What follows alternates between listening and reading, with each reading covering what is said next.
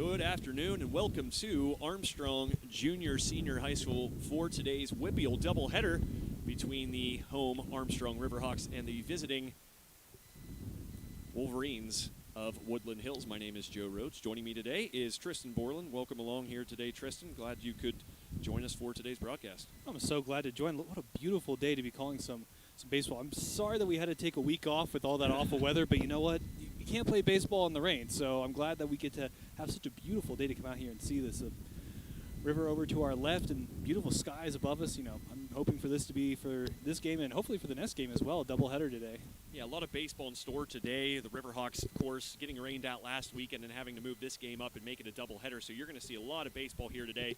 And just to make a quick reminder for you out there as well that a couple other broadcasts will be available today on High Top Sports Network, including the Armstrong Riverhawks girls on the softball diamond right to our left. Josh Schreckengoss will be on the call for that one. So make sure if you're looking to itch that softball or scratch that softball itch, rather, tune over to Josh there. And then later on this evening, my cohort, Jake DeLuca, will be bringing you the action from inside Armstrong here tonight for the Riverhawk boys volleyball team as they play. I'm not actually sure they play, Tristan, so either way, if you want to watch that, tune in tonight. That will be available for broadcast in all today here on High Top Sports Network. We're going to take a really quick break and then bring you back here for the starting lineups and first pitch here on High Top Sports Network.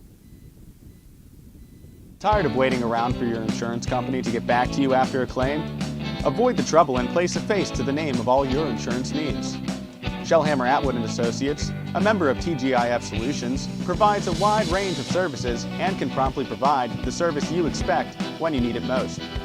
The team at Shellhammer Atwood & Associates has expertise in all lines, including home, auto, life, business, and farm insurance. Stop in at Shellhammer Atwood & Associates, located at 331 Arthur Street in West Katanning, for a quote today.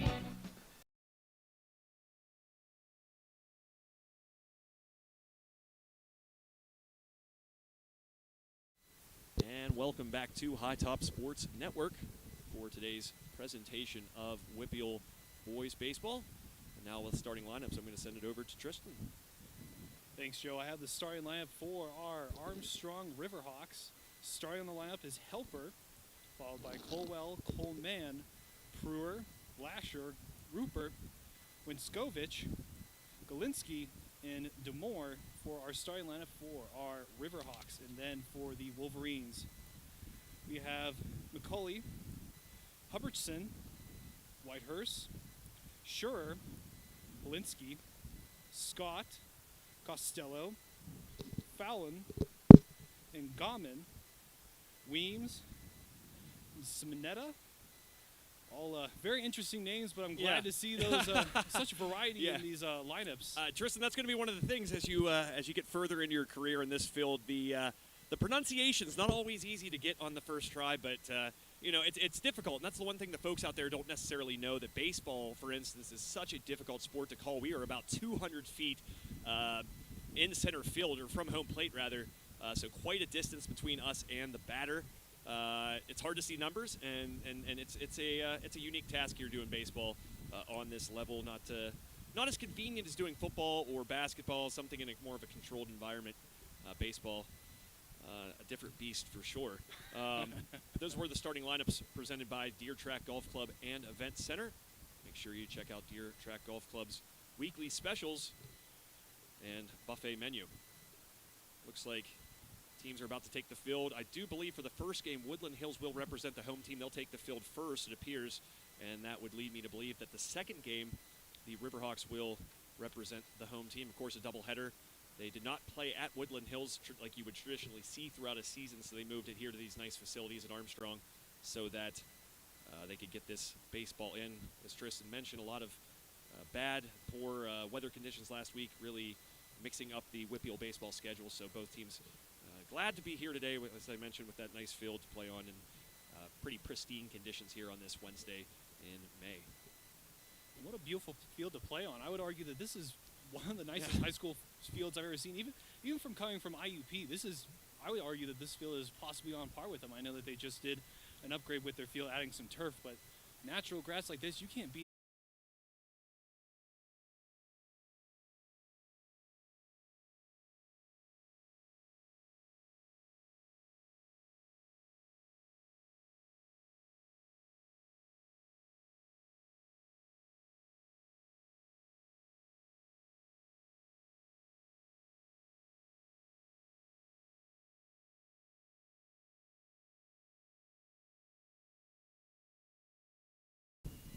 And welcome back. Sorry about that. A couple difficulties there while you were gone. The leadoff hitter for the Wolverines, Sam McCullough, got a base hit, so he stands at first base. Second batter of the inning now standing in for the Wolverines. First pitch on its way, foul back, strike one to Noah Hutcherson. He will follow up McCullough here in the bottom of the first inning for the Wolverines. Again, they are here at Armstrong, but representing the home team in the first game of this doubleheader. Pitch on its way. This one's going to get past the backstop. That will allow McCullough to scamper down to second base without a throw. So a runner in scoring position with no one down here in the bottom of the first inning for Woodland Hills.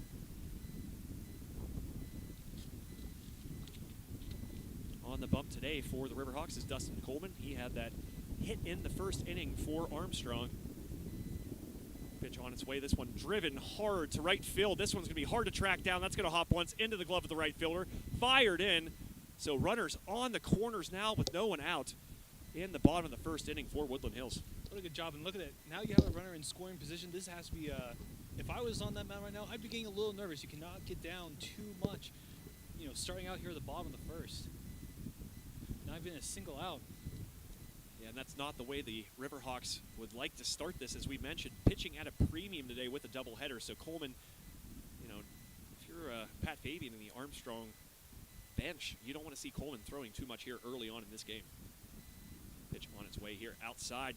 Throw down. Not going to make it in time. So runners at second and third now after the steal by Noah Hutcherson. Now standing in there looking at ball one was A.J. Whitehurst. Coleman in the stretch, looking to the plate and the pitch, low in the zone, ball two.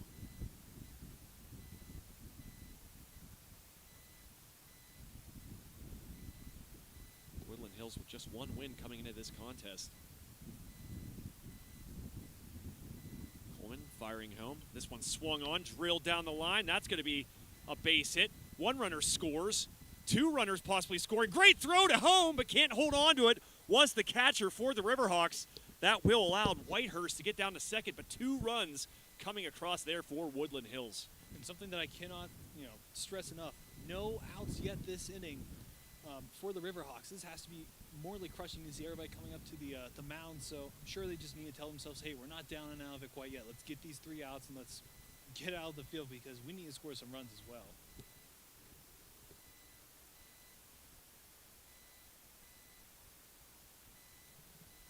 So a meeting at the mound for the Riverhawks here, trying to slow things down. First three hitters of this one reaching base, 2 runs scoring. And really, Tristan, as we said, that's not the recipe for success in a doubleheader. You want to keep those number of throws down. Coleman, obviously, starting game one for here, or in this one. So you want him to be able to go as long as you possibly can to kind of make sure you have enough arms there for game number 2. Exactly, and you also have to make sure that he has that confidence. You know, if you're throwing pitches all over the place because you're afraid that they're going to hit every single one, you're going to lose that control, lose that accuracy. You're going to start giving up bases over and over again to every single batter. So I think that if Coleman can just kind of hone in, just kind of focus, calm down, something tells me he's going to be able to throw a heater right down the middle of that plate with absolutely no problem. But again, it's that calming down, it's that breaking that game down to basics kind of mentality that he needs to have. And the thing for Dustin Coleman, too, that you have to realize, and this is the case for all the baseball teams, not just here in Western Pennsylvania, but throughout this country, a lot of which did not have a spring season last year. You know, Coleman losing that year, still a young pitcher, didn't really get many reps on the varsity level before this spring. So, you know, it's sort of a baptism by fire for a lot of young pitchers this season, because you think about it, you weren't able to really log anything. The last time these guys were playing competitive, meaning baseball, was 2 years ago, and Dustin Coleman at that point was not on the varsity level. So, again, it's a tough year to be an underclassman, a tough year really to be anybody with that lost season a year ago due to the COVID pandemic. And think about the seniors, you know, they lost their junior year. This is their very last year. I'm sure that any of the seniors out there for the Wolverines are about to put it all on the line in this game. Interestingly, Coleman's going to throw a couple warm-up pitches there. Not sure if they went out to check on him and wanted to make sure everything was all right, but firing a couple home to his battery mate here right now. So Let's hope everything on that end is okay for the young man Dustin Coleman. Already 2 runs across here for the Wolverines in the bottom of the first inning. Still no one down. And A.J. Whitehurst stands at second base.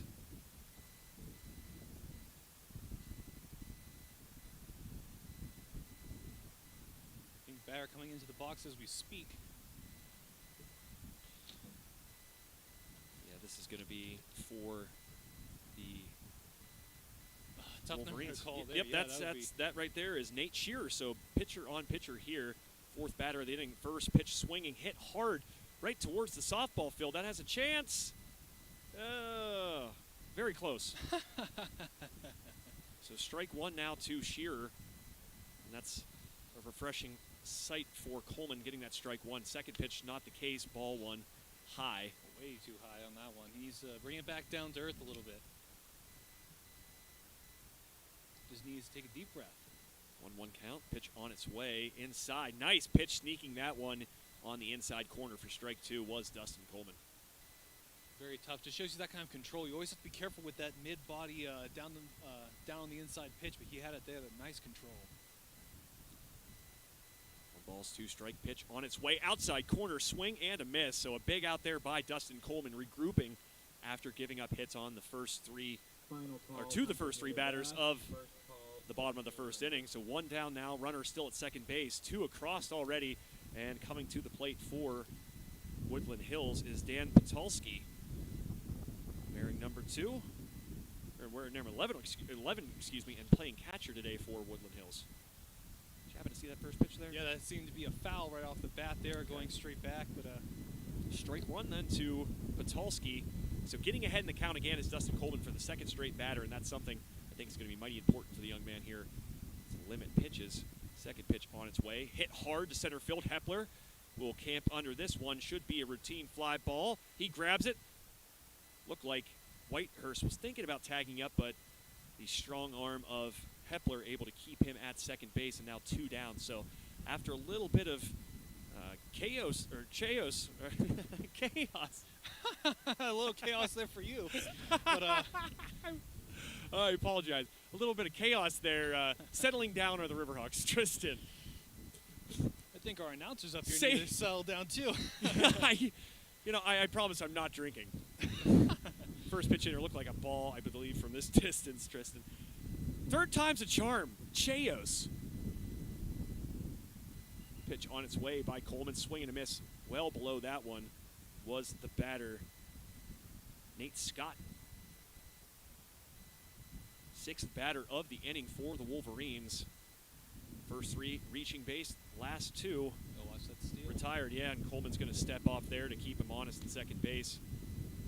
Both He was teams very far away. Yeah, he was getting off there, and really the shortstop not sagging over at all. And there is strike 3 swinging. So after the first 3 batters were able to reach, 2 of which scoring, Coleman able to retire the next 3 in order to end the bottom of the first inning. So after 1 full inning, it is Armstrong 0, Woodland Hills 2 here on this beautiful day here at Armstrong Junior Senior High School. So for Tristan Borland, my name is Joe Rhodes. We'll be right back on High Top Sports Network.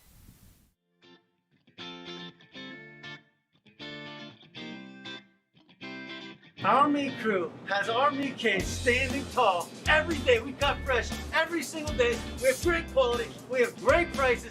You don't want to miss out, so make sure you come down and check us out. And also, look for our Facebook page, #SaveOnMeat.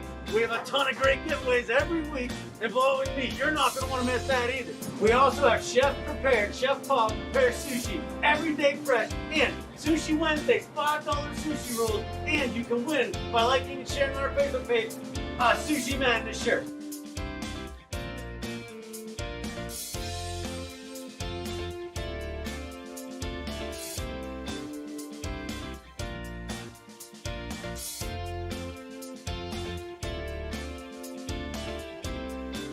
Thanks for all the support out there, everyone.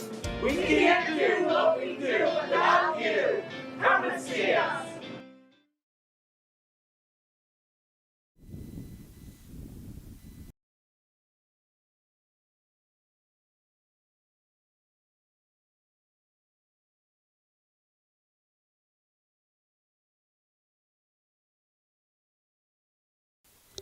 And welcome back to High Top Sports Network. Glad I can make everybody laugh out there. The word is chaos. C-H-A-O-S. Chaos. Wow. I'm getting text about it here, Tristan. I was going to say, you didn't even look it up. I was here to witness it. But you know what the beauty of that is?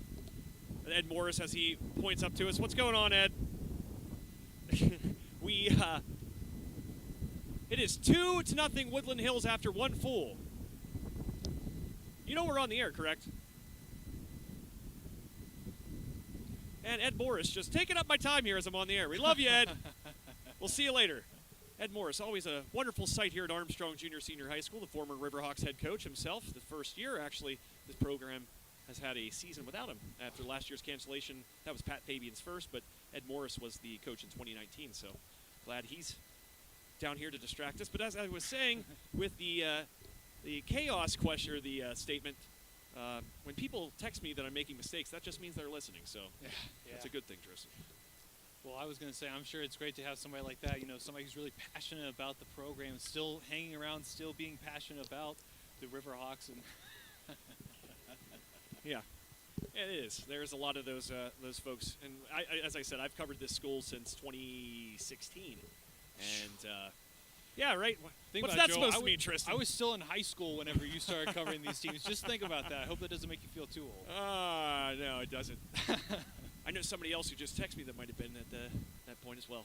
But I digress. First pitch swinging there by Zane Lasher here to begin the second inning. Foul back for strike one. A lot going on here today. Yeah, I can't say words that are common. I am being distracted by former coaches and everything in between. Next pitch in there. Beautiful breaking ball by Shearer. Dropping it in for strike two. Buckling the knees of Lasher. What great control to be able to switch it up between that fast pitch right down the middle and then just throwing a breaking ball right in there. Pitch on its way, looking for that outside corner again was Shearer, but just off the black of the plate for ball one. Shearer, another breaking ball, trying to sneak that inside. The umpire was thinking about it there briefly, but he holds off for ball two. And as you mentioned, Shearer not afraid to throw that breaking pitch in there at a big spot. Count 2-2. Pitch on its way outside. Run the count full 3-2. But the one thing you're noticing about Shearer is he's getting ahead in the count. He's allowing himself to be able to use those different pitches once he's ahead and keep the batter off balance, and that's what's helped him thus far. Payoff pitch on its way, swung on, belted down the left field line rather. Shortstop will camp under it for out number one. Lasher retired to begin the top of the second inning, and that will bring to the plate. And you know what's even more dangerous than a pitcher that's in control? A pitcher that is in control and is confident. I'm telling you what, that pitcher down there for Wolverines, that confidence level has to be high. He can throw whatever he wants, and he just seems to be able to get it. Once he's able to get ahead in the count, he just does whatever he wants, and nobody seems to be able to stop him. Shearer's first pitch to Rupert called strike, outside corner again. So going back to what worked for him in that first inning, trying to find the outside part of the plate to get ahead in the count. Same place again for strike two. So back-to-back hitters that Shearer has been able to get that 0-2 count against. Fell behind 3-2 a little bit in that last one, but again, getting ahead has been huge for him, able to throw that pitch right there, kind of a chase pitch for ball one. Exactly. And like I keep saying, confidence, absolute confidence. He can throw whatever he wants, wherever he wants to throw it. And like you said, if he's ahead in the count, why not throw a chasing pitch? If you get it, cool. If you don't, it's whatever. He's already ahead. This one down low, looked like a changeup maybe, swinging over top of that is Rupert for out number two. So right now Shearer moving right along for the Wolverines in a good rhythm, getting ahead in the count and making it kind of look easy right now. Oh yeah, and you have to wonder with the Riverhawks, again, confidence. You have to wonder, those batters are thinking, what am I doing wrong? How am I supposed to be able to catch this kid? This one swung on, hit towards right center field. There's a chance, but the center fielder will come on quickly for out number three. So 3 up, 3 down in the top of the second inning for the Riverhawks. And now the Wolverines will come to bat with a 2-0 lead. So for Tristan Borland, my name is Joe Rhodes. I'm glad I'm keeping you entertained out there today, folks. There's more where that came from. So stay tuned. We'll be right back after a quick message from our sponsors.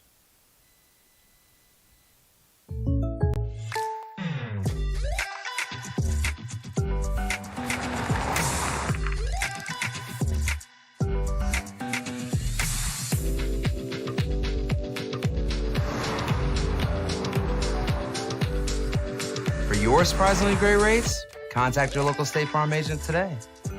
If you want the real deal, call State Farm agent Ryan Bowser in Ford City today. Like a good neighbor, State Farm is there. And welcome back to Armstrong Junior Senior High School. About to head to the bottom of the second inning. The Woodland Hills Wolverines holding on to a 2-0 lead here early on, scoring 2 in their first time at the dish. Riverhawks so far have sent 7 batters to the plate, only 1 able to reach here thus far. Otherwise, great work so far from Nate Shearer, the Wolverines pitcher today. And you can tell that with that last inning, he's kind of calmed down, kind of, reeled it in, was able to kind of focus and really showed us what he's made of. It showed me, at least, considering this is the first time I've ever seen him pitch, what he's really made of. Able to throw that ball in there with tons of control and confidence, especially that inside pitch. I wonder if he's going to go back to it in this inning. First player to come to the plate for the Wolverines, and I apologize if I'm butchering this young man's name. I have Amon Costello, right-handed swinging young man for the Wolverines, fouls the first pitch back for strike 1. We're going to settle on Amon. I hope that's it. If his mother's listening, I'm sorry. Put it on the Facebook page. Second pitch on its way low. Trying to see if Costello would chase after it, but it drops for a ball. Looks like Coleman's trying to work quickly back on the bump. Third pitch on its way. Swung on, chopped towards third base. Prue coming on. He's going to throw on to first base in time for out number 1. Nice play there by the third baseman, Ethan Prue, to charge that ball and make an accurate throw over to first for out number 1. And did you see he had to, like you said, he charged. He set up the pitch. He set himself up. He really looked down and he said, I have this, and just shot straight down the barrel, exactly where it needed to be. Because even, you and I both know, even if it's slightly off, that ball is going to go flying off into the dugout or who knows where. And then you're going to be chasing it, and then we're going to be giving up even more bases that the Riverhawks, let's admit, can't really afford to give up right now at this point in the game. Mark Fallon, the batter now for the Wolverines, looks at strike 1. But to your point there, too, Prue kind of looked at Costello, knew he wasn't the speediest of runners. He's kind of a bigger kid and knew he had some time to make that accurate throw. Swing and a miss there to Mark Fallon. So Coleman now ahead in the count, no balls and 2 strikes. On the track is the 1600 boys and girls. In case everybody's wondering, I think that was a ball there. Strike 3. Oh, goodness. So Coleman. Second call, boys long, girls triple. Please check in at the pit. Maybe finding a rhythm now. Girls triple. He's now retired the last 5 batters, has Dustin Coleman after the first 3 reached in the first inning. So that's a good sign for the Riverhawks after that rough start. That would be great for him to walk out of here with nobody even being able to get on base. First pitch on its way, outside corner, ball 1 to Adam Ganem. Are we going to go? What are we going with? Ghanem? Let's go with Ghanem. I like that. I like that, Tristan. I'm going to roll with it. Ghanem. Ball inside, but maybe painting the black there for strike 1. That was definitely tight. You could see that the batter had to move his hips to get out of the way of that one, but definitely close. Good to ride the line, though. Coleman back at it quickly, throws this one in the dirt for ball 2, I do believe. Yeah, it's definitely ball 2. First pitch was a ball, a little bit low, but like you said, I wonder if, he's trying to see if he'll get them to chase on any one side of the plate. And we saw Shearer taking advantage of that very same strategy last inning. That one just missing high for a ball.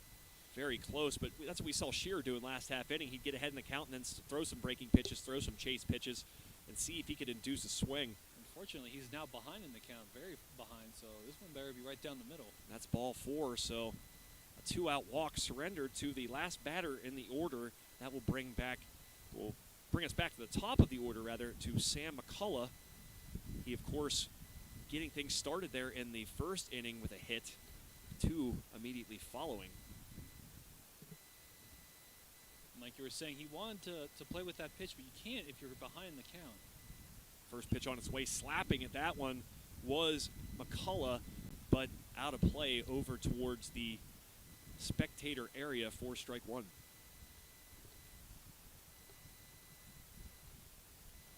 See, coming up here, he's going to have to probably throw one down the middle, get ahead in the count, and then play around the batter's box. Throw over to first to keep him honest. Back safely was Gatum. Got him? Got him? Okay. One or the other. I apologize to his parents. Leave a comment on the Facebook. Yep, exactly. Next pitch on its way, slapping that one foul was McCullough. Coleman trying again to limit those pitches. You don't want to see him out there too long in a game like this with another game to follow. Those relievers that are going to follow Coleman are the important part. You want him to be able to go as long as he can so you can save arms for that second game. That's how big that walk was. That last at bat, it could loom large as far as that pitch count of Coleman's. Especially if he starts playing around the plate. High throw down to second base, missing, I think, with the tag, and that's what the umpire will say. So give the steal to young man Adam Gamen. Is that what we're going with? Gaiman? I think we've changed it 3 or 4 times now, so. Yeah, we're going to have to write down the pronunciation after this one. So ball on the last play. That allows Gaiman to get down to second base. So runner in scoring position here with 2 down. Coleman in the stretch, looks back to second. Looking to fire home. He'll step off instead. I would have thrown a ball there and let him catch it third. It's always tough, too. I mean, it's high school. You're going to see some speedier guys. The throws to the third aren't as quick, but you can't be too concerned with the base runners when you got work still to do at home. That one fouled back. I was going to say, I would have thrown it up top and tried to see if you can catch him at third because he's ahead of the count. Why not? Just give up another ball. That's fine. 1 and 2, the count. Pitch on its way low there. Able to hold off was McCullough. Count runs even. 2 balls, 2 strikes. We talk about the number of pitches that Coleman has thrown. Even a throw over to first since the walk a moment ago.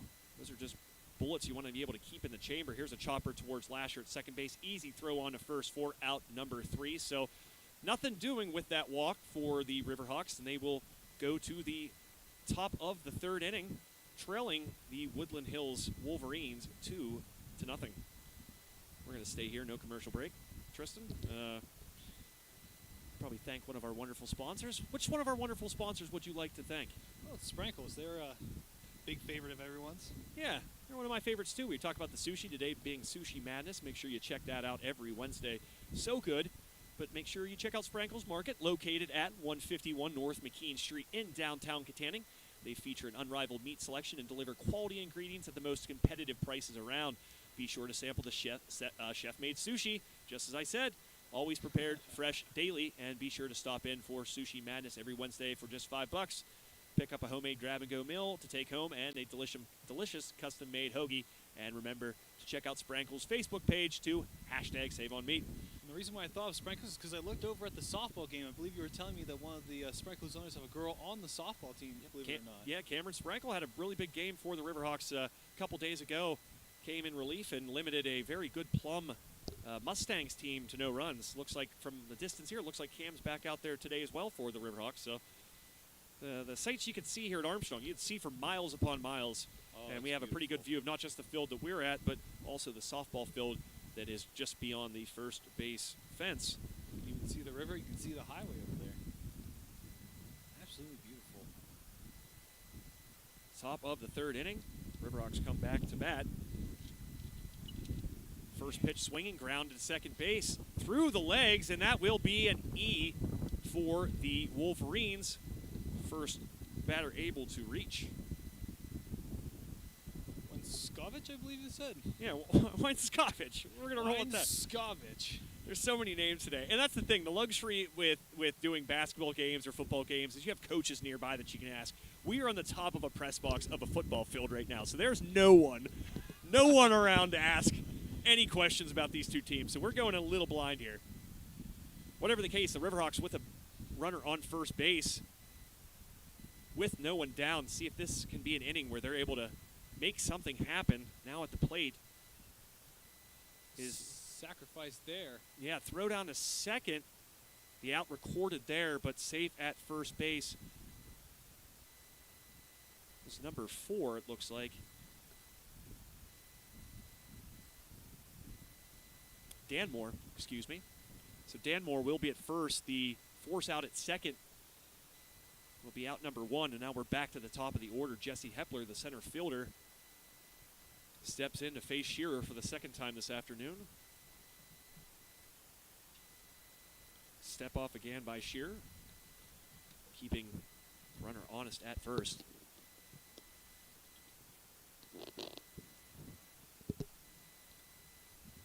Slow breaking pitch, high throw down to second base. Nice scoop, tag down, and safe called. So able to get under that tag was Danmore. Both teams really eager on the base paths today, Tristan. We've seen it a couple times. A lot of steals thus far, and both these catchers getting tested early. Oh, yeah, especially the pitchers. You have to believe they're a little nervous. You don't want to give up a steal, but it's tough. They're stealing left and right. Pitch inside to Hepler for ball 2. So ahead in the count is the senior Hepler. Runner at second base, 1 down. Riverhawks trail 2-0.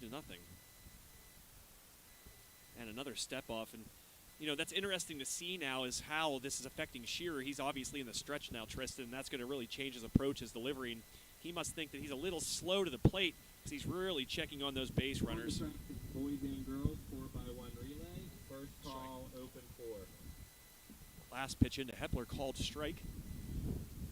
Count now 2 balls and a strike pitch on its way. Breaking pitch never drops, ball 3. So Shearer, who's had really good control thus far, looking like a...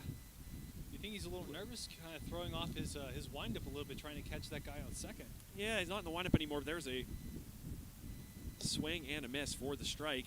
And, you know, it's so different for a pitcher. If you're not facing a lot, or you're not in the stretch often, it's a little different once you do have to suddenly be in it. And Shearer, of course, thus far not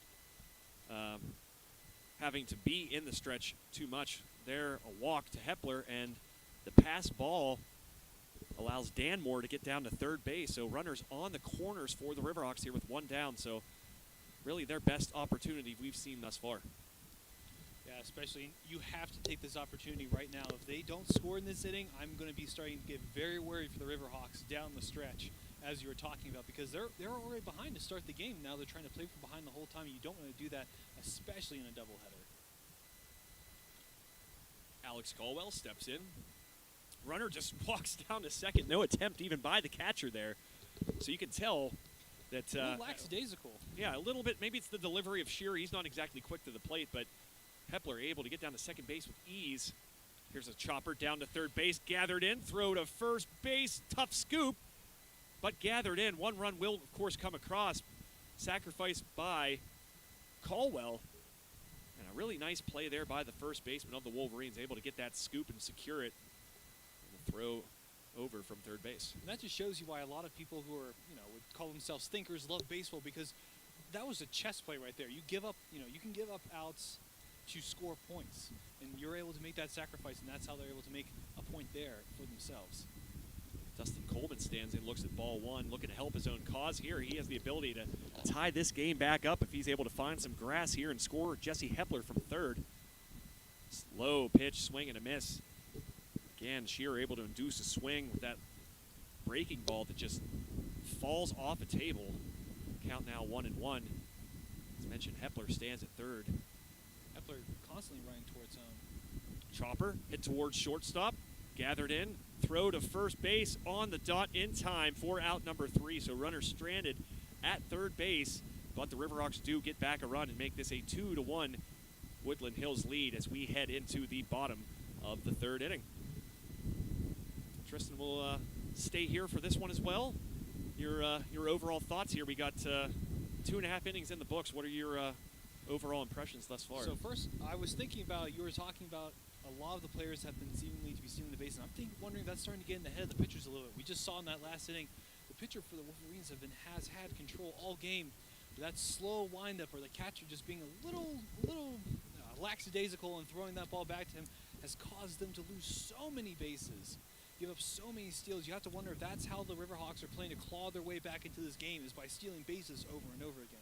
And you talk about the mental aspect of it. When you're a pitcher and you're constantly kind of getting consumed by what the guys are doing in the base path around you, that's really going to affect what you're trying to do there with your battery mate.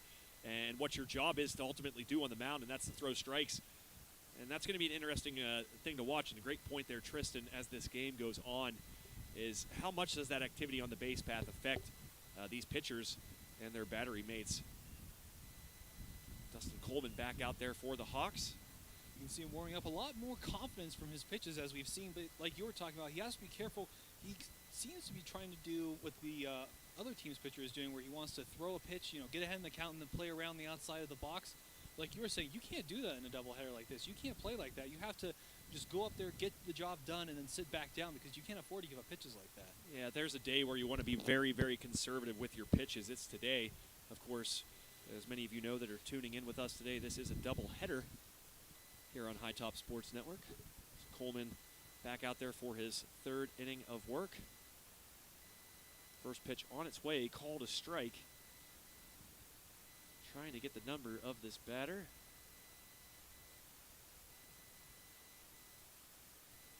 I want to say that is Noah Hutcherson, if I'm not mistaken.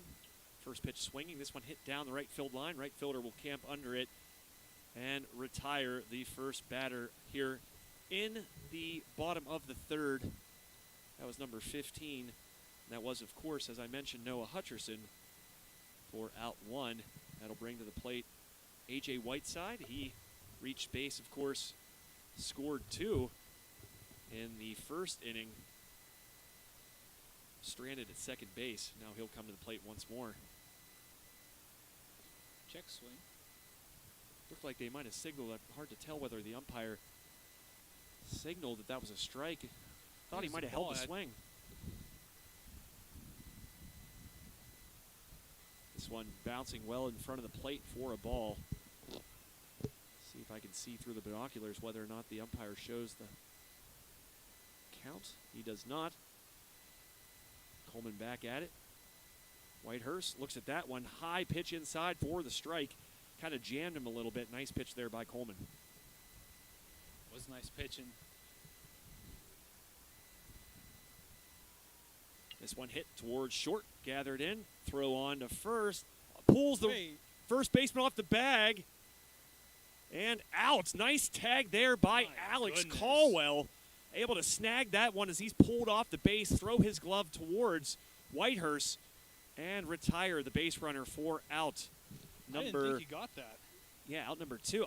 I didn't either. And, we're so far away, and that's the difficult thing here, Tristan. We don't have the resources that some might to be able to see that up close, but, man, the athleticism there by Caldwell to able to apply that tag. Unbelievable. Was indeed. First pitch of this at bat. Dude, that was called strike. I believe this is Shearer now standing in. Strike, I could hear the umpire all the way up here. Wish he'd yell that loud all the time. That one low and out of the zone for ball 1.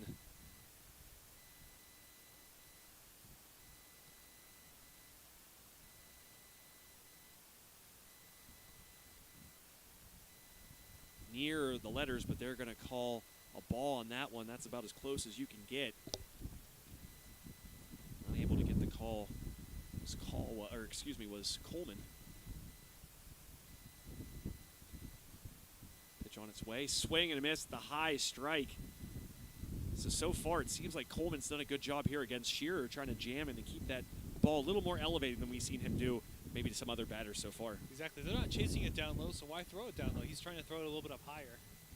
Pitch on its way, breaking ball, doesn't stay inside the zone, falls on the outside part for a ball, but very close there, and probably a good pitch by Coleman to see if he can induce the swing and miss. Now it's a full count. You have to see if he's going to get brave or is he just going to throw a fastball down the middle. He answers that with a fastball. This one's fouled back towards the softball field. I don't think that was quite in play for the softball players, though, but definitely not in play on this field. Some of the parents there had to kind of turn around and cover for the softball game. A little fan interaction there. Count remains full. Payoff pitch on its way high for ball 4. So a patient at bat there by Shearer to draw the 2-out walk. And again, this is almost like the last inning all over again. Coleman able to get 2 quick outs and then walking the third batter he faced. And again, that's just pitches that you really wish you could get back. And credit to Shear. He really made a battle there, but sometimes you just want to maybe keep that one over the plate and let your defense work behind you just to reserve those pitches for later in the game. And now you have to worry about a batter being on first. With all the steals that we've had so far this game, I imagine that the kid that they just put on the bag is about to be stealing second. Just you watch. I wouldn't be surprised at this point. It's becoming a trend. On the track is the And like you were saying, it's probably getting in the head. Oop. 800. First and second call. Throw down to first. Please check in at the pit. Girls high jump. In case anybody was wondering, girls high jump is getting ready. I believe this is Patulski now standing in with 2 down, runner at first base. Check swing, throw down to first, back safely was the base runner. Got the called strike though. It was a good pitch. And a good throw down from his knees, the backstop there. Doesn't look like that's Zach Straight if that's what we usually see in there.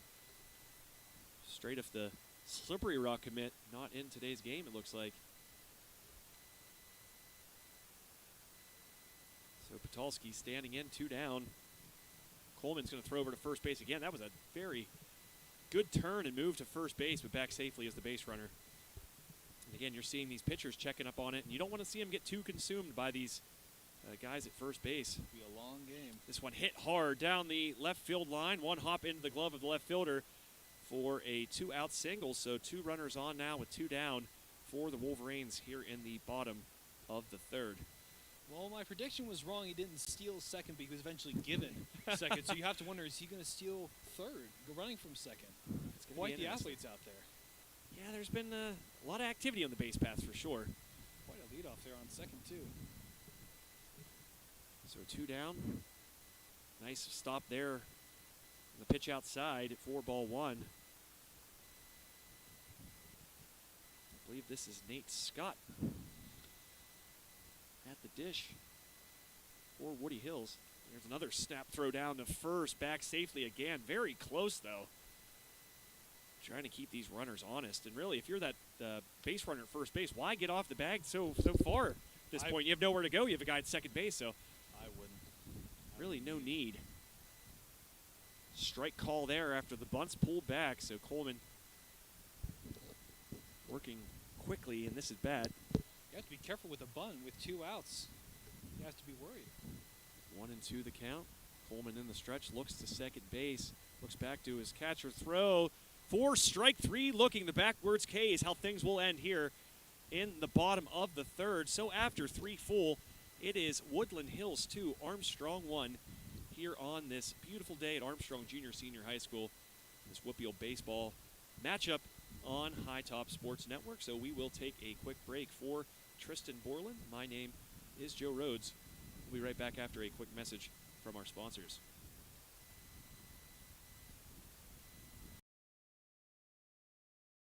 With over 40 years of experience, Steffi's Country Catering in Adrian provides sumptuous home-cooked food served by a friendly professional staff to make your next event worry-free. Ask about their grazing tables and 3-tier cheeseball cakes. Sugar Rush Cupcakes by Tara are available by order, and be sure to check out their Facebook page for weekly Sunday takeout specials. Mention High Top Sports Network when you book your next event to receive a special 10% discount.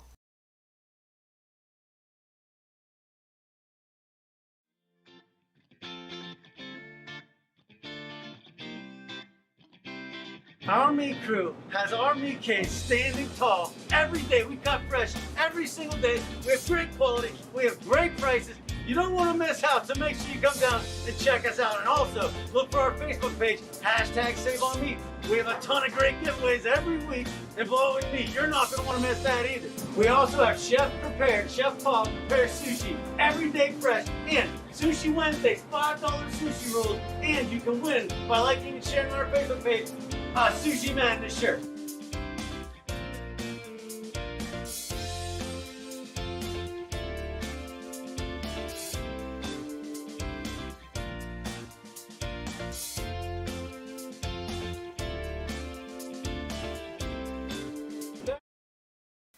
And welcome back to High Top Sports Network. Sorry to cut our friends at Sprackles off there, but back quickly here to start the top of the 4th. First pitch swinging skied high to deep left field. Camping under is the left fielder to retire the batter for out number 1. That was Ethan Prue swinging at the first pitch, and he put a jolt into that one, but just a little too under it. to the left fielder for out number 1. That was a good job. No, with the cloud cover here, that was probably an easy ball to camp underneath, but I'm telling you what, it gets pretty sunny up here. This is like an ideal day for golfing. For those of you that know, I love to golf, and this is one of those skies that's easy to track your ball. First pitch to the second batter of this inning.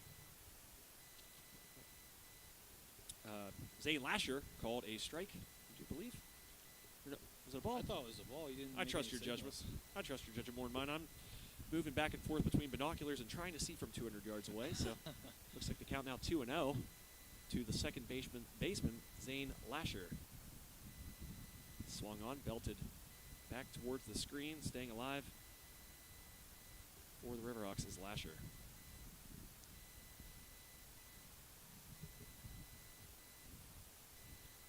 No man on base, so you can see that the pitcher has a little bit more focus. Breaking ball never drops there, stays high for ball 1.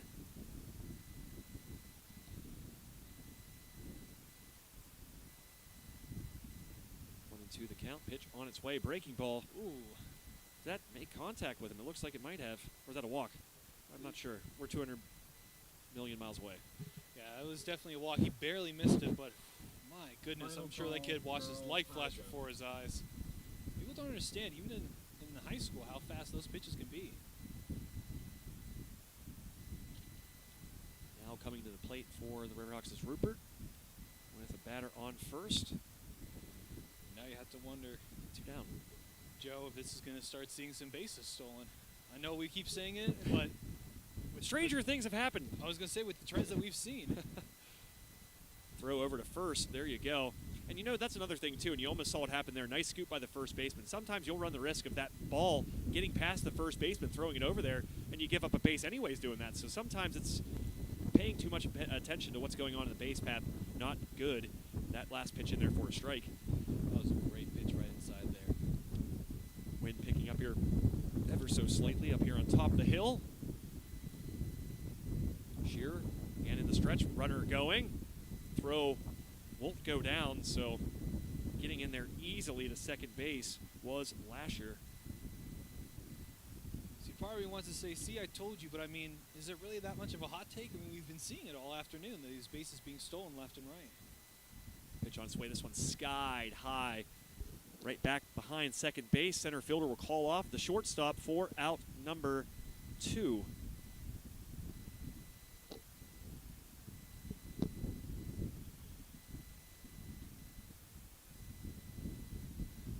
That will bring to the plate for the Riverhawks Winskovich. First pitch in there, called a strike. Yeah, I saw the Armstrong go up, and I knew definitely a strike. He's been doing that. He's been very consistent with that this afternoon. Not always the case. Some of the gestures for the strike call not always is noticeable from back here. That one ball, so of course no gesture whatsoever. But you will notice that some guys have a very emphatic, point over to their right. Some guys just a little subtle, swing and a miss there. Behind the count, or ahead of the count, I should say, for the pitcher. So now I imagine he's going to start throwing it all over the place. But controlled all over the place. Wouldn't be surprised to see a breaking ball here. That's what you do see. Getting under it, popping that one to the shortstop for the out was Winskovich for out number 3. So Riverhawks leave 2 stranded. They're in the top of the. That was the bottom of the 4th, now heading to the top of the 5th. Armstrong's the away team, so they can't be in the bottom. So I think that was the top of the 4th. So we head to the bottom of the 4th here with the score: Woodland Hills 2, Armstrong 1, and this WPIAL doubleheader on High Top Sports Network. Figure we'll stay tuned here, Tristan. Thank a couple of our wonderful sponsors. Who do we thank now? How about Ryan Bowser State Farm? That sounds great. Buckle up with State Farm to find auto insurance that fits you and your family's needs. Agent Ryan Bowser can assist you with all of your auto insurance needs, from collision and comprehensive to rental and rideshare. State Farm is the largest auto insurance provider in the United States, and Ryan Bowser can help you find the plan that's right for you and your family. Contact Mr. Ryan Bowser and his folks over at Ryan Bowser State Farm at 724-763-9331 today. We thank Ryan Bowser State Farm, our scoreboard sponsor as well today. Very thankful for those sponsors. We wouldn't be able to do what we love without them. Absolutely. And I mean, as I always say, anybody you see that sponsors High Top, we highly recommend going to them because not only do they sell great products and have great services, but they help support this cause and allow so many of these young folks to be seen here on High Top Sports Network. So great point there, Tristan. Now as we head to the bottom of the fourth, Coleman back out there for the Hawks. His first pitch on its way, fouled back for strike number 1. This is number 18 at the dish. Your man, Amon Costello. We're sticking with Amon. I think so. I think we're staying with Amon. We're riding with Amon.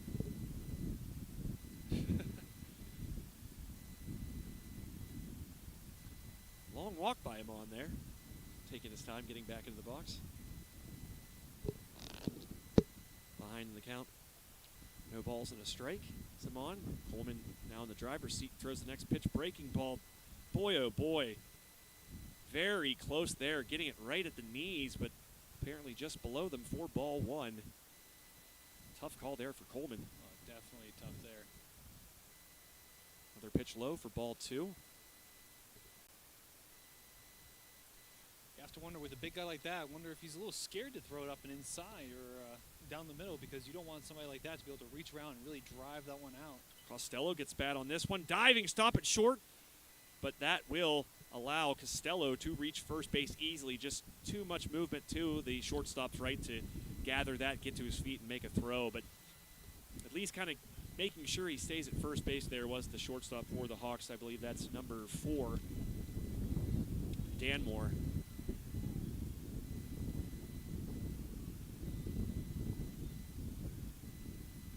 So runner at first base, timeout called. I believe Mark Fallon, the right fielder, steps in for Woodland Hills. And Costello, lost the pitch there. Yeah, pass ball allows Costello to scamper down the second base, and now runner in scoring position with no one out here in the bottom of the fourth.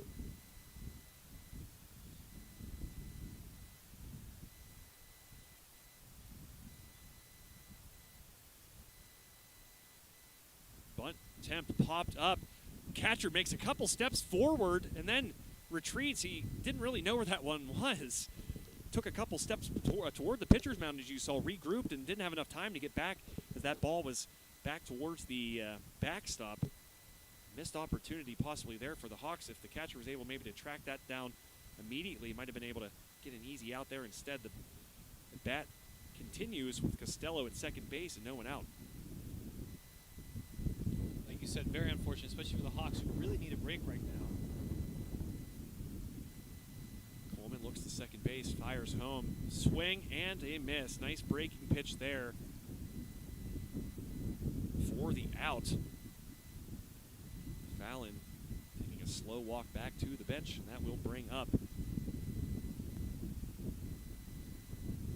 Adam Ganem. Yes. We're going to stay with Ganem. Maybe. Like I said, Gainem? we changed it a few times. Here's a first pitch swinging. Third baseman Prue on. Throws the first stretch. Goodbye Colwell for the out. Costello will advance to third base, but an important out there for out number 2. And again, first pitch swinging. Not a lot of pitches there. Able to get the out in one pitch, and that's something you certainly like to see if you are Pat Fabian and the Armstrong coaching staff. Here's McCullough, the leadoff hitter. First pitch swinging again. Puts this one down the right field line. That will stay fair and allow Costello to walk home easily for the third run of this contest for Woodland Hills. Nice piece of 2-out hitting there by the leadoff hitter, Sam McCullough. Able to drive home Costello for the Wolverines' third run of the ballgame. Now with the man on first, I'm going to say it again. Do you think we're going to have a steal? I think you will, especially the leadoff hitter there at first base as well. I think the odds are in our favor to see that happen. First pitch swinging to Noah Hutcherson for strike one.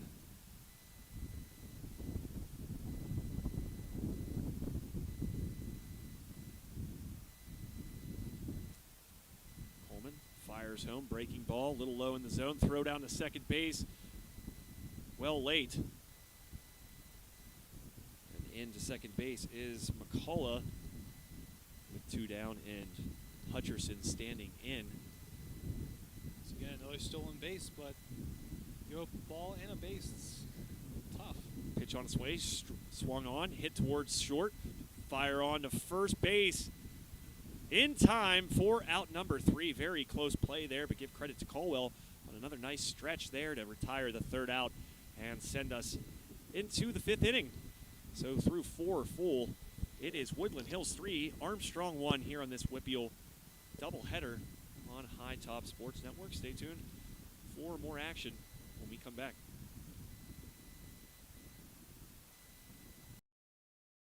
Tired of waiting around for your insurance company to get back to you after a claim? Avoid the trouble and place a face to the name of all your insurance needs. Shellhammer Atwood & Associates, a member of TGIF Solutions, provides a wide range of services and can promptly provide the service you expect when you need it most. The team at Shellhammer Atwood & Associates has expertise in all lines, including home, auto, life, business, and farm insurance. Stop in at Shellhammer Atwood & Associates, located at 331 Arthur Street in West Katanning, for a quote today.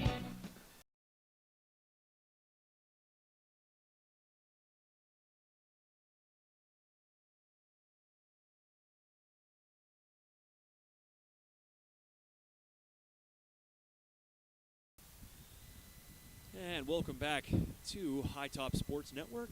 Top of the 5th inning about to commence here between the Riverhawks of Armstrong and the Wolverines of Woodland Hills. Joe Rhodes, Tristan Borland here bringing you the action. Woodland Hills off to a 3-1 lead. A 2-out single bringing across the 3rd run for the Wolverines last half inning. The other 2 coming in the 1st.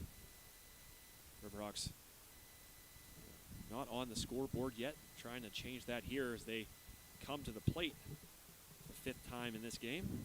They're on the scoreboard by 1, but like you said, oh, by 1, excuse me. They're yes. down by so much. It I feels apologize. like it feels like they don't have anything on the board. If you think about it, they're down by so much. They really need to pick it up in this inning here, or else, like I see, I keep getting more and more nervous that they're falling a little bit too far behind down this stretch. So this looks like, I believe this is Zach Stratoff. Didn't know if we were going to see him today. He's standing in. It is indeed Zach Stratoff, the Slippery Rock prospect. Looks at ball 1. Usually the catcher for the Hawks. Stratoff, I remember doing some notes this afternoon. He is a very good batter. Definitely great to see him up there. A ball on the outside, I believe. So the count now, 2 balls, no strikes to the senior, Zach Stratoff. This one high and outside for ball 3, so clearly it seems like Shearer and the Wolverines are well aware of Stratoff's reputation here. Yeah, I would purposely walk him too. I mean, he's This one a belted slugger. towards center field, and in time there to track that one down for out number 1. Giving that a ride indeed was Stratoff.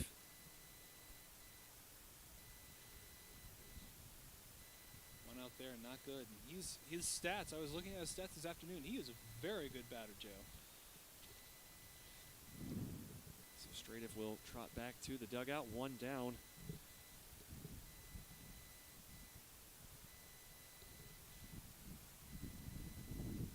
Pitch on its way outside, pass ball. Fortunate no one was on base. Oh, with what we've seen today, I bet you second would have been swiped right there if there was a person on first.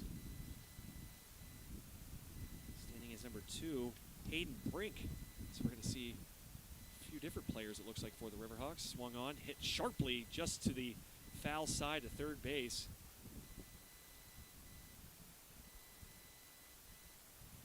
Count 1-1 to Hayden Brink. 1 down here in the top of the 5th. Low for a ball. Looks like I would have gotten hit in the toe there. That would have been detrimental. Would have put a batter on first. Brink, another one of these younger players, getting his first varsity action this year. is good to see. It shows you the depth that they have here in Armstrong in terms of their lineage. They're going to have a lot of great players coming up and really filling these senior roles. Brink stands back in. Shearer in the windup in the pitch. This one hit hard to the outfield. These outfielders getting some work today. The center fielder in particular, he'll camp under this one for out number 2. And that was, of course, Sam McCullen, center field, back-to-back plays that he has been tasked to retire the out. But again, a lot of balls hit to the outfield. And we've seen both teams really put some good wood on it, but the Riverhawks just getting under it a little too much, and maybe that's just a credit to Shearer and maybe some of the movement that he's throwing on that ball to kind of get these swings to be a little bit under the baseball right now. First pitch in there called a ball. Trying to see who this is. Second number is a 2. This one fouled back. Second number 2, that might be Helper. I believe you are correct. I think we're back to the top of the order. It is Jesse Hepler. Oh, Hepler, my apologies. Be a big helper to the team right now if he could do something this one. That one is drilled way foul. Lady walking there in the pink jacket coming at you. Oh, she got it. All right. Hepler really put a run into that baseball. Yeah. Pitch on its way. Outside. Called strike 3. Hepler can't believe it. And Shearer takes a slow walk back to his mound. Another great inning by that young man. Keep the score as it is. So after 4.5, it is Woodland Hills 3, Armstrong 1 here on High Top Sports Network. So we'll bring you the bottom half here shortly. But for now, we're going to send you back to our sponsors here on High Top Sports Network. So for Tristan Borland, my name is Joe Rose. We'll be back here in a moment.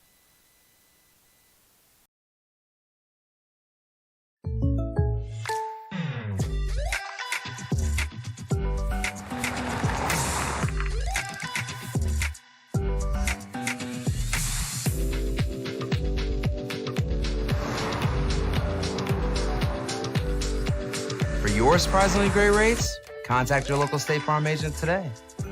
If you want the real deal, call State Farm agent Ryan Bowser in Ford City today. Like a good neighbor, State Farm is there.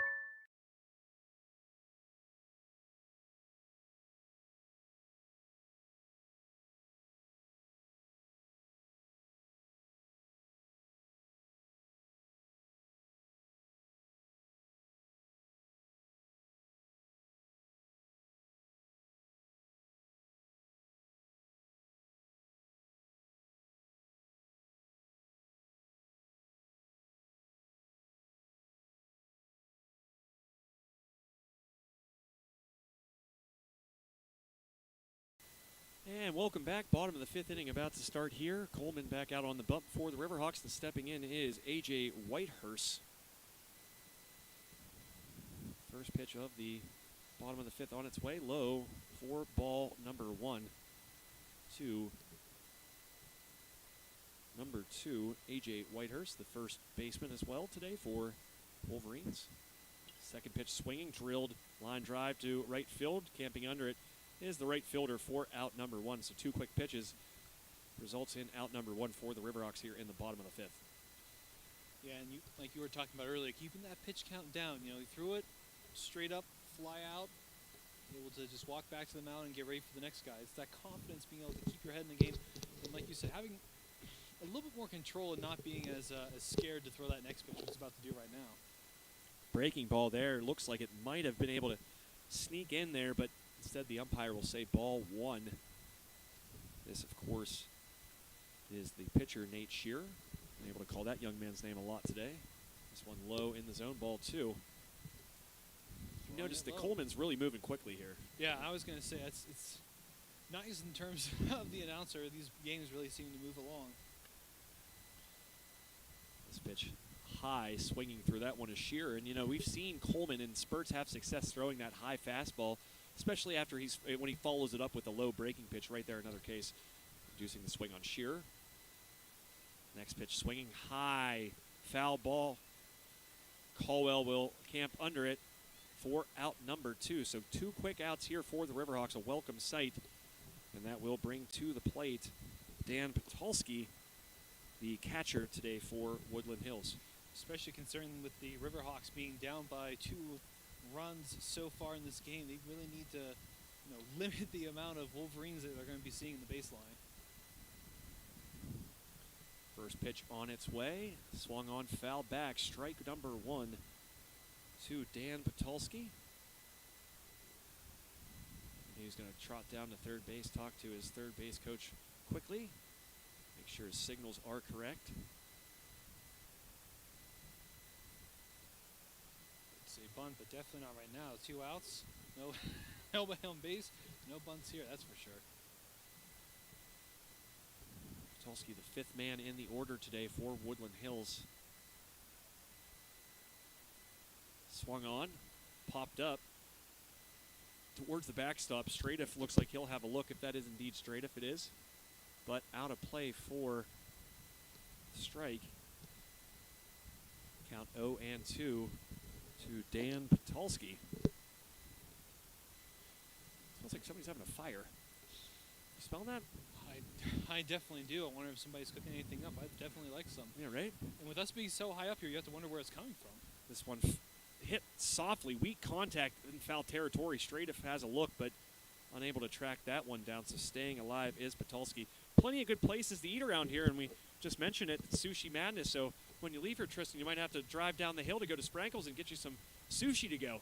I'll definitely have to. I'm going to be mentioning your name. I hope that doesn't get me some side eyes or anything. No, like no, that. man, we'll get you side eyes. Hopefully it'll get you a discount. Oh, I hope so. Please report to the pit. Boys high jump. In case you were wondering, Joe, they're looking for you at the boys' high jump. Yep. So I'll be right back here, folks. I got to go play a part in my event. And there's strike 3 swinging by Coleman. So a nice inning there, pretty efficient for the young Armstrong right-hander. 1, 2, 3 to retire the side. So we will now head into the 6th inning, the top of, and Armstrong will come to bat, trailing 3-1 to the Woodland Hills Wolverines. A lot of good places to eat around here in Katanning. Of course, I'm going to tell you, go to anybody that you see here on High Top Sports Network first. Some great places that have been so gracious to put their names alongside ours on High Top Sports Network. So, but being a Wednesday, I definitely recommend sushi. If you're a sushi fan, it's made fresh every day. In-house chefs make it. And that Wednesday deal, the $5 Sushi Madness, is just unbeatable. So, folks out there, you don't know what you're going to do for dinner. It's getting close to that time. Just go pick up some sushi at Sprankles. They have the grab and goes there as well, and a bunch of other things that make dinner time easy for you. I know the last thing I want to do after calling 2 baseball games like I'm doing today here, Tristan, is go home and think about cooking. So I, too, will probably be making my way down to Sprankles for a couple containers of sushi, I'm thinking. Definitely. I wonder, do you have any favorites, Joe? You know, it's so funny you ask. We were just, me and my partners, Jake and Josh, were talking about this. I really don't. You know, I'm always like kind of the simpleton. I like the California rolls. I do like, what was it, lobster rolls. They're pretty solid. Oh, very good, very good. Big lobster fan as it is. Yeah, a little surf and turf. I like something nice and simple. I'm not one of those people who get very wide varieties of sushi. I know some people that get some stuff that's really far out there in left field, but I'm more of the common man. That's like me. I'm a simpleton. That's what I Yeah. mean. I'm not trying to go anything too crazy here. So the first baseman, Alex Caldwell, was first one up for the Riverhawks here in the top of the 6th inning, rolling right along here. First pitch foul back, strike 1.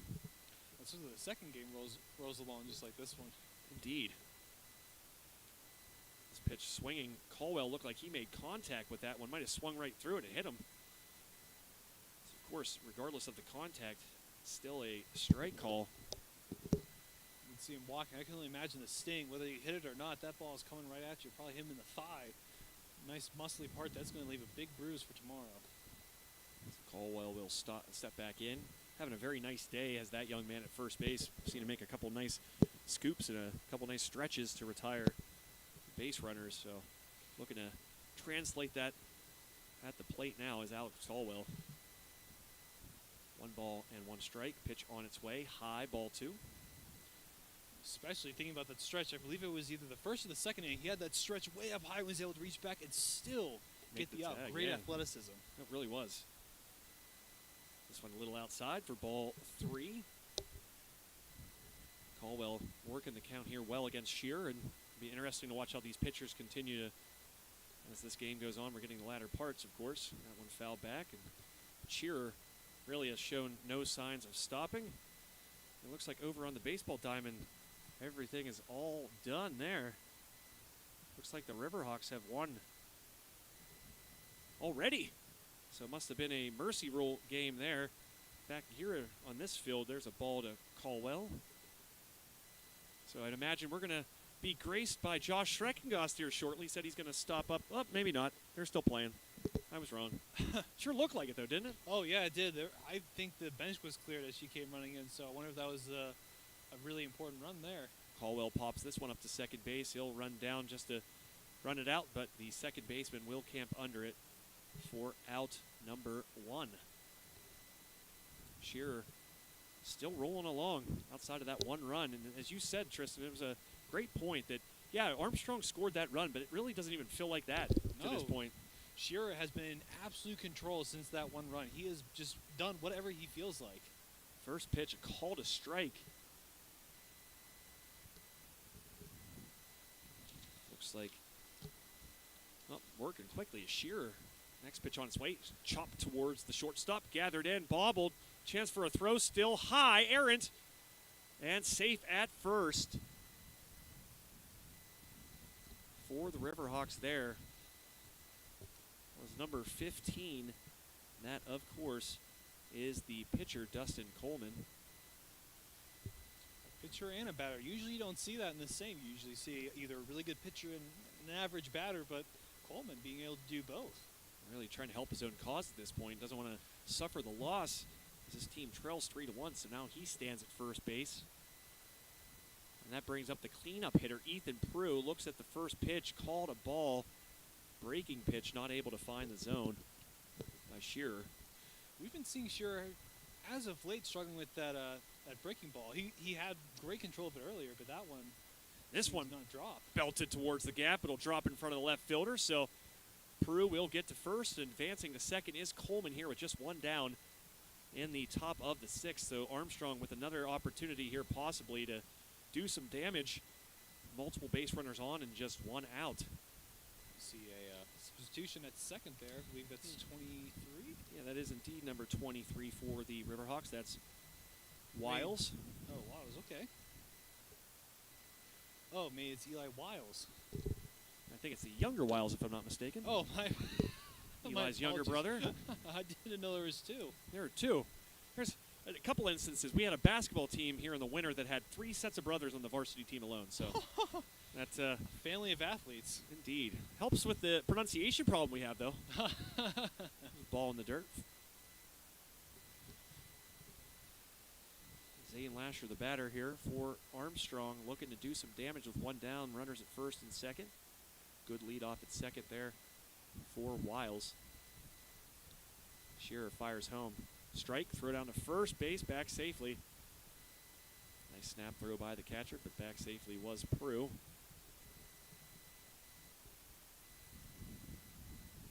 Sun peeking out of the clouds here at Armstrong. Perfect. Beautiful day.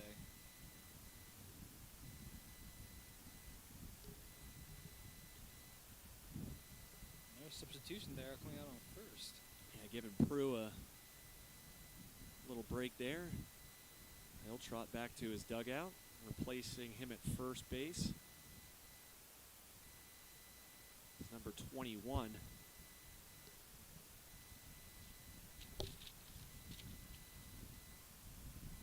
That's Galinsky. That pitch in there looks like a ball. You have to wonder, he threw that pitch up and high for the catcher to catch it, so you have to wonder, is he waiting to see if there's going to be another steal? Shearer in the stretch, fires home, and hit in the back was Lasher, so that will load the bases with one down. Again, a golden opportunity for the Riverhawks to get some runs back here, possibly more. The go-ahead run now stands at first base, the tying run at second, and still just one down. And Rupert will come to the dish. The whole infield's about to be moving in. Oh, no, just second and... Actually, I take that back. This is Pete who's standing in for the Hawks. Lane Pete, I do believe.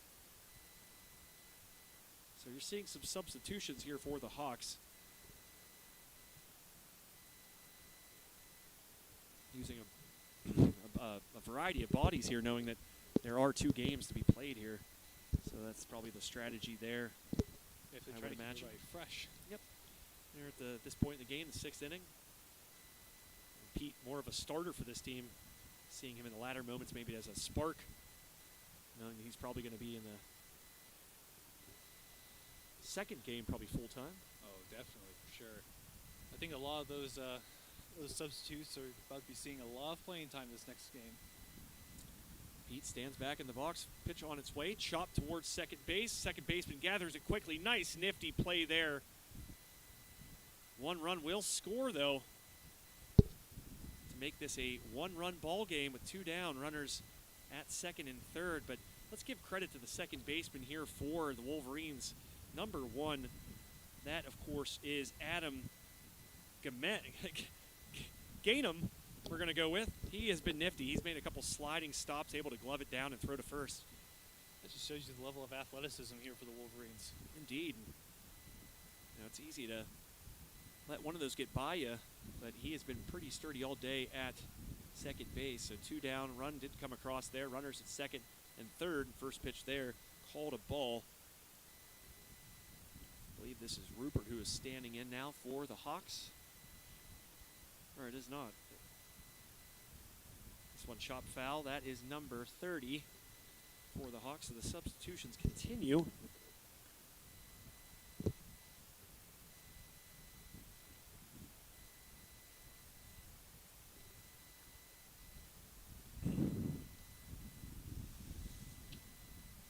This is Zach Wolf standing in.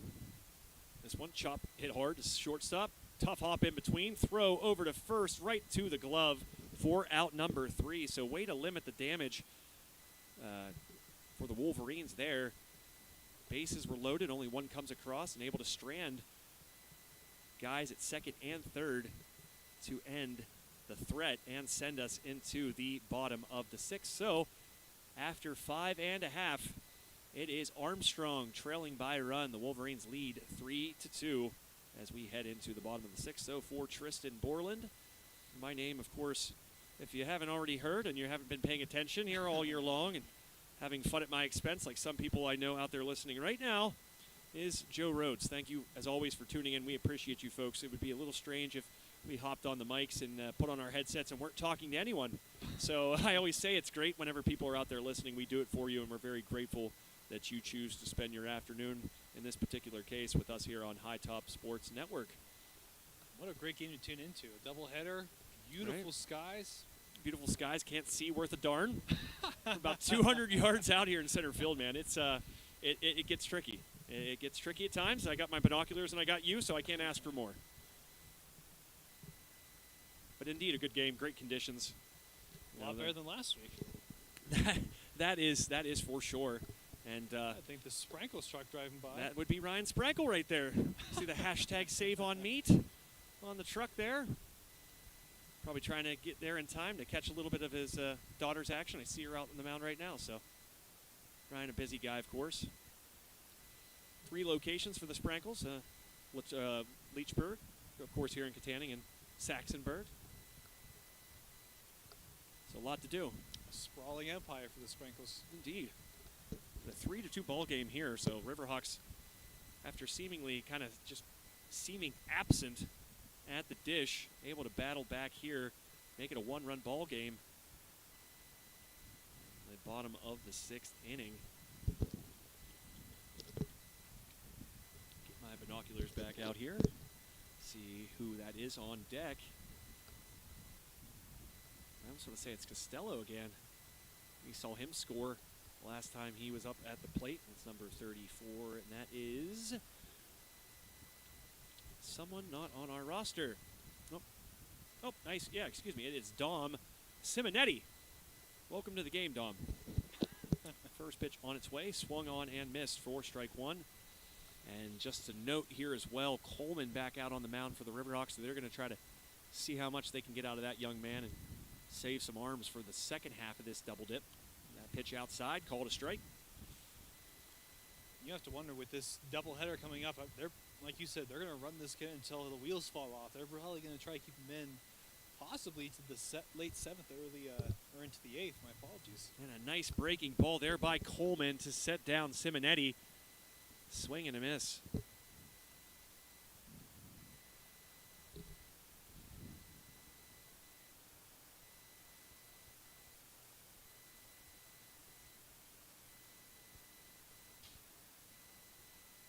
Pitch on its way high, called a ball. Pretty clear from even out here, and that pitch was to, I'm not sure because Simonetti came in as a sub. Second pitch in there, a ball. Let's see if I can get this guy's number real quickly. Come on, turn your back. Oh, Right? I know. You just want him to just turn a little bit. Just turn, give your back to us just a little bit. Next pitch on its way. Breaking ball high, never really dropped, but inducing the swing towards foul territory. Third baseman gets under it for the out. So nice pitch there by Coleman. That breaking ball looked enticing, still a little bit high and out of the zone, and an easy pop-up in foul territory for the out. I wonder if that was a purposeful up top trying to get that pop fly, because like you said, maybe they're trying to get out of this one a little bit quicker than usual, trying to get back onto the field and put some points up, get another run in there to tie the game up for the Riverhawks. So maybe that ball being up high was purposeful. With the breaking ball, though, you don't want to leave that up there. That's the thing about it. So I'm assuming he probably didn't really want to leave it up there, but the outcome's still the same. The first pitch swinging here, fouled. Seeing this young man for the first time today, that, of course, is Jaden Weems, number 6, standing in. Now behind the count, no balls and a strike. Strike there. Yeah, nice pitch again by Coleman to get ahead in the count. No balls and 2 strikes to Weems. This one fouled back again, so making Coleman work is the newly entered Jaden Weems. You have to worry, that pitcher versus a brand new batter. You have to be a little bit careful.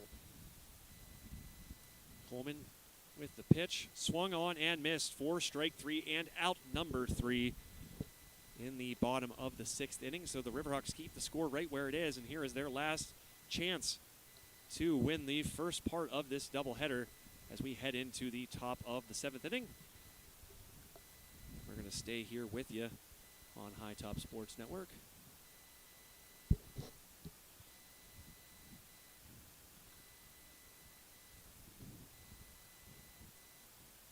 I'd like to thank one of our wonderful friends at Phoenix Physical Therapy in Katanning and Laurel Valley.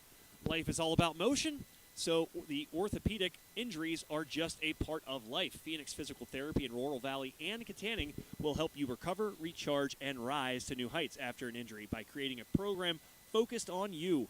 Your life should be pain-free and filled with activities that you love, and with the help of Phoenix Physical Therapy, you can get there.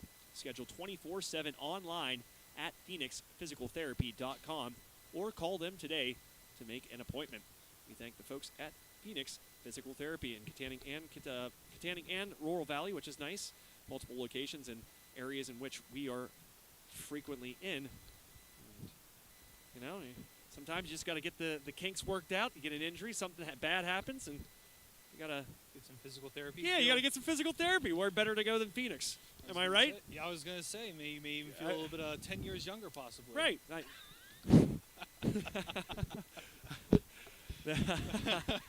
That was good. That was very good. There's probably somebody out there who gets that joke. Young, spry man like myself. Yes. First pitch on its way here to start the top of the 7th, called a strike. This is Zach Straight standing back in. Probably the best batter on this team. As you mentioned, the stats back that up. He looks at a ball there.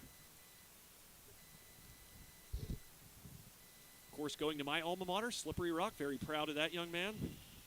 This one hit hard, deep to the gap. Center fielder, left fielder converge on it. This one trailing, dropped by the center fielder. Straight will round second base. He's going to keep motoring towards third, and he's going to slide into third base with a leadoff trip. triple for Zach Stradiff. You got the tying run on third base with no one out, and right here, this is a prime example of what a guy like Zach Stradiff could do for your team. Leading off, setting the tempo in a very, very pivotal inning. Really a do or die. Heading to my hometown, so I hope to see him continue this type of production whenever he goes to Slippery Rock. That's right. I always forget. I'm the guy from Indy. Oh!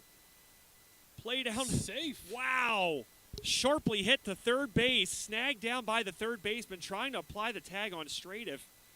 They're going to say he got back safely, despite an argument from the third baseman and a couple infielders here from Woody Hills. Now you got a man on first as well. Oh, so he just knocked that down. I guess so. Wow, so runners on the corners. Heads up play by Stradiff to get back, but man, oh man.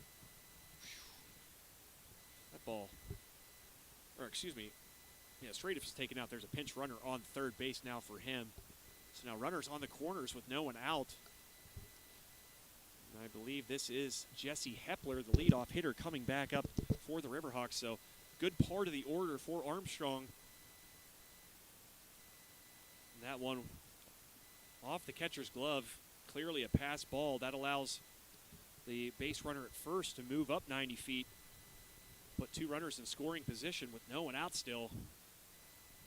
You can tell the catcher coming to the mound definitely a little bit nervous. You can tell our pitcher for the Wolverines that has had control all game is starting to get a little nervous now that game is starting to get a little bit tighter. That race is now not as easily won as they thought that it was going to be here for the Wolverines. Yeah, we saw Shearer making it look easy in the early portion of this game, but that's the part of baseball. You know, it's not a matter of how frequently you do it. It's just that you do it. You can see teams go scoreless and not have much offense and then just find that inning. And as this game's gone on, Armstrong's kind of been chipping away and having some better at-bats and putting the ball in play. And here they are now with the go-ahead run standing at second base.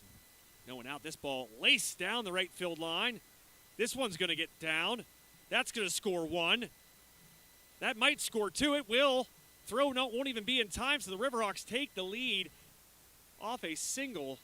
Well, Hepler's trotting back. Oh, that's a pinch runner. So, yeah, Hepler with the double to bring home two. Oh, wait. That's a foul ball. See, that's what happens, man. You're 200. Right, the excitement. Man, I really sold that one, though, didn't I? I was like, I sold that. Baby. Folks out there, you're sitting there on the edge of your seats because of me. You are welcome. So Hepler will stand back in. Runners will retreat. Ball put in play. This one's blooped in. One run will score. I'll get to do this again. Two runs will score. And Hepler will scamper into second base with a double, a two-run scoring double. So basically, I just foreshadowed what was going to happen, Tristan. A little bit of practice before it happened. Exactly. So the Riverhawks able to take the lead now, 4-3. Late dramatics here for the Riverhawks. And still no one out. And Caldwell will come to the dish with Hepler at second. That's the most worrying part. If you are a Woodland Hills fan, absolutely no outs, and the bleeding will continue unless they start getting some. Right, and there's no force right now with Hepler at second. First pitch swinging. Caldwell puts a ride into this ball. Left fielder will get it, and that will move Hepler to third. He was unable to advance any further. No reason to with no one out. Force will be on now at second with runners at the corners for the Wolverines. And coming to the plate is number 15, Dustin Coleman. Again, no bigger opportunity in this game to help his own cause with runners on the corners with no one out. Runner going, throw down to second base, well short, and allow Caldwell to scamper into second base easily. So now two runners in scoring position again for the Hawks. What a surprise. Another base stolen. This one belted towards right field. That one's going to get down. One run will score. Caldwell's going to round the bag. He's going to score. Coleman's going to try for three. He hesitates a little bit. He's going to go back. And then the tag late. And he's safe. Wow. So two more runs come across. Coleman getting stuck between second and third, deciding to retreat. And able to get under the tag somehow, some way to keep this Riverhawks rally going. They now lead What is that, a 6 to That is a 3? 6. Got some scratches on our screen. Everything that could go wrong in this broadcast has. We had a internet shortage. We had, we're 200 miles away. We have a scratched monitor. But some beautiful baseball to watch. That is true. And a great comeback here by the Riverhawks using this final inning. They were trailing by 1 coming in, and now they have a 3-point lead. A 3-run lead, excuse me. Just a really, really impressive showing. Again, it doesn't matter, how you do or how you fare the first few times around the order, especially the first time around the order. You're getting used to the pitcher. You're maybe just kind of seeing what his breaking pitch looks like, and Shearer obviously has thrown that quite a few times here today. So really, I just think that the first time around the order, don't take that as seriously, and maybe not let that be any foreshadowing for the remainder of the game. And Armstrong proving that point correctly here, able to have a very successful latter part of this contest to take a 6-3 lead. And again, still no outs this inning. The bleeding is going to continue unless Shearer can get those next 3 outs here soon. But as he's done all day, I wonder if this is going to be it. If this next batter is out, I think that he's going to be able to get these 3 out, 3 down. First pitch off the catcher's glove. That will allow the runner to advance to third. So what has been a tough inning for the Wolverines continues. Still no one down.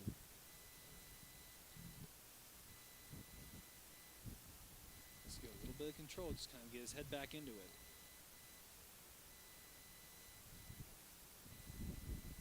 Breaking ball never drops. Like you were saying, you have to be careful leaving a breaking ball upstairs like that. That is going to be absolutely crushed. Pitch on its way. This one belted towards the right center field gap. This one's going to get down as well, it looks like. 1 run will score. And into second base with a double is number 24, the Hawks. That, of course, is Ethan Prue. Prue proving himself out there. The senior having a day, and what a great day to have it.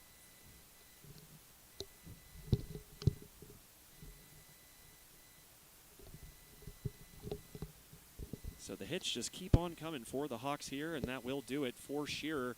As we said, had a really great start to this game, was getting ahead in counts, able to get some swing and misses on that breaking pitch, but the Riverhawks, again, a couple times through the order, able to see it and kind of understand it a little bit better, and taking advantage of the righty for the Wolverines here as he will exit on the wrong end of the scoreboard. His team trailing 7-3. I think that's McCollum that's going out there onto the bag. That is number 10. That is indeed Sam McCullough. So that will be the call to the bullpen presented by Shellhammer Atwood & Associates, a member of TGIF Solutions for all your insurance needs. Go to Shellhammer Atwood & Associates. What is that noise? Do you keep hearing that? Oh, I do hear that. It's very strange. That right there. Yeah, I have no idea what's going on. I wonder if the folks at home can hear that too. Or Wow. Either they're going to think that we're crazy just sitting up here saying we hear noises. It's just one of those days where you do have a doubleheader and just funny things are happening. Just strange, out of the normal. Came missing a couple pieces of equipment. We somehow alleviated that problem. The internet went down on us. We fixed that. This shows everybody how adaptable we are. I guess. Speaking of adaptable, you can see McCollum coming in. I wonder if he's going to be able to stop the bleeding here. If he's going to be able to kind of, being a new, fresh arm, he's going to be able to cool down those white-hot Armstrong Riverhawks right now. Well, and to your point, he is a lefty, so maybe just that look from the southpaw, kind of a change of pace, possibly a different look for these Riverhawks could maybe settle what's been going on here for this half inning. Riverhawks, of course, scoring 6 runs here thus far, and still no one out. Yeah, that's the most worrying part. That's why I keep bringing it up. No outs. Like this inning is about to become a very long inning. We did mention how we seem to be kind of trucking through the rest of these innings, but this just one. Tough first pitch there by McCullough. That one lands about 3 feet short of home plate, bounces to the backstop. That's definitely a wild pitch, and that allows the runner from second to advance to third. I don't think the man on third is even had a hit to advance them, I think these have all been a little off pitches. Standing in for Armstrong is Zane Lasher. Third ball in there, so McCullough having some issues. He's calmed down, keeps throwing it a little bit too high. That one outside for a strike. Not a lot of velocity, it looks like, from McCullough. He's just trying to get it across there and get out of this inning, it looks like, without maybe wasting any other pitchers for game number 2. Again, so much more strategy involved whenever it is a doubleheader that these teams are facing, as the case is here today. But you have to wonder, with maybe those slower pitches, that timing's getting a little off. And another Or maybe hit not. and another run. The run will score from third. Lasher with the RBI single. And the Riverhawks now lead 8-3. Man, oh man, what an inning for the Hawks, putting 7 on the board. Excuse me, 6 on the board. So they came in trailing 3-2, I want to say, correct? That is correct. They were, and just think about that, how you may be down, but you are absolutely never out of it, especially with these Riverhawks and their talent that they have on their team. First pitch swinging there for a strike. Next pitch on its way, hit sharply down the line, but foul for strike number 2. Trying to get to see who this batter is for the Hawks. I believe it's number 25. This might be Zach Wolf. There's a walk there. So now 2 on, and still no one out in the top of this 7th inning. That's been all Armstrong chasing starting pitcher Shearer from this game. McCullough now coming in relief, but no signs of stopping here are the Riverhawks. Look at that view. Oh my goodness, that's beautiful. Oh, how nice. Wow. Yeah. How nice. Oh no. No.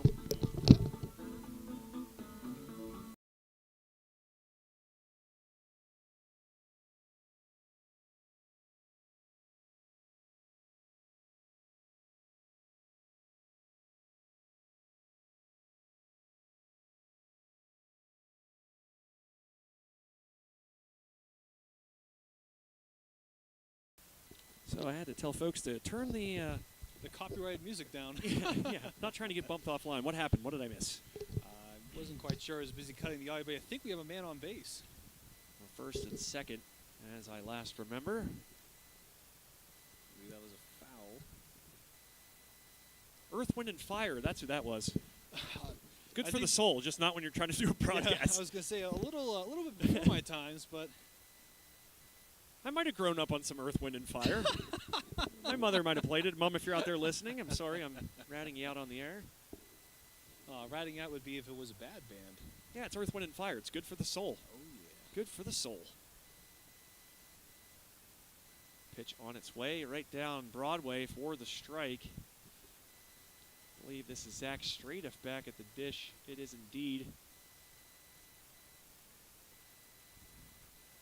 This one inside. That will get past the backstop. Both runners will advance 90 feet. So what has been just a horrific inning for the Wolverines continuing now. 2 runners in scoring position and still no one out.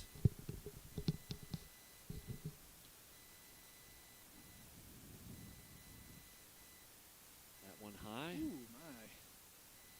Great athleticism by the catcher there to be able to get that. Yeah, definitely climb.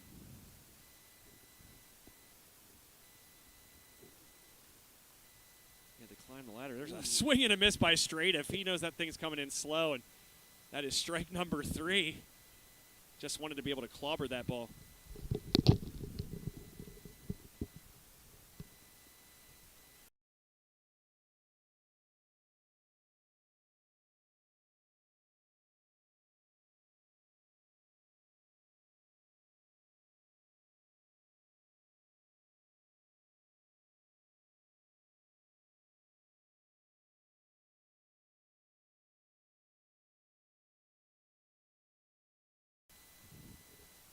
Pitch from McCall on its way outside.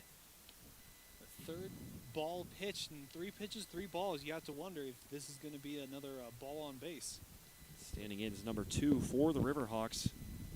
That is ball 4. So base is loaded again. McCullough having trouble, and I think the reason we're seeing McCullough out here again is to my point earlier that they're trying to reserve some arms for this next game. McCullough might be kind of that guy that you don't anticipate to see in the next game. Maybe a guy just trying to get you some innings, and that's why he's out there right now with this lead kind of getting out of hand. That pitch in there for a ball as well. So I think I'd be very surprised at this point, Tristan, if you see a pitching change, just because, again, this doubleheader presenting some challenges with available arms. And you have to wonder with, I think that was called a strike. That was indeed to Jesse Hepler. You have to wonder if we're going to see a change in pitchers for the Riverhawks as well. That ball a little low out of the zone, ball 2.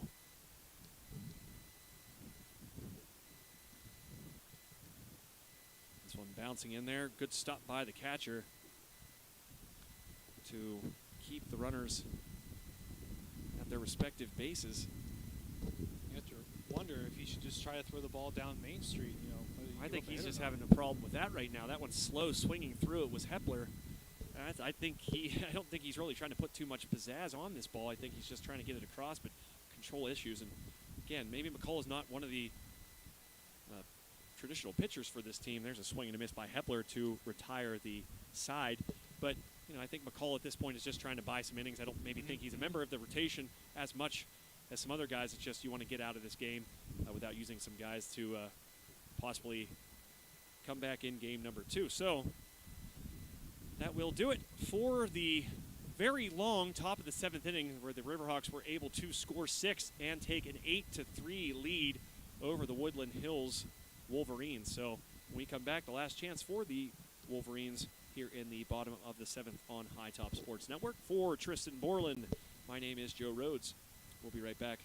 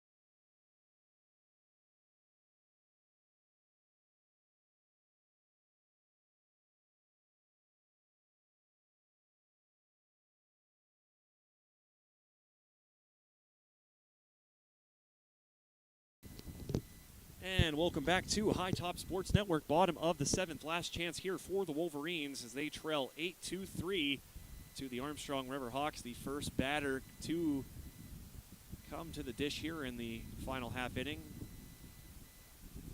I believe, is Mark Fallon. First pitch, Fallon looks at, fouled back for strike 1.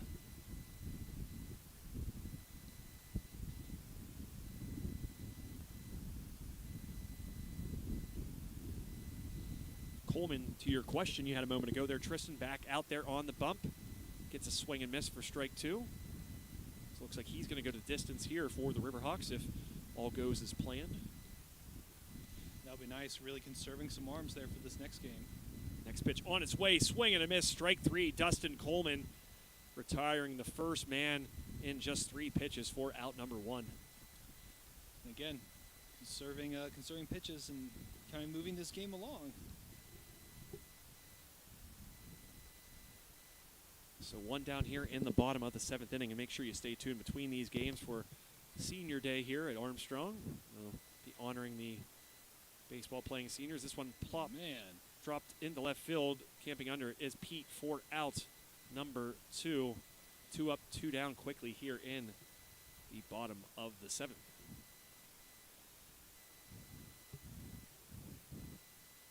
Getting kind of hungry too. I feel like we should order a pizza up here. Do you think somebody bring it up to us? Maybe. Maybe. I was going to say, do we have any pizza sponsors in mind that you might want to order from? That's a good question.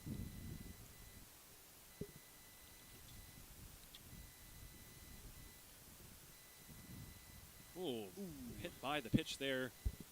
And Right in the middle of the back. That had to have hurt. Right in the middle of the back in an 8-3 game with 2 down. Not a good feeling there for that young man.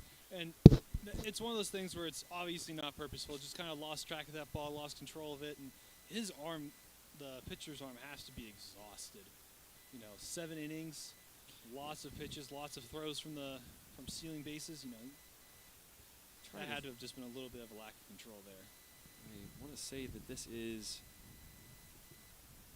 hard to see the number again. Pass ball is going to let the runner advance to second base. So again, there's that risk of throwing over. Sometimes you'll misfire and throw past the first baseman and give up that base anyway. So that's one of the issues with trying to pay too much attention to what's going on in the base path. I believe that's number.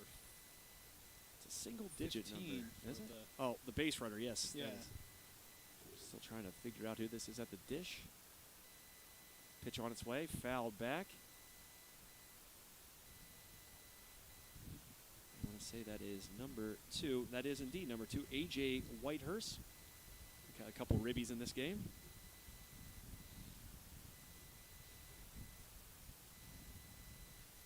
Coleman's pitch on its way, chopped towards third base. Prue on to grab it, throw on to first in time for out number 3. And the Riverhawks, after a quiet start to this game, able to surge in the top of the 7th, score 6 runs to come away with an 8-3 victory in game number 1 against the Wolverines of Woody Hills. Great game, and as we've said, the entire broadcast, you're never quite out of it quite yet, especially in a game that was close to the beginning, and then Riverhawks just got white hot, and that's all it takes to really run away with a game like this, just to get white hot at the exact right moment. Exactly, and that's also beneficial too. You talk about all the different factors and all the different things that change and are kind of manipulated in a way when it comes to a doubleheader. And here you go. Now you have the Riverhawks coming off a really hot 7th inning, and what will that do for them in game number 2? It'd be different if maybe they put 6 runs during the first inning, but the way that this game turned out, the Riverhawks kind of surging late, does that carry on to the next game? We shall see here, but we're going to take a quick break in the meantime while they set up for Senior Day here at Armstrong Junior Senior High School, so stay tuned for that. When we get back, you will have more of me to make fun of and have a good time with, along with the guy to my left, Tristan Borland, so stay tuned.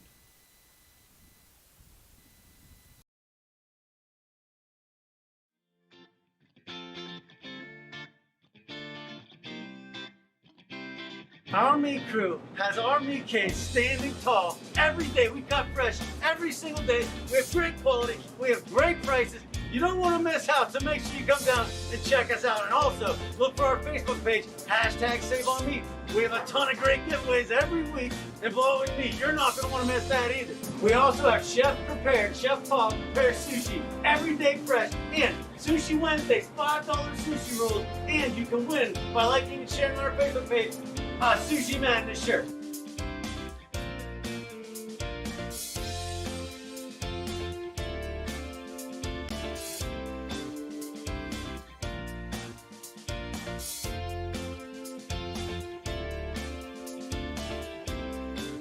Thanks for all the support out there, everyone.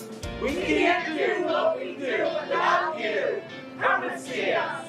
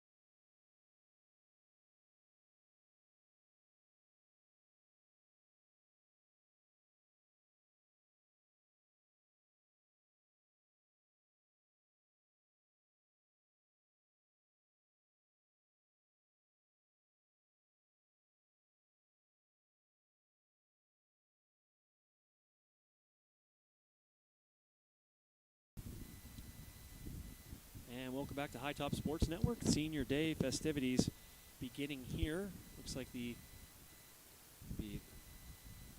Lucas Galinsky. Lucas wears number 21. He is a pitcher and catcher. His parents are Michelle and Pete Galinsky.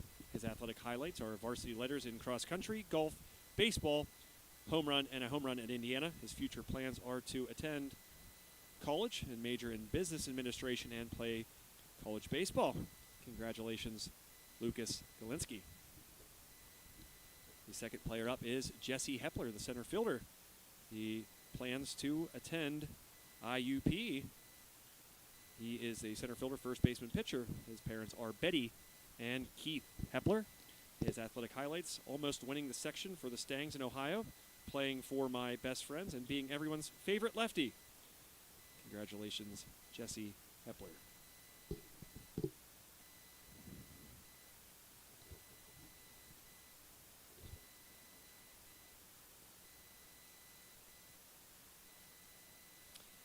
Next person up is Ethan Prue. He wears number 20. He plays second base, infield, and pitcher. He is the son of Marcy and Chad Prue. His athletic highlights: winning the Penguins Cup in varsity hockey his freshman year, playing in the Senior Legion state playoffs. Ethan's future plans are to attend community college or trade school for welding, or enter lineman school, possibly playing baseball at Westmoreland Community College. Congratulations, Ethan Prue.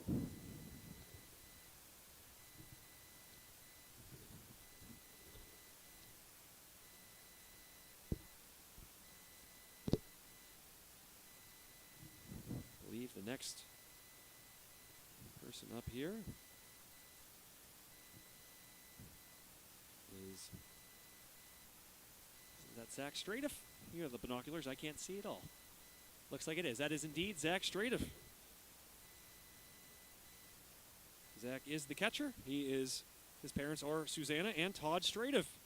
His athletic highlights are signing at Slippery Rock, his all-section second team sophomore year, having a 26-2 season in the Diamond Dogs travel team, and giving the last tournament, and that was giving him his last tournament trophy. I apologize. Zach, of course, is attending my favorite school, Slippery Rock University, to major in psychology and play ball.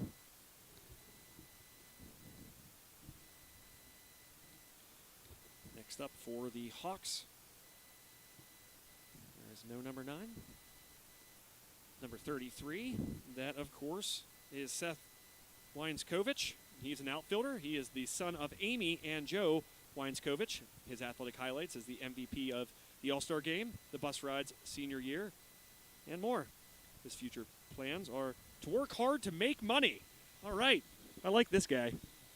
Way to go, Seth. Congratulations, man. Make that money.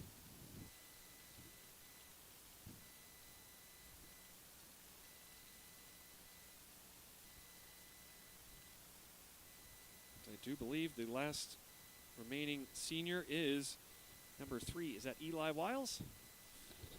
It is indeed Eli Wiles. Eli is the shortstop and pitcher for the Hawks.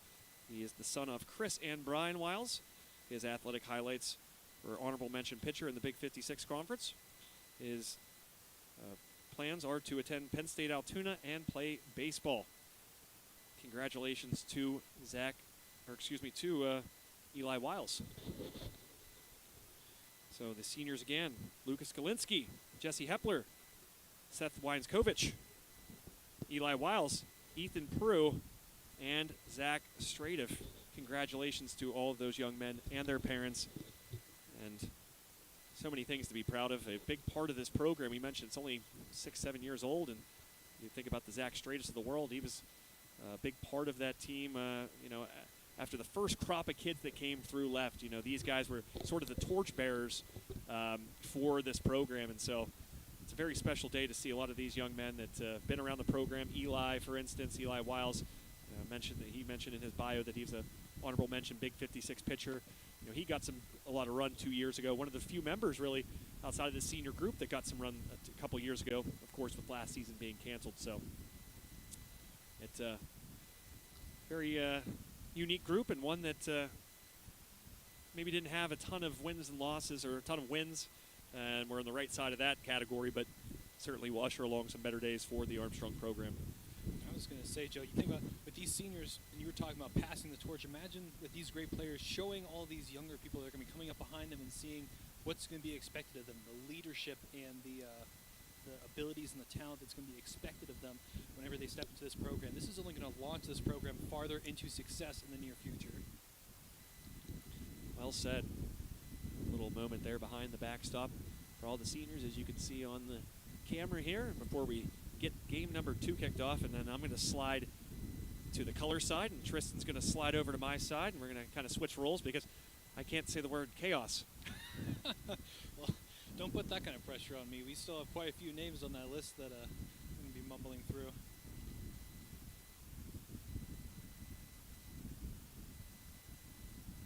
Yeah, I mean, now we got most of these names out of the way. Like, we shouldn't have any issues with the names, but Let's hope so. one never knows. Looks like the softball game's still going on over there. Actually, it looks like JV now, so that game, it looks like, is over there. Not sure what the result was. We'll have Josh Schreckengoss probably joining us here shortly. Could maybe give us some insight on that game over there. It was the Armstrong girls softball team taking on Indiana. Ooh, I'm sure that was a good game. It was indeed. A couple teams right there towards the top of the standings. Exactly. Been a couple tough tests on the Armstrong ledger this week. Played Plum, of course, falling in that one earlier in the week. Had a big win yesterday, and now coming back home today to play Indiana. So it's kind of what happens when it rains a whole week like it did last week, and things are pushed back, and you're right on the eve of the playoffs. You got to try to get as many games in as you can, and that's exactly why we're here today for this doubleheader baseball game on High Top Sports Network. And as we said, that game over there. But we also encourage you, as the day goes on, to stay tuned to our network. We're going to have some boys volleyball action. I believe it's the season finale, if I'm not mistaken, for the Armstrong boys volleyball team. Right here to our left in the gymnasium later this evening. I believe it starts at 6 o'clock. JV does. Varsity to follow at 7. So if you are a Riverhawks fan, make sure you tune in for that and support some of the other programs here at this beautiful facility that we have just a wonderful view of right now. Oh, man. Just unbelievable view. Just shows you how amazing we have it out here in rural western Pennsylvania, the kind of view that you're not going to be able to find anywhere else. Indeed. Second to none. It's a little cold, though. This spring has not been. Brisk. I have not enjoyed this very wet and chilly spring, but hopefully warmer days ahead here, you'd imagine. It's, absolutely. We're only a couple weeks away from June, for heaven's sake, so. Exactly, and I know some friends over the weekend that had snow at their place. Snow in May, western Pennsylvania. That just doesn't happen ever. I don't know if I want to go there because I was actually camping out in that snow, Tristan. I forgot about that. Yeah, you're talking about the snow. I was well aware. I was about a half hour south of Erie. Josh Schreckengoss, who will be joining us, one of my partners, Jake DeLuca, who will be doing the volleyball game I mentioned. We were in Centerville, Pennsylvania, covering a outdoor woods racing series, and we were in a tent for 2 days, 2 nights, 3 days, 2 nights, and it was rough. I could only imagine. It was very difficult. I hadn't slept that good when I got home on Sunday evening. I pretty much got to bed at 6 and didn't move for the rest of the night. So I wouldn't either, especially, and people don't understand how muddy it was there. I've been going over editing some of the videos, and my goodness, I don't think there's a single frame where there isn't some mud flying somewhere. I mean, I think I have pictures I'm not willing to share with anybody, but there are pictures of us on that trip, and we are just caked in mud. We're freezing. You know, everybody's getting cranky. I'm not going to tell any stories on that one. Tempers might have flared. But, no, it was a unique experience, and you talk about that snow in May. Yeah, just very unusual and not ideal camping ideal camping situation there, but we braved it. We got it done, and we thank you because, as you mentioned, you're doing some video editing for us on that, Tristan, and hopefully the folks out there that like the A-Works Racing Series will appreciate that as well. So I was going to say, luckily we have this next coming A-Works race. We're going to have a little bit better weather, a little bit of a better stay. Knock on wood. Yeah, we'll be at Seven Springs for the next race. That's over Memorial Day weekend. That'll be a fun event for us to be able to cover. Always nice to go up there. A lot of attractions and things to do. And always a big fan of the Foggy Goggle up there. I don't know if you've ever been there, Tristan. No, I can't say I've really traveled out that way, but I'm going to be coming with you guys, so I expect to be shown the ropes. You will be shown the ropes the high top way. I don't know. So buckle up. Buckle up, yeah. Because for those out there, and there's several people that are listening that know us quite well, and as I said that, they're like, yeah, Tristan, buckle up. If you're going to be going with Josh and Joe and Jake, you probably should buckle up. So, yeah, it would be a good time, and we're the final game of the softball game, thank you, it was 8-4. Ooh, Armstrong. game. So the Riverhawks victorious in the softball game there to our left, beating Indiana 8-4 for those out there interested in that information. I'm sure we can hear more about it when Josh joins us here. That'd be great. I'm probably going to put my headset down because I can't talk today. I think I had a stroke. Nah, you seem to be doing a lot better than some other announcers that I've worked with, so. There are a couple little zingers thrown in here today. I couldn't pronounce a common name. We had some internet issues. Somebody decided to blast Earth, Wind, and Fire for a moment while we were doing this game. Again, always good for the soul. I'm not against Earth, Wind, and Fire. Let me be very clear. If only they didn't have it copyrighted. Right. And not blasting, like, in my ear, like, right. Literally 3 feet away. And not just in any speaker, like an industrial stadium speaker. And don't get me wrong. Great for the soul. Just great for the soul. Wonderful for the soul. It's like it's medicine for the soul. But right in the ear? Right in the ear. You know what? I might have just my fanhood of Earth, Wind, and Fire might have just dropped a point or two. No. Oh yeah. You never go wrong with them. No.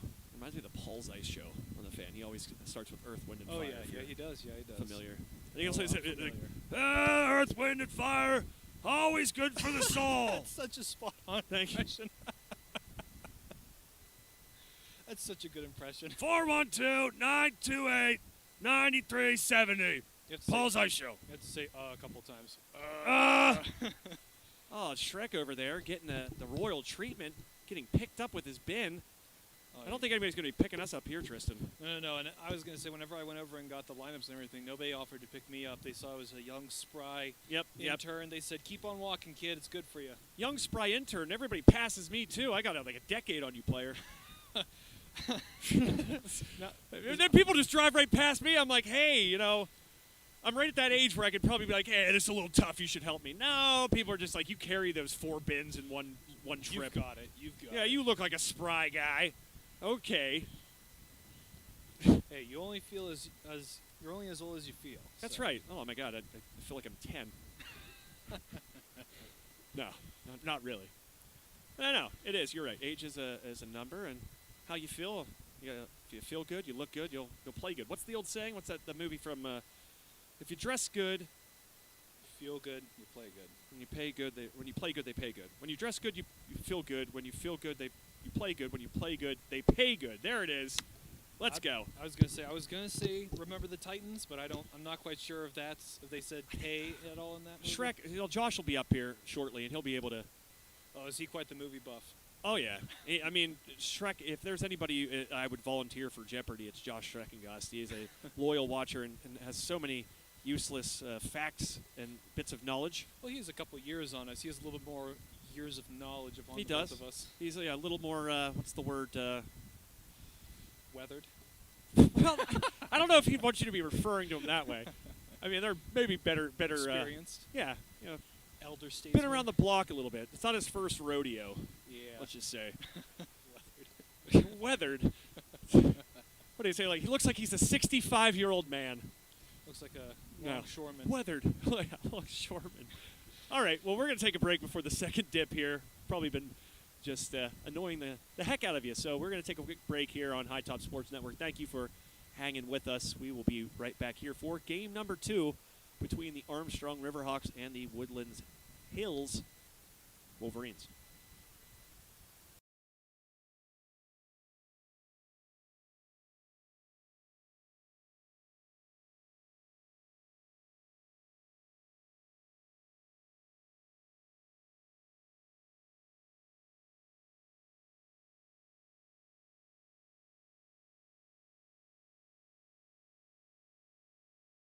Tired of waiting around for your insurance company to get back to you after a claim? Avoid the trouble and place a face to the name of all your insurance needs. Shellhammer Atwood & Associates, a member of TGIF Solutions, provides a wide range of services and can promptly provide the service you expect when you need it most. The team at Shellhammer Atwood & Associates has expertise in all lines, including home, auto, life, business, and farm insurance. Stop in at Shellhammer Atwood & Associates, located at 331 Arthur Street in West Katanning, for a quote today.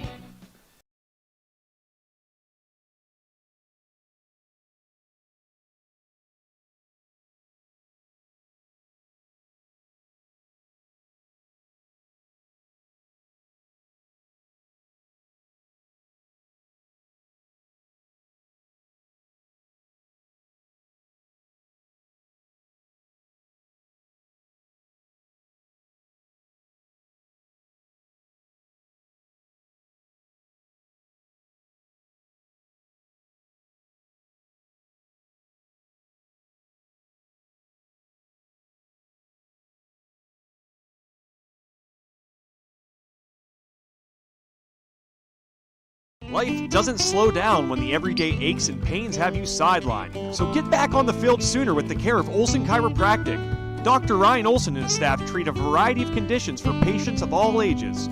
Don't jeopardize your quality of life and the moments along the way. Let Olson Chiropractic help you find the healthier, younger you.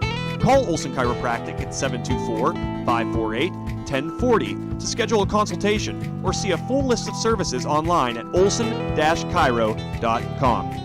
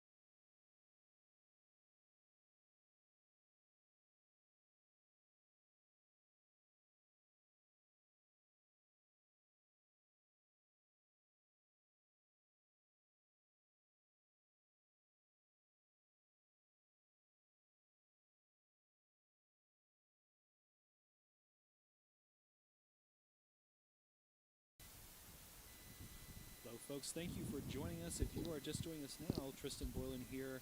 To my left, Joe Rose. Joe's wanted to take a little bit of a break. His voice is starting to hurt just a little bit, but I don't blame you. We've And had my a long ego day. because I can't talk. And Well- I'm being told via text message that I'm messing up simple terms, but they're not incorrect.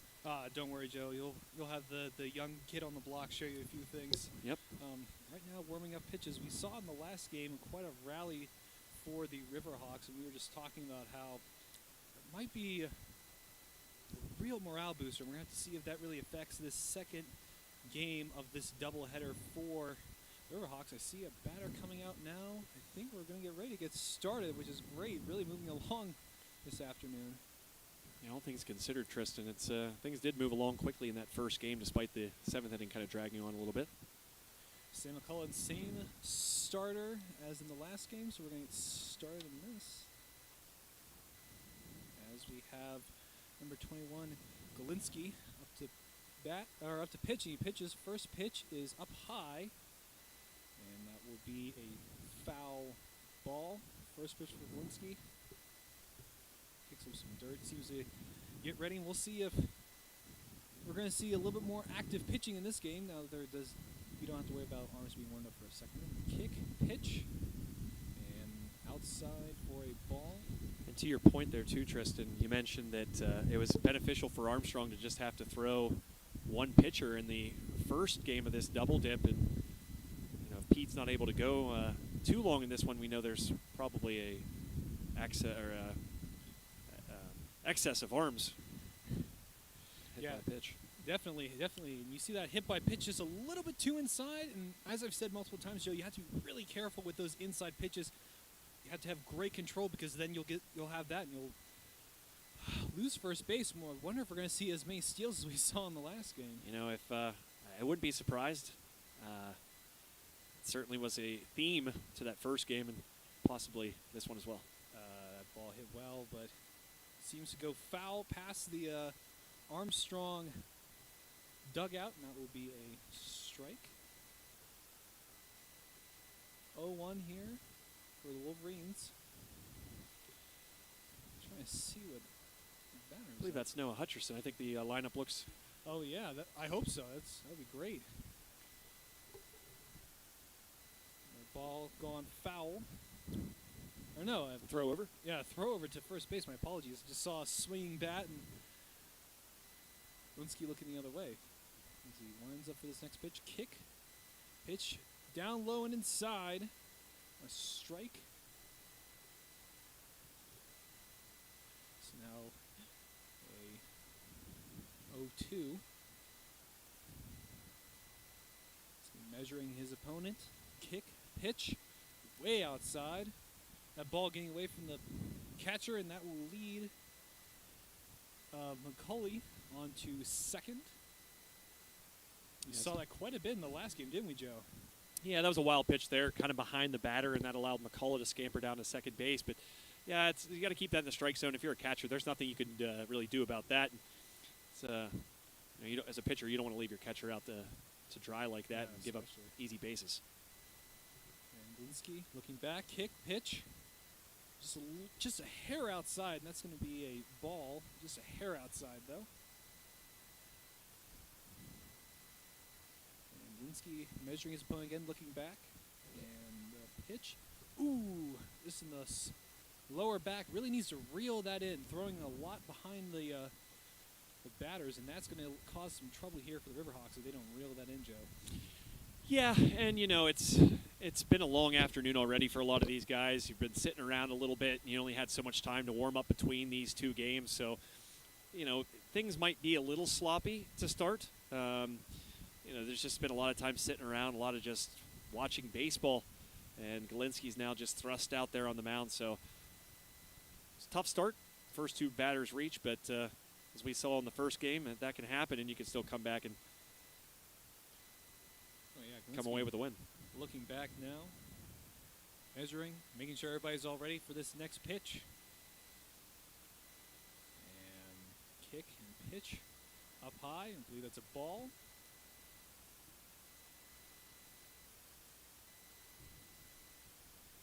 No outs, one ball.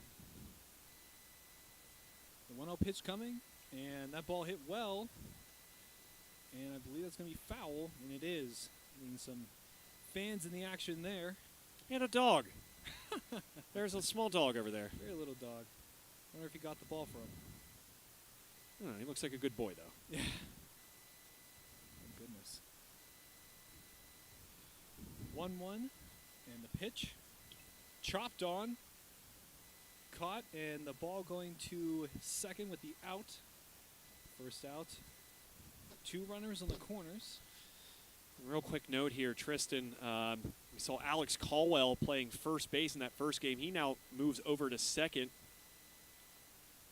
And it'll be interesting to see how this diamond shapes out. Maybe something based on it being senior day. I think Hayden Brink there is at short in this game. Ethan Prue over at third, from what I could see. Hepler back in center.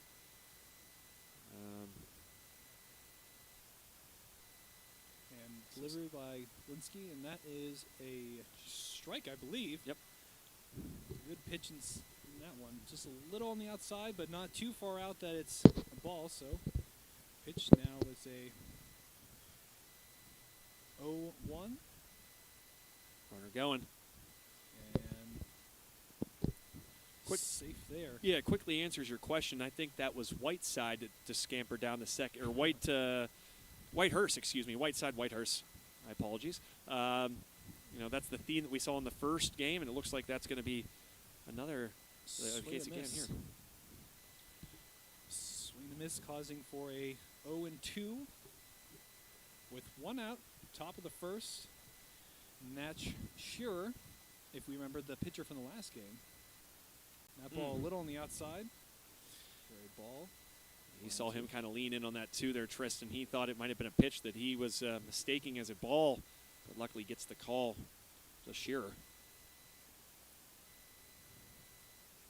Kick and delivery.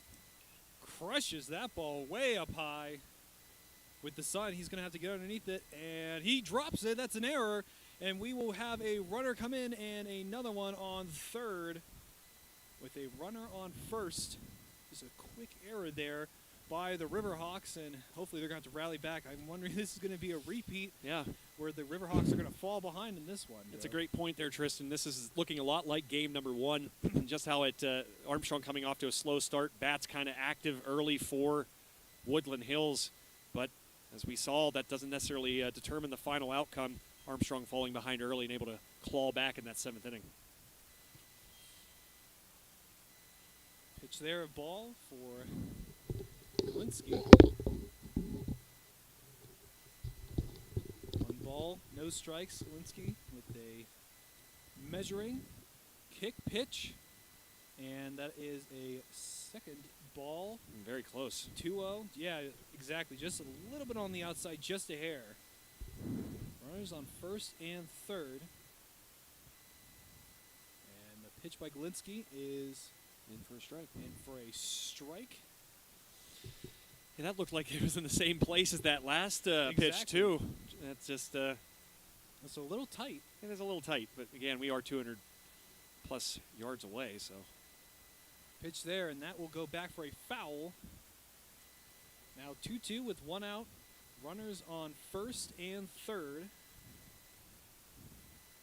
And Galinsky seems to be getting ready to hopefully put this batter to bed. His opponent. Pitch, swing, and a miss. Just kind of came off the catcher. It looks like Stradiff, and it just popped off his glove and trickled out in the field of play, and you saw him and Galinsky both come in on it. Luckily, didn't trickle too far away for the runner at third to advance home and score a second run here in this first inning. You even have to worry about the guy on first. We've seen so many bases stolen so far. And so Galinsky will have to keep his wits about him as he delivers this next pitch, which is a high. Lucky that the batter had great reactions there. And more importantly, look at the reactions of Zach Stradiff, able to somehow get to that and have that snap throw down to first base to try to nab that runner. Talk about some arm strength there on display, Zach Stradiff. Yeah. Great reflexes, just jumping from a squat. Thinking about it again. See? Oh, my goodness. They're just in the heads of the pitchers, and I think they've been doing that all game, Joe. just getting ahead of these pitchers, everybody's going to steal everything all the time. So Galinsky looking over to first again. I bet you they're about to throw to first, try to catch the runner again. Nope. And that is strike three. So it's 2 down now. Runners remain on the corners here for Woodland Hills. We saw them score 2 runs in the first inning of the last game. It's going to take a base knock here to repeat that performance. Yeah, I bet you Galinsky is going to try to keep them going up by 3 like they did in the last game. Galinsky with the delivery and looking for the ball there. It looks like low, and Shearer down to second base, but Armstrong and Straight, more particularly, they're not needing to throw that one down, have that escape, and the runner from third go home. Really, that guy at second is meaningless here. Yeah, with 2 down. Galinsky once again with the pitch. Ooh, right in the back again. I believe that's the second batter that he has hit in the middle of the back with a pitch. Really needs to bring that under control if he's going to be throwing outside like that. Yeah, and maybe just a slow start for Galinsky. As we said, he's probably watching a lot of this game. He's kind of sitting around a long time, not as a normal warm-up in between games that you'd have, having all that time before a game. And maybe just a little bit of rust here that be able to shake off as this game goes on. Exactly. I believe that was a ball on that pitch. Or a strike. 0-1.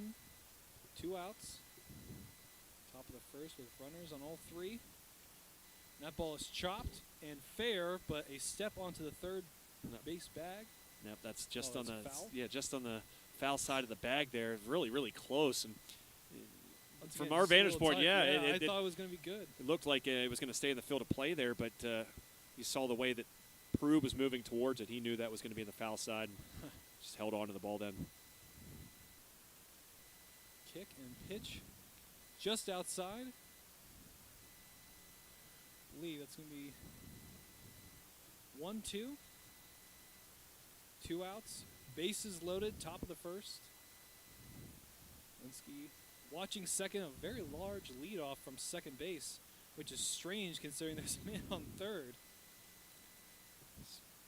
Trying to be a distraction out there. And they're doing great, but that will be the 3rd strike to retire the inning.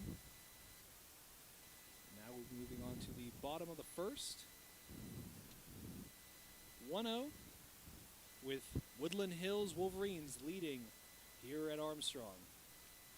We're going to take a quick commercial break here from High Top Sports Network.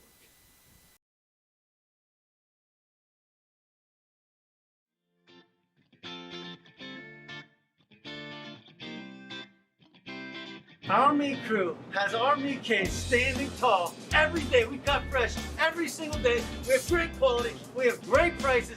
You don't want to miss out, so make sure you come down and check us out. And also, look for our Facebook page, #SaveOnMeat. We have a ton of great giveaways every week involving meat. You're not going to want to miss that either. We also have chef-prepared, Chef-Paul prepared sushi, everyday fresh, and Sushi Wednesdays, $5 sushi rolls, and you can win by liking and sharing on our Facebook page a Sushi Madness shirt.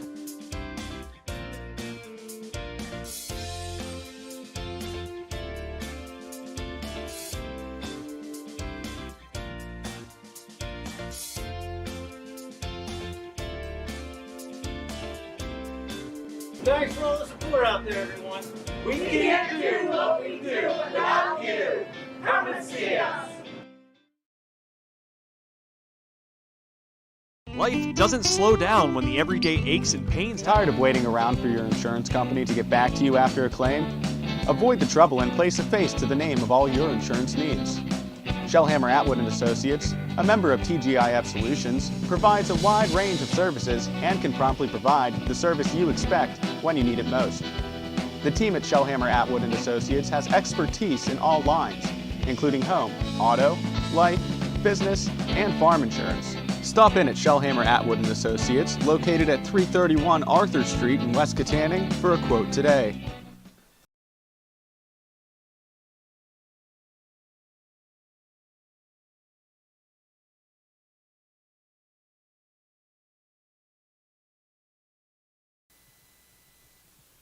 Welcome back, folks, to the beautiful, sunny Armstrong baseball.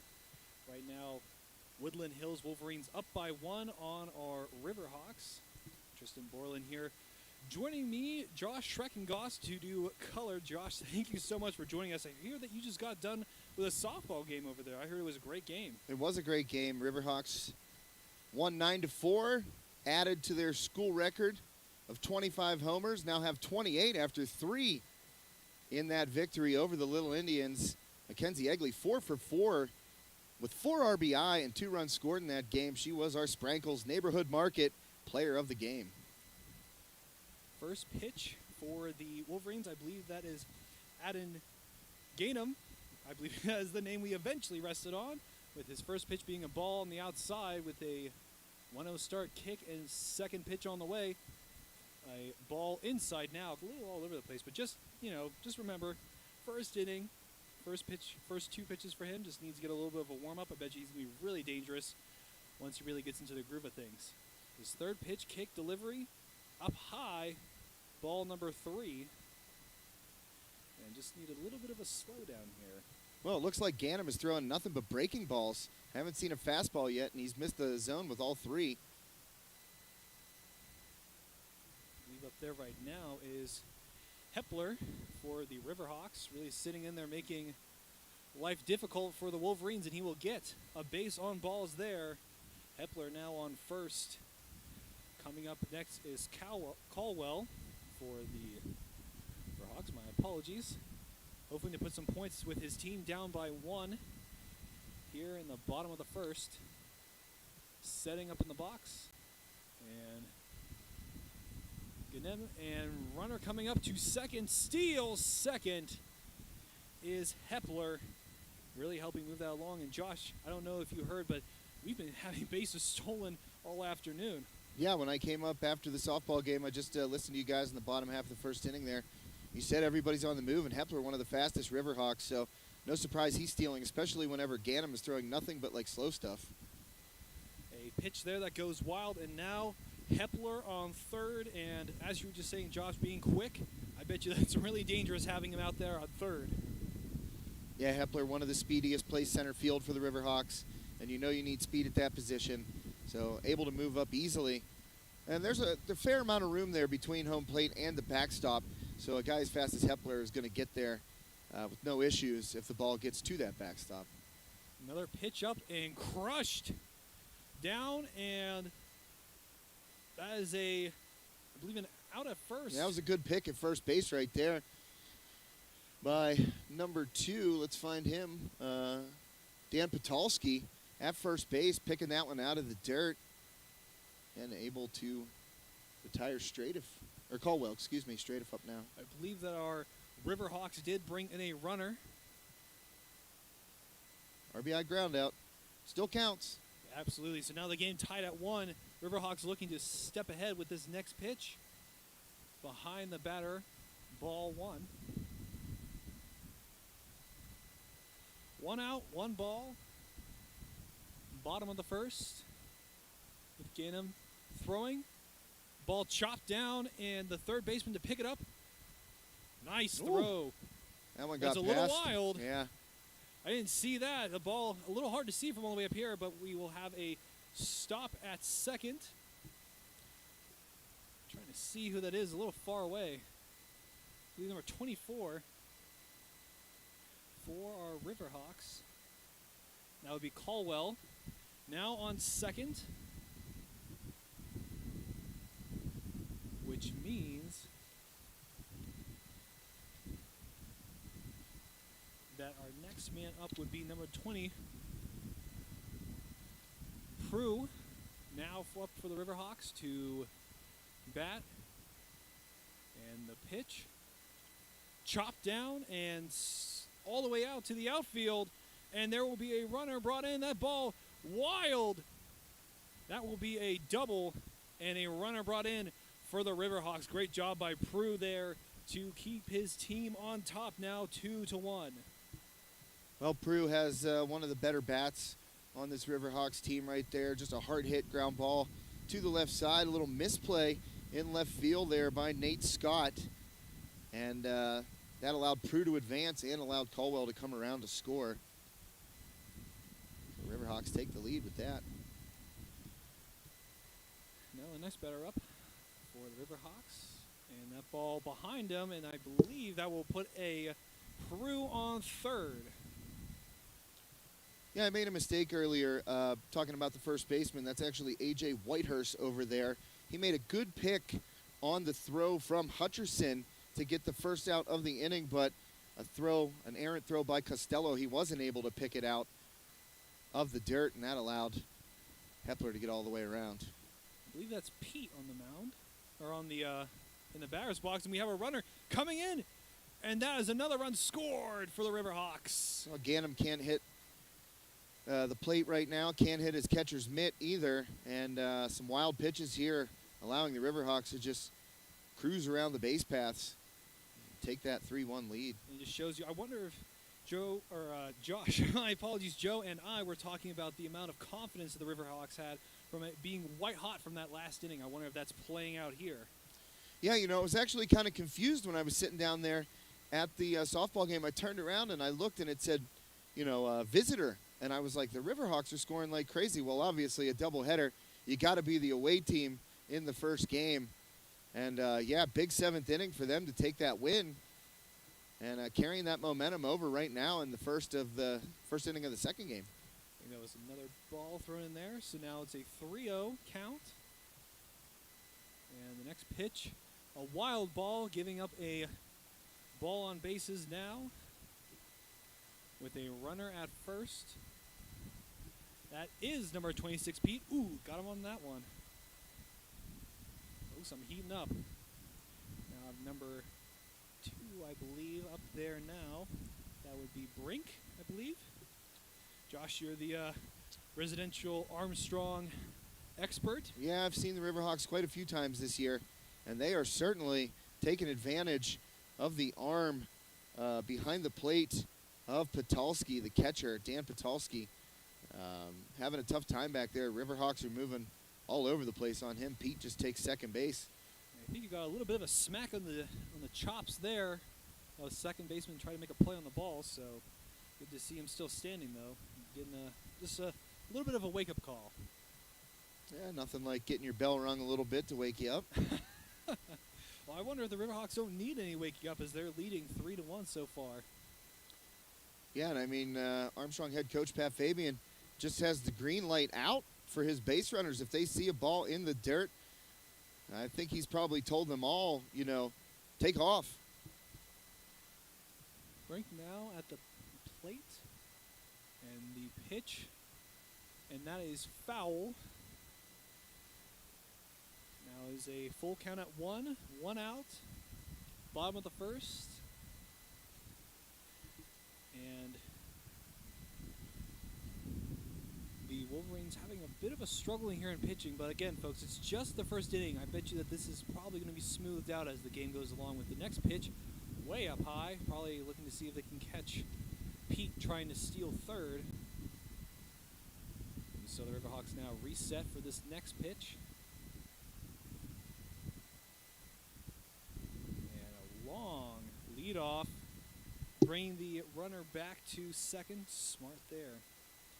So like I said, Josh, they've been stealing all afternoon. Well, Ganem right now, that looked like a fastball, the last pitch he threw to Brink. And that ball going into the outfield, and that is another runner brought in. And Pete will score for the Riverhawks, and that will send number 2, Brink, onto first. Single RBI there for the Riverhawks, making it 4-1 here at the bottom of the first against the Woodland Wolverines. Well, we've been making a mistake here on this roster. We thought it was Ganem pitching. No, that's actually his jersey number. These are the positions over here, and that's Nate Scherer on the mound for Woodland Hills. So apologies to Ganem. He's actually at second, and he's probably thinking, man, if I go back and watch this, I didn't have a very good first inning. Well, our apologies to... Yeah, you know, when you have it like that, kind of don't know where the jersey numbers are and which ones are the positions, but these are the positions. So Nate Shearer is pitching. And another, was a strike there? Foul ball? I believe it was a foul ball. Well, Shearer's pitched from the first inning, so. Yeah. I mean, we just got started, so we'll get his name correct.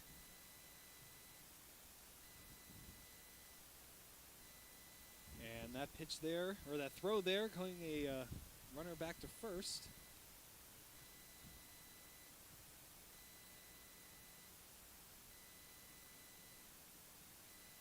And they set up here, another pitch. Crushed. Really high up. I bet you the center fielder is going to get underneath that, and he will make the stop. I believe that is the second out of the inning, though, and we'll keep the Riverhawks on first. 2 outs, score 4-1. Riverhawks leading and still batting here at the bottom of the first. Yeah, that ball skied out to Sam McCullough in center field. Had it measured, pretty easy catch for him. Now the Riverhawks up to bat again. The pitch way outside, but I believe that was just to try to unable to tag the man stealing second. Yeah, Brink down there with another stolen base. And as mentioned, taking advantage of Patulski's arm back there and Shearer's inability to throw strikes consistently. I believe that's Paddock. I believe that's how you pronounce it. Probably not. Another chop there. Going to third. The pitch on the first. The throw on the first. Throw to home. And out at home. And that is the final out of this inning. And that will allow the Wolverines to hopefully come back and make some offense of their own. Well, it's Logan Badak was up at the plate. Oh, and no, that's okay. And ground ball right there, and Brink never stopped. He thought they're never going to be able to turn that around and get the ball into home plate before I can get there. And a bang-bang play at home plate. Throw in from Whitehurst into Patulski, and Patulski puts the tag down to get the Wolverines out of that inning. And a good thing, giving up 4 in the bottom of the first. It's kind of tough to come back from when you get down too big early in the game. Oh, yeah. I remember in the first game, we thought they were a little bit ahead. They were a little bit coming from behind, but definitely not as big of a lead as in this game so far.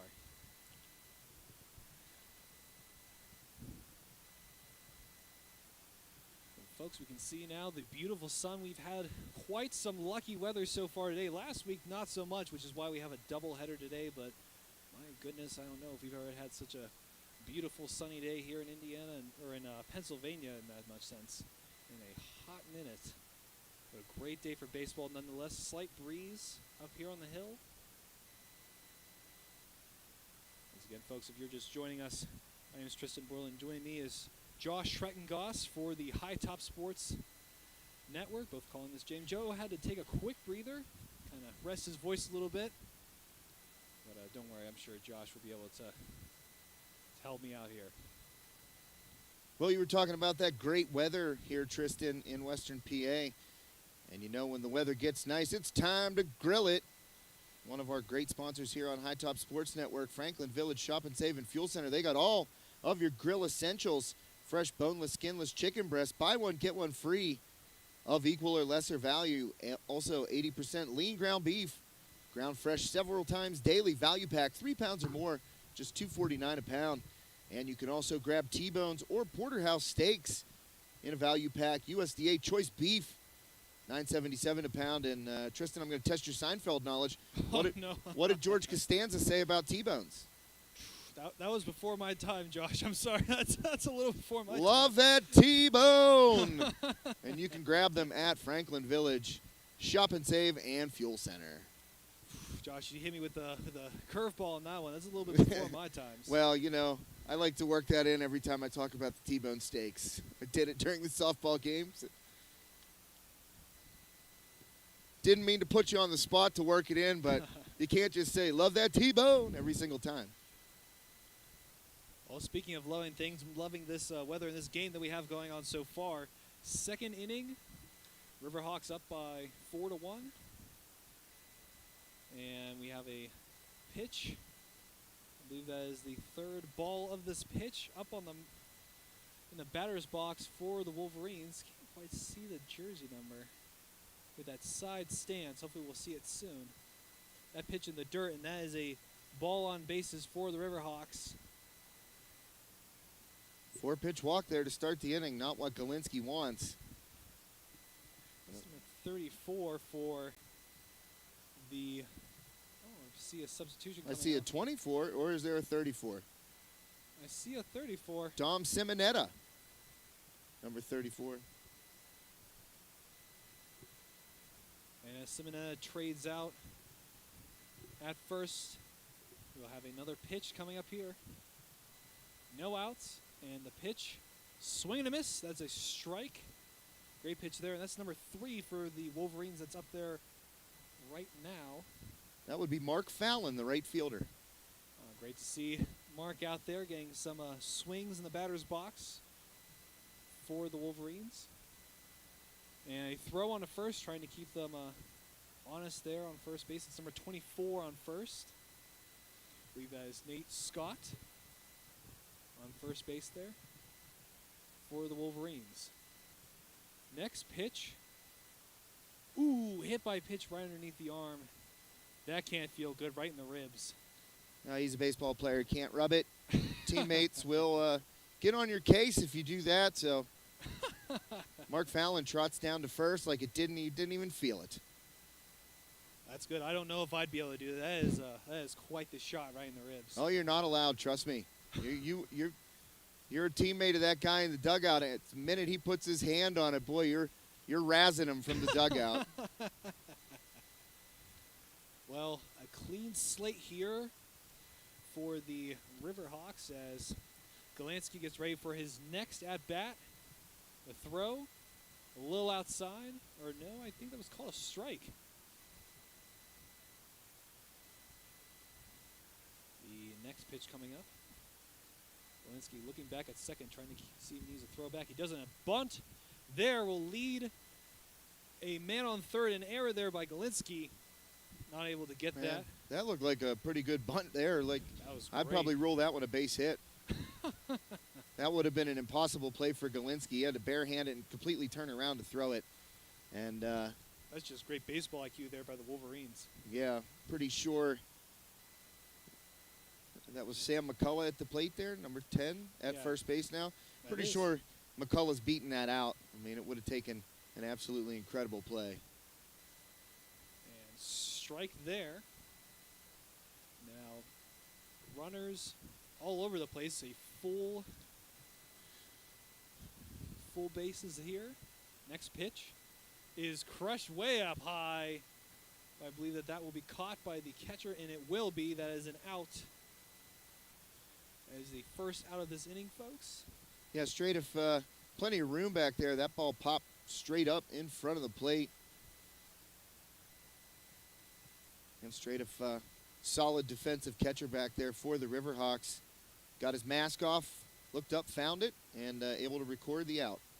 That was a great job for the Riverhawks with this next at-bat. Getting ready, trying to hold on to that lead. Up by 3, but with 3 men on base. This could be anybody's game at this point. Well, you got that first out, and that's the most important. Now the double play is intact. So if you get a hard ground ball to a middle infielder, the possibility exists, to turn 2 and get out of the inning without giving up a run. But I'm pretty sure Armstrong, the way their infield is set up right now, going to trade a run for an out in this situation. The throw inside, a little bit too low. That'll be ball 1. Love to see if Galinsky wants to continue to go back inside. He's thrown a few inside. And that ball, curse of the commentator, another pitch outside, ball 2. Well, this is A.J. Whitehurst, the first baseman, up with the bases loaded here for the Wolverines. Whitehurst seeing that pitch, chopping at it, and that will be foul. 2 balls, 1 strike, and 1 out.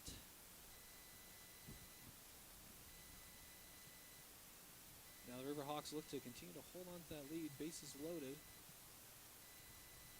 And Linsky looking back, and the pitch delivered, and that. Didn't see a call there. Just a ball upstairs. Oh, was a strike. It was a strike, and getting a signals from our man Joe that that was a strike. I didn't see the arm go up. I didn't see it either, so it's anybody's guess. And that ball crushed, going up high. And that will be out of here, unfortunately, going the wrong way, and that will be foul there for Wolverines. Well, the defensive alignment here, we called Stradoff's name a couple times behind the plate, but looks like Lucas Galinsky behind the plate here for the Riverhawks in this one. I believe so. Had quite the hustle to try to get there, but once that ball is quite off in the stands, I think that it's a little bit of a lost cause. But what a hustle from the catcher behind the plate. And the next pitch, hit again, but I believe it's going to go fair and straight into the hands of the outfielder. A throw to home that will not quite get there, and that is a run brought in for the Wolverines.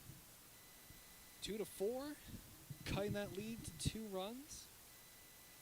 Yeah, sac fly there by Whitehurst out to Hepler, and Hepler threw to the plate. And Fallon did not advance from second to third. I mean, you're taught as a young player, if you see an outfielder coming up throwing for the plate, you advance on that base. And Fallon did not right there. So runners at first and second. That lost pitch, and there we go. Well, he can advance now. Another errant pitch for Armstrong. But again, folks, still early in this game. I'm sure we'll be able to reel that back in. These are some good pitchers out here from what I've seen in the first game. So I'm not expecting this to be a common trend. Just need to calm down and bring it back in, getting ready for the next pitch. 0-1. And hit well, but I believe that goes foul off the back of the bat. 1 ball, 1 strike. 2 outs. And Galinsky getting ready for his next pitch. He throws it. Up high, ball. Now 3-1 with 1 out. Galinsky looked to pitch again. A little inside. That is another ball.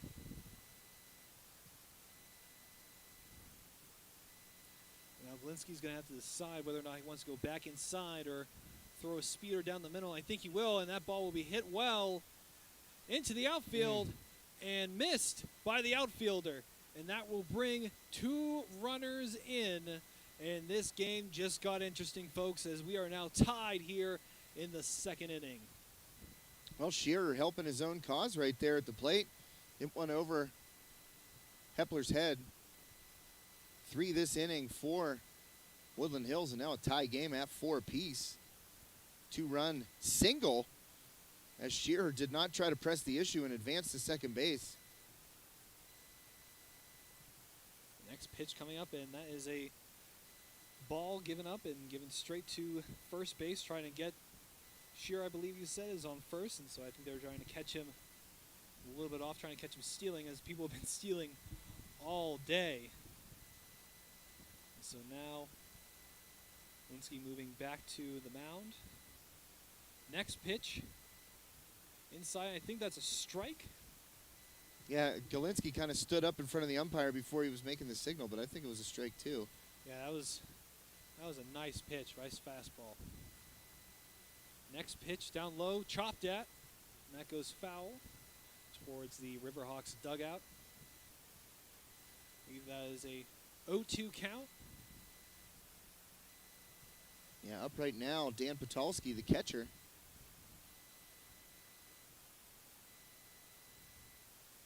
Patulski looking to probably get his team on top. Next pitch, a little outside.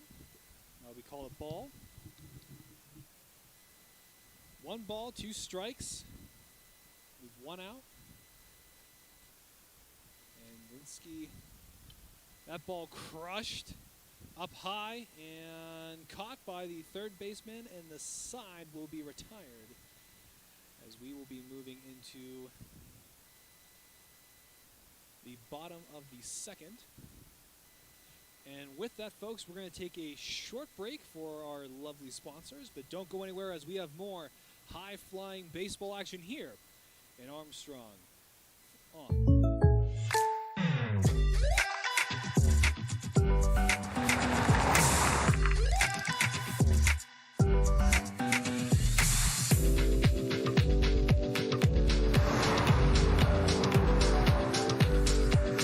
your surprisingly great rates, contact your local State Farm agent today.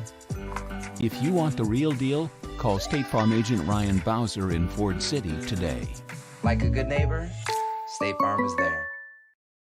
With over 40 years of experience, Steffi's Country Catering in Adrian provides sumptuous home-cooked food served by a friendly professional staff to make your next event worry-free. Ask about their grazing tables and 3-tier cheeseball cakes. Sugar Rush cupcakes by Tara are available by order, and be sure to check out their Facebook page for weekly Sunday takeout specials. Mention High Top Sports Network when you book your next event to receive a special 10% discount. Welcome back, folks, to the beautiful Armstrong baseball fields, and my, oh my, do we have a game. Tristan Borland here alongside me is Josh Schreckengost, joining us after his stint with the covering the baseball, or the softball game, excuse me, and gladly able to join us here, a veteran of Armstrong, able to help me out with some of these names, as I know that you know these players like the back of your hand. Well, you know, we've gotten a chance to do quite a few Riverhawks baseball games this year on High Top Sports Network. Between all of us, we've all seen them a couple of times at least, and you get used to it after a while. Just sometimes the spelling can throw you off, but you get used to it after a while. You start to know these kids, start to know their parents, and you start to hear their coaches talk about them. That obviously helps being around the program. Speaking of kids being in the program, you have Pete slashing at that, and that will be a ball into the gap, and I believe Pete rounding. Oh, he's smartly coming back to first. I mean, he might have gotten in there. That ball hops away from the shortstop, Hutcherson, but Pete thought about it. Hard turn around first base, but slammed on the brakes. I believe a substitute coming out for Pete. Can't quite see who that is, though. I believe it's number 23 for the Riverhawk. That's Wiles coming out onto first for the Riverhawks. And we will be getting ready from the pitch here. And the throw. And I believe that's a ball upstairs, looking to see if Wiles is going to steal second. He does not, and stays on first.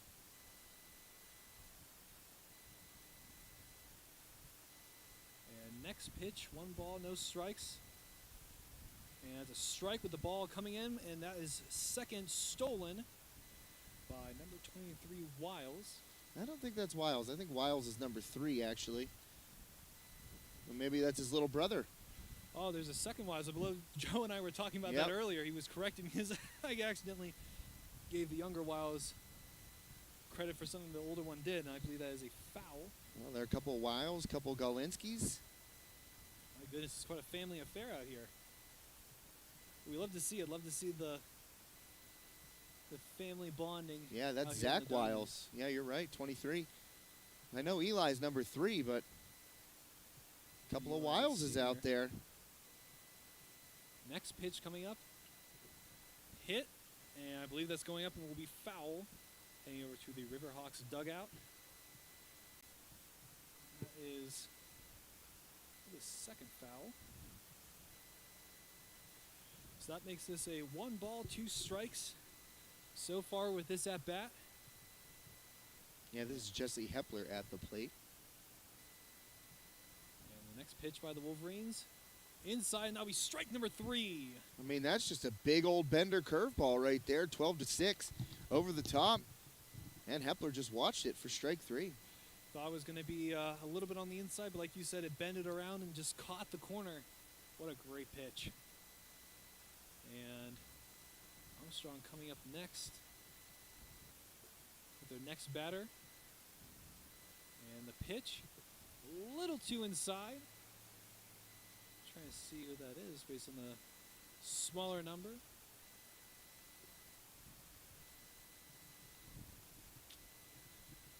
Well, it's tough to see either way. Yeah, as soon as we get a number on the game changer, it takes a little while to update all the way up here atop the press box at Armstrong Stadium.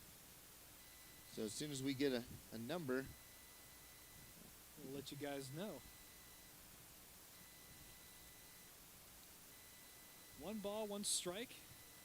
Or 2 balls, I believe. My apologies. And looking back, next pitch, another ball. Well, this is Stradiff at the plate. Zach Stradiff Oh, it is straight up. My apologies. Yeah, moving things around here. It's a long day, 14 innings if everything goes well. So trying to get everybody a variety of, at-bats and different positions maybe, different pitchers.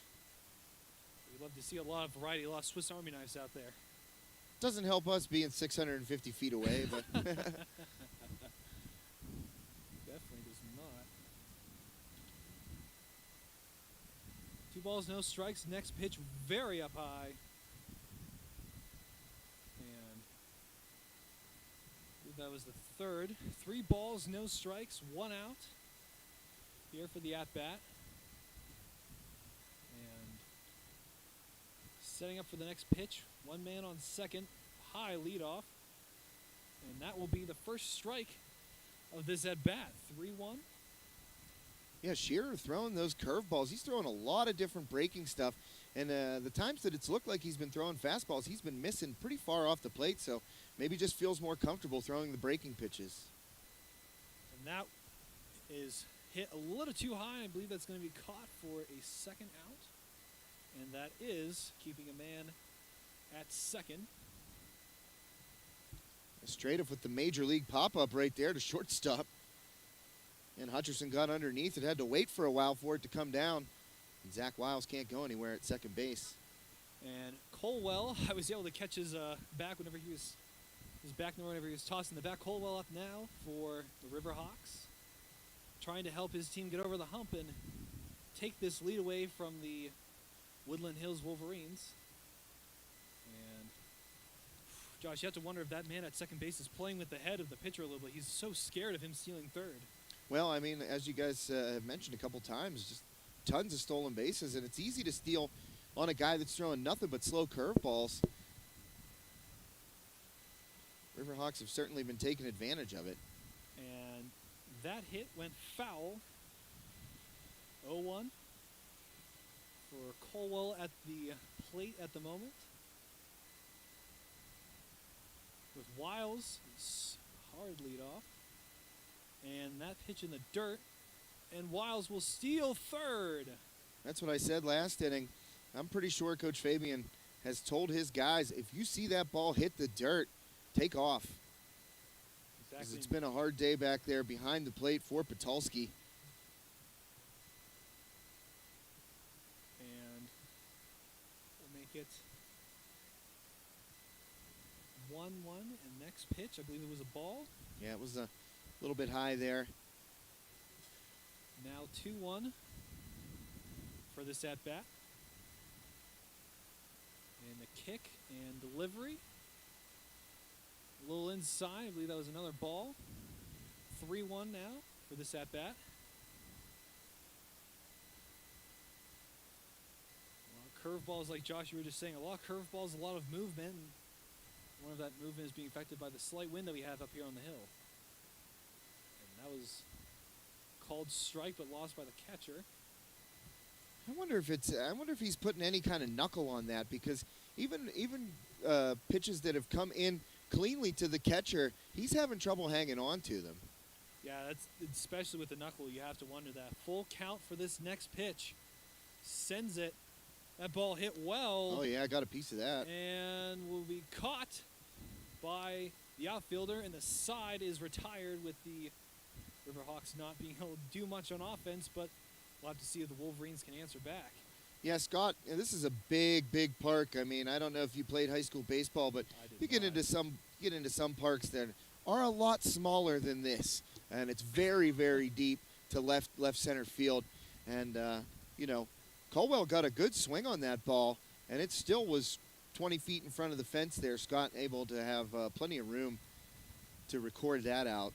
It's a big park here. It's going to take a real drive to get one out of here, especially to the left side. Yeah, that was a pitch that, like you said, was slow, but was definitely a little up high, and he was able to really drive underneath it and send it. But like you said, this field is pretty big, and just wasn't able to get just enough to get it out of the park or even past the outfielders. Yeah, while we have a second here between innings, Tristan, we'd like to thank one of our awesome sponsors here on HTSN, Battery Warehouse Plus. Spring is here, and Battery Warehouse Plus is ready to power you and your family through any outdoor activity, work, or play. Whether you're in need of commercial, heavy-duty, industrial, or farm, Battery Warehouse Plus carries a complete supply of power sources so that you can get the job done right. Battery Warehouse Plus also stocks motorcycle, ATV, UTV, and boat batteries so that you can enjoy all the outdoors has to offer. Best of all, they'll never sell you a new battery until they test your old one first. And guess what? If you do buy a new battery at Battery Warehouse Plus, free installation comes standard. Check out Battery Warehouse Plus in Katanning at 13613 State Route 422 or visit their Butler location at 469 West Cunningham Street. Battery Warehouse Plus, your one-stop battery shop. What a great sponsor you guys have there. I hear that you guys have been doing quite a lot of outdoorsing as of late, Josh. Oh, man. Got to enjoy the outdoors in a variety of ways over the weekend. A lot of mud, a lot of snow, a lot of rain, a lot of cold. Sleeping on the ground. Nearly getting run over in our campsite. It was a wild, wild weekend up in Centerville, PA. Anybody out there from Centerville, give us a round of applause. I looked it up. The population's about 216 as of the 2020 census. And it's more of that Jeopardy knowledge for you. I did look it up. I wanted to see how many people lived in quote-unquote Centerville, and it ain't a lot. There were definitely more at the A-Works race that we covered. There were definitely more bikes than people, quads, dirt bikes. It was a wild weekend, to say the least. I'm seeing, I think we have one of the Pete brothers up to pitch now for the Riverhawks, number 6. Well, number 6, that is Lane Pete. Tanner Pete, number 26. Lane, number 6. I believe that's Costello up to bat at the start of the top of the 3rd here. And that first pitch from Pete is in the dirt for a ball. I think that Lane's the older one? Yes, Lane is the older one. Seems like the older brothers get the smaller numbers. Costello with a good hit, but a throw from 3rd, and that will be an out at 1st. Yeah, Prue, strong throw across there, but give credit to Logan Badak, able to hold the bag at first base. That throw was kind of pulling him up the line, and he kept that foot on there, so nice play by the Armstrong infield. Oh, yeah, we've been seeing a lot of those great plays so far today, a lot of good movement by the infield here. And Pete with the next batter up throws. That ball hit and goes. Base hit to right field there. I think that's Mark Fallon, their right fielder. And he just real compact swing right there. Able to spray it out to right. That was a great hit, being able to put himself onto first, and hopefully allow the Wolverines to stretch the lead and possibly split the series, or split the doubleheader today. And the next pitch for Pete from the man up bat is a little up high, ball 1. Well, if we are following the batting order here that we got prior to the game, this will be Adam Gannon, the second baseman, at the plate. And looking at first, no throw from Pete, though. Just wanting to put the fear of God in the first base runner. And he delivers the next pitch up high and out. If it wasn't for a duck from the batter, that probably would have been a nasty play, but luckily great reflexes. 2-0 right now. And Pete eyeing up his target. Throws, and that will be a strike. Nice and inside on that pitch. 2-1, 1 out for Pete. And he will set up the pitch. Swung on, but no good. I believe that will be the second strike.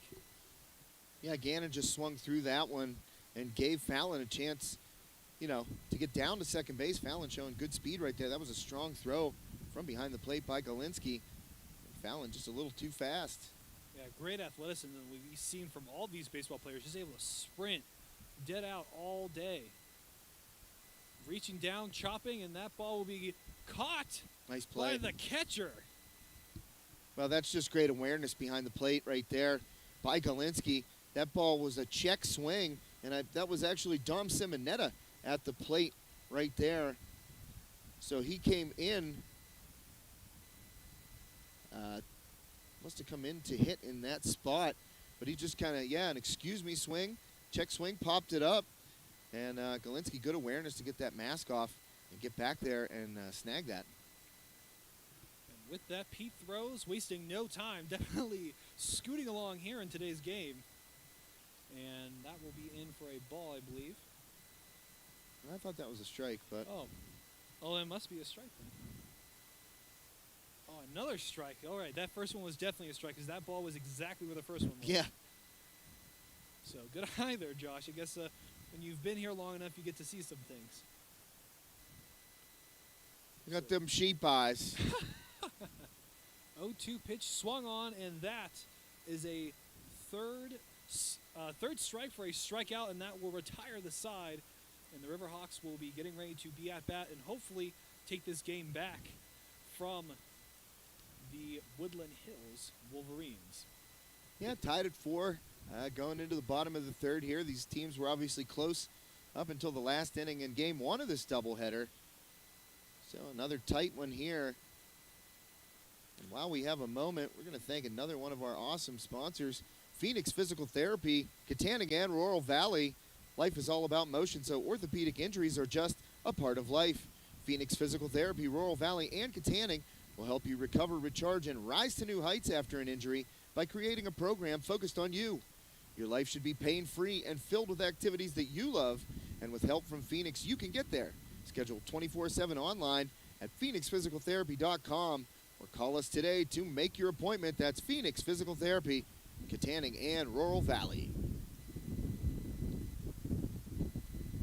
They're one of your good sponsor for High Top Sports.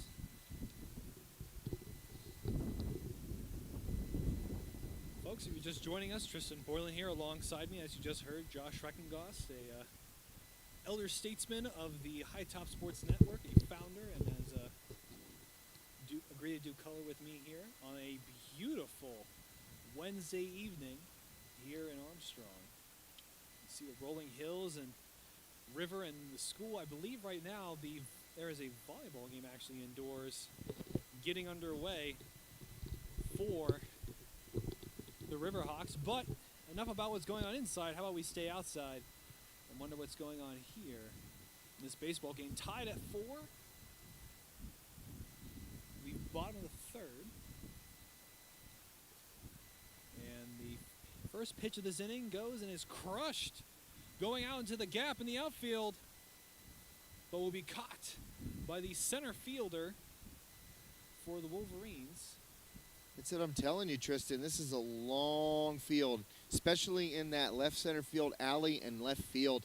I mean, really gave it a ride there. I'm not sure who that was yet. Haven't had the number 20 for the Riverhawks. So that would be Ethan Prue. Well, that's Ethan no Prue. surprise. He's a big, strong kid, and you know, he got a good piece of that one, but you hit it into that left center field alley, and if it's up in the air for a while, it just takes a mammoth shot to get it out of here.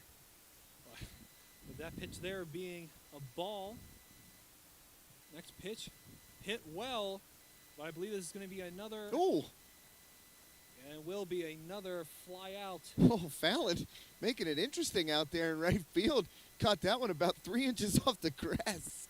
I think he just wanted to keep it interesting for us. It's been a long day and just wants to keep us guessing.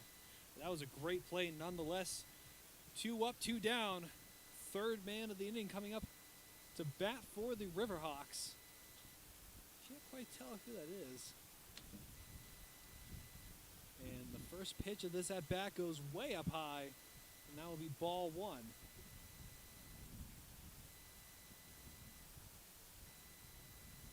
And the kick and deliver for the second pitch. And that is a strike. Good curveball inside. And that having the count even 1-1 with 2 outs. This is Hayden Brink at the plate, I believe. Nice. A ball outside. 2 balls, 1 strike. And as Josh just said, this is Brink settling in, trying to give the Riverhawks the lead of this game, because right now it's tied at 4 each. And Brink setting up to wait for the next pitch, which is down low. Ooh, that was, I mean, obviously we're far away, we've said that, but that one looked pretty close. And that is now 2-1, 2 outs, and the next pitch. And that is called strike. Yeah, that was I'm not sure. I would love to be down there in the batter's box to see if that thing is knuckling at all, because if he's throwing a knuckle curve, I mean, those are tough to hit. Well, that was definitely tough to hit, especially that one being foul. 2-2, 2 outs for this at-bat for the Riverhawks. And the next pitch hit well, but I believe foul as well. Yeah, foul down the line there. And that's another thing about those slow breaking balls. You know, more often than not, you're going to be out in front. Oh, yeah, especially if there's a knuckle on that. That ball's going even slower than usual. And now the next pitch underway, and that ball goes outside. And that will be first base for the Riverhawks. Yeah, Brink able to draw that walk there. Brink with a now on first, hoping to give the Riverhawks some life with 2 outs. Here with a tied game. And the next pitch from the Wolverines. Just outside, but that will give Brink second base. Another steal, Josh. Yeah, well, on the move. These Riverhawks are definitely on the move, quite athletic. This is Weinskovich at the plate, Seth Weinskovich. Weinskovich looking and knocking that ball straight back to the pitcher. That's through. It's through, and that could be a runner brought in, and I believe it will be. The Riverhawks will take the lead 5-4 here at the bottom of the third in this doubleheader. Weinskovich just hanging with that one. Hard ground ball back up the middle, through the box, and out of the reach of the diving second baseman, Adam Gannon, and it gets through, and Brink moving all the way.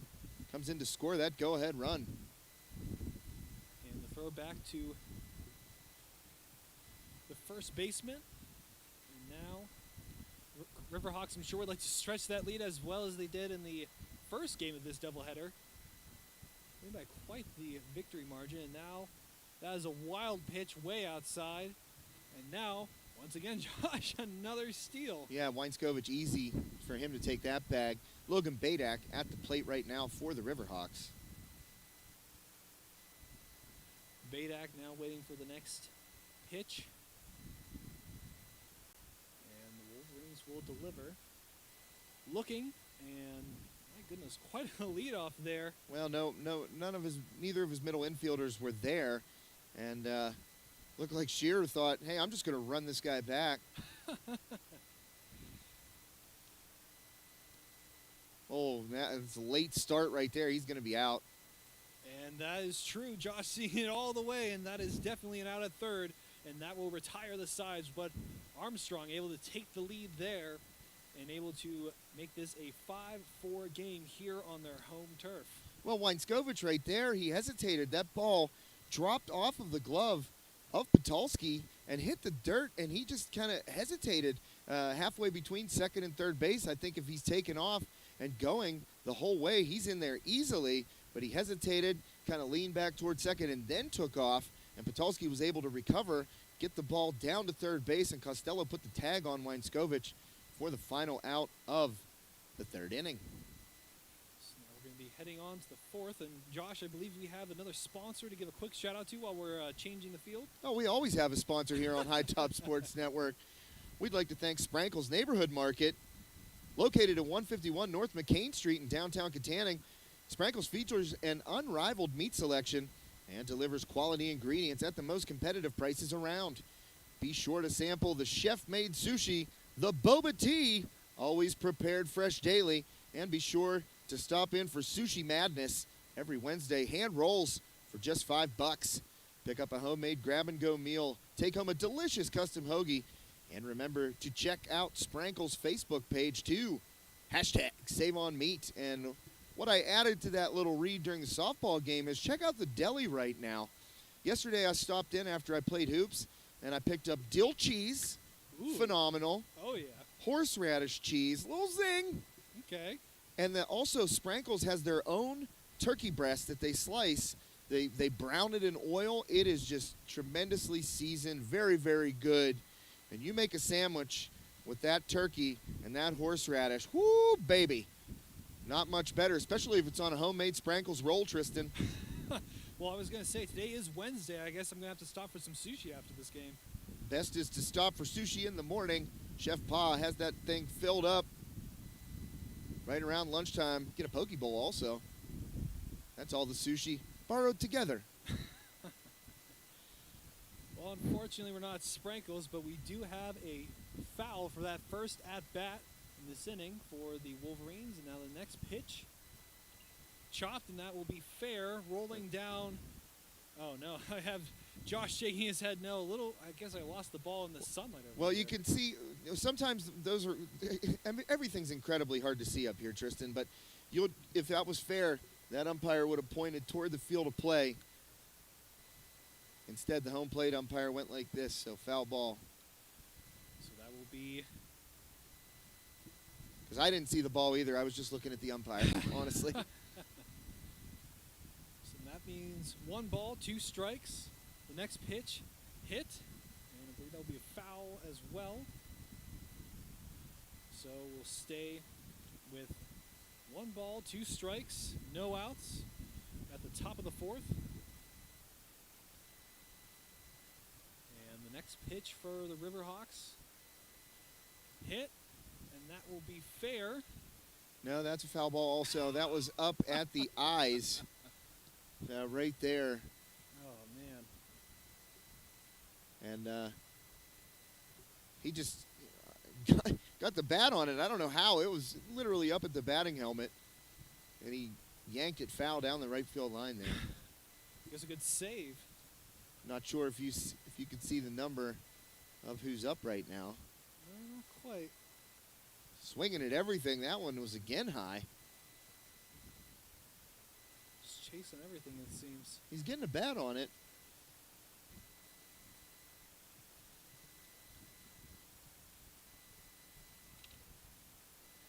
Guess now we're going to have to see if there's going to be a change in the attack plan with 2 strikes.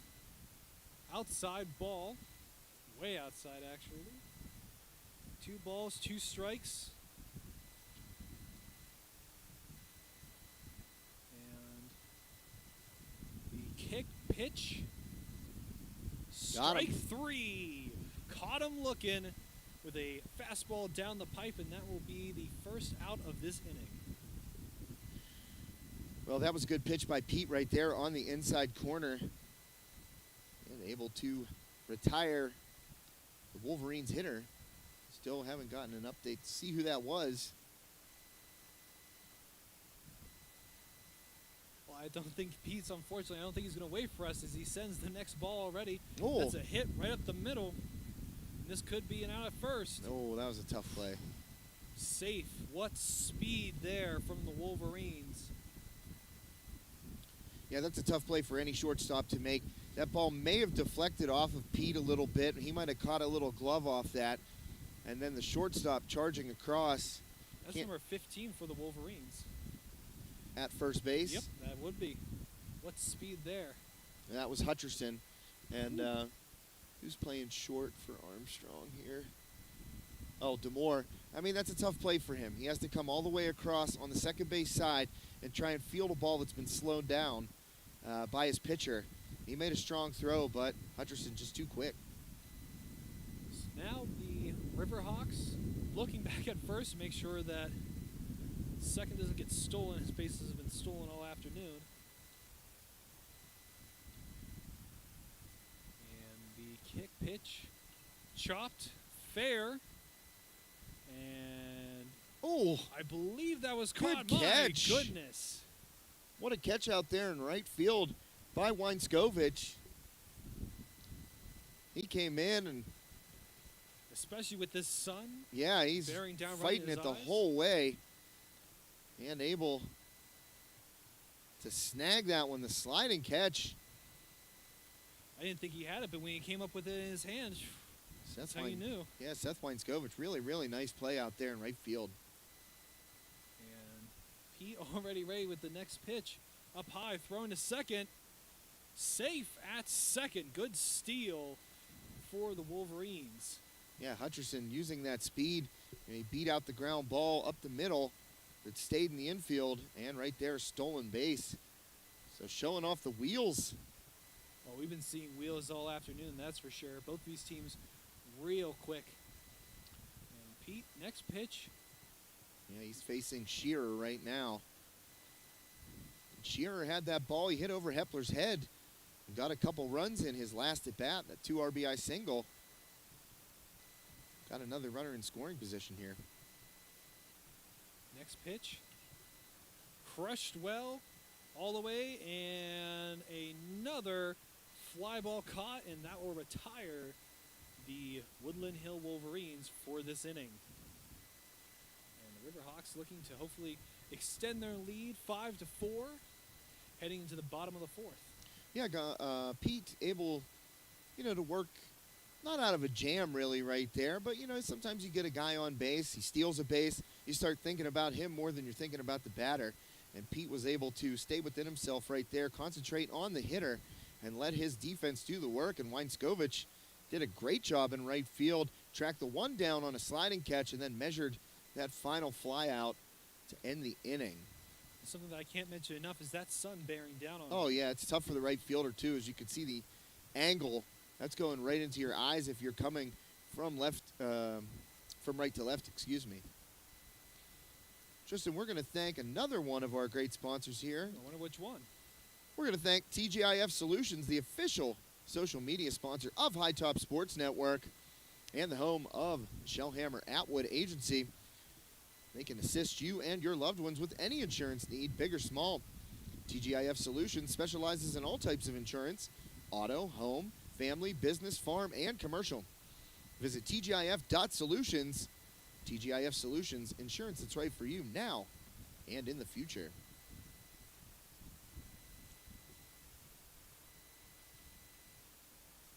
And the Riverhawks, I'm trying to see who's going to be up at bat next. I think it's number 2, number 3 for the Riverhawks.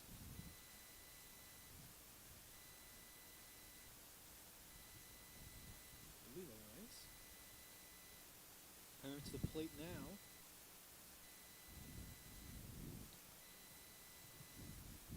Well, what has been helping me a little bit is to close and reload the Game Changer.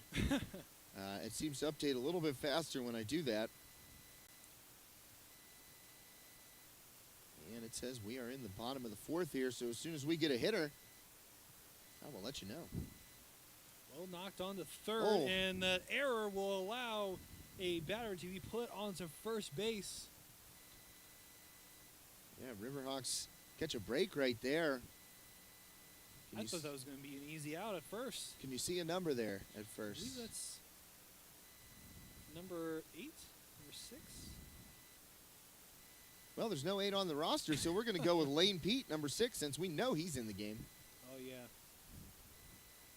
And no hesitation, the ball outside, looking for the first baseman to steal at second, looking for Pete to make a break for it, but Pete wisely stays in. Well, it's actually Logan Badak Oh, Badak, my apologies. at the plate, number 9. So the jerseys are tough to see the way the numbers, the font that the numbers are in, on that orange on the blue, the 6s, 9s, 8s, all that stuff. I'm serious. It's like crunched together, yeah, and they're absolutely. tough to see sometimes. Very tough to see. And Wolverines looking for the next pitch. Up and out, looking for another steal, but no good. 2 balls, no strikes, and no outs. Bottom of the fourth. Riverhawks up 5-4. I remember correctly, at this point, the Riverhawks were losing in the first game. Another pitch outside, 3 balls, no strikes. Josh, I think this is just a perfect example of getting in the head of the pitcher with a runner on first. Well, you know, you want to do everything in your power as a base runner over there to kind of distract him. As I said, you know, sometimes you get more concerned about the runner than the hitter when you're a pitcher, especially in a tight game. And that's kind of what Badak's doing out there, kind of, you know, just making himself aware to Shearer right now. 3 balls, 1 strike, next pitch. Huge Outside. jump. Yeah, it was the ball 4 anyway, but Yep. I mean, Badak got a huge jump right there. Would have been an easy steal, but instead of, that was a walk. Oh, was it hit by pitch? It was 3-0, so I didn't know. 3-0, and so we'll bring on the next Riverhawk with a man in scoring position. Once again, that's number 9, Badak, on second in scoring position for the Riverhawks. And number 23 on first. I believe that's Wiles, who's being traded out right now. It was indeed a hit by a pitch, the game changer, just catching up now. I thought it was just a throw behind the plate. And Logan Galinsky took that inside and down to first. So getting a pitching change here for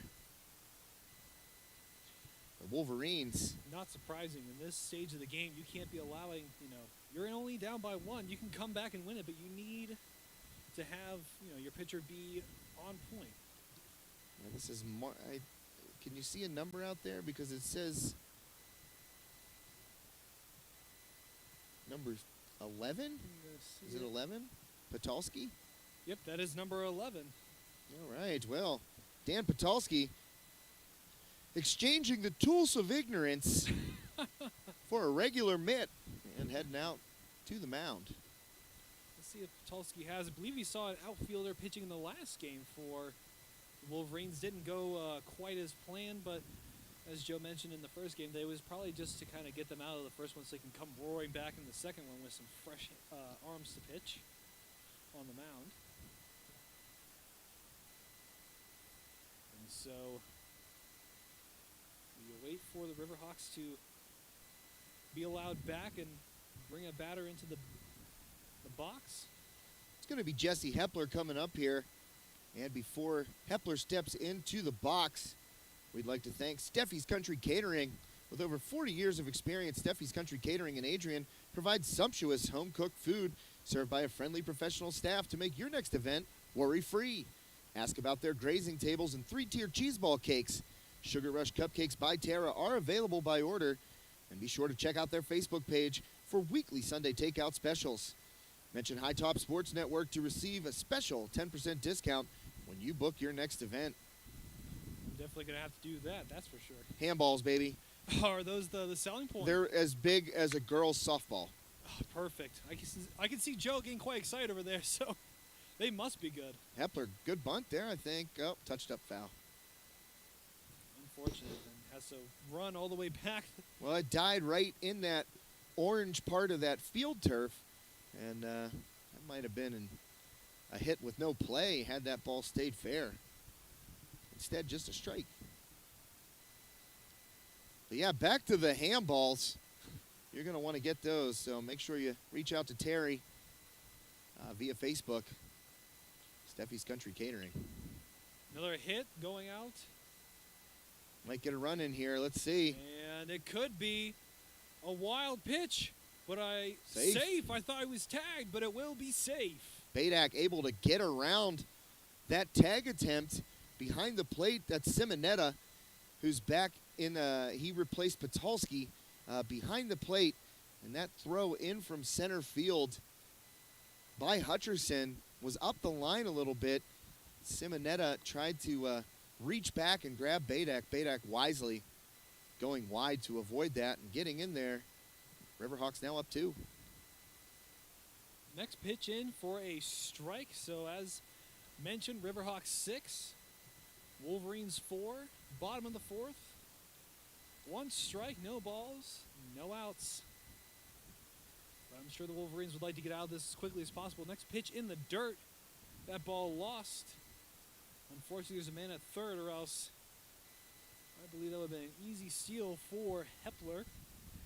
As I know, Josh, you've mentioned him quite a few times. He's quite the quick fellow out there. Oh, yeah, he's got some speed. And next pitch coming in the dirt again, and that will be home brought in from third. The Riverhawks putting up another point here in this fourth inning. Well, Zach Wiles able to get in there with ease. That ball skipped away from Simonetta to the backstop, and Wiles scampered home. 7-4 Hawks. Next pitch coming. Let's hope there is a little more control. And caught it on that one. I believe it was a strike. A little hard to tell because the pitcher was able to stand up and stand right in front of the umpire. Or the catcher, my apologies. Next pitch up and high. That is balls on base. So it was a ball on the last call. Now a man on each corner of the bases. Up now.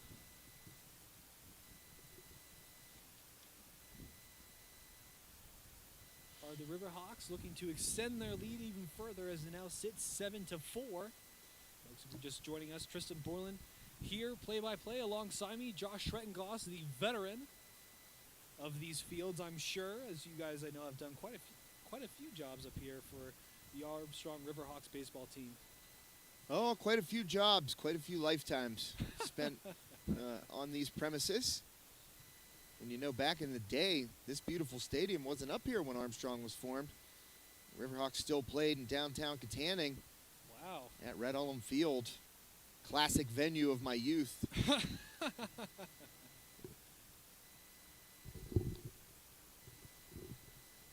meant the football team, because I said the stadium wasn't here. And that is strike on the down and in, just catching the corner. One ball and one strike, I believe, so far the count.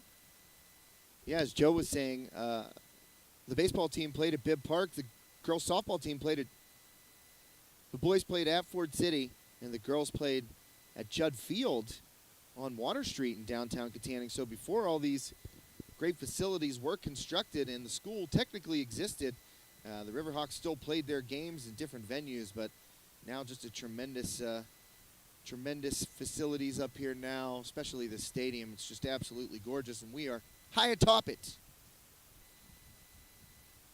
And that is ball on base as it was 4-1 on the count, and now we have a loaded bases here for the next Riverhawk coming up. Well, Demore and Stradiff have drawn back-to-back walks. Hepler still over there at third. He advanced when Wiles came in on the wild pitch by Patulski. Next pitch, crushed, but a little high. I think they're going to be able to get underneath it. And that will be dropped. That ball dropped. Got the force at third, I think, though. I think they did get the force at third. Or no, maybe not. So a runner brought in. Well, they got a run, and I believe the out call was finally made over there at third base. Oh, yes, I can see him trotting away now. Good call, Josh. I thought they got him at third, but yeah, I seemed a little stagnant. That was Stradiff, and I mean, you're just in no man's land right there if you're Zach Stradiff. You don't want to get too far off second. You figure the left fielder's going to make that grab, and the ball dropped in off the glove of Sam McCullough, but it dropped right in front of him. So he was able to come up throwing to third base, and a one-hop throw in there. A good play at third. Oh, they're putting him back on. Oh, goodness. No, apparently they looked at the video. Yeah, as I heard Joe say, they must have been watching our broadcast, and they were able to do the replay, I guess. Well, still nobody out. Bases loaded, and Hawks are up 8-4. Chance to really bust this game open here in the fourth inning. With the next at-bat, chilling a lefty, I believe. Trying to see if I can get a number off the back. Ooh.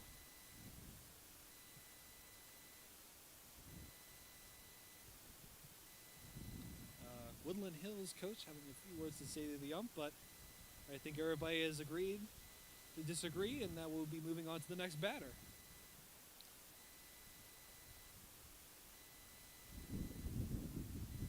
And awaiting the pitch now are the Riverhawks. The kick and delivery. This is Mitchell outside. Burke. According to Game Changers, this is Mitchell Burke at the plate, and I don't think I've seen him hit all year. Well, I think we're about to get our first dose right here and now, Josh. With that ball being outside, so ball 1. And next pitch, upstairs, ball 2. Or maybe not. Maybe we're not going to get to see Mitchell pitch quite yet. Yeah, Mitchell Burke getting a at bat in a pretty big spot here. Bases loaded, nobody out. And outside again, ball 3. Well, this game has featured Woodland Hills pitchers just not having the command. And started with Shearer and now Patulski. Yeah, both of them having trouble. 4-pitch walk and an RBI for Mitchell Burke. All right. Unfortunately, that's what happens when the bases are loaded and you give up a ball on base. And so now the Riverhawks 9, the Wolverines 4. Bottom of the 4th. Waiting for our next batter. This will be Hayden Brink coming up. Perfect.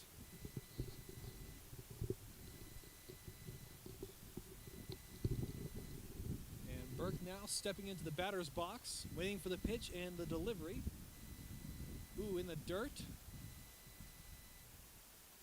And corralled, luckily by the Wolverines. We've seen a few bases given up on wild pitches like that, Josh. Well, we got a pinch hitter in here for Brink. It's Dozick. Dozick Zablocki. Real nice kid. He's always super helpful, super nice to us. Loves what High Top does. And he's always got something to say every time I see him. And he's getting an at-bat right now. Wild pitch, another run. Another run for the Riverhawks, 10-4 here at the bottom of the 4th. My goodness, as this game started to run away a little bit. Still nobody out. And that has to be the most worrying part of all of this. 2 balls, no strikes on this at-bat.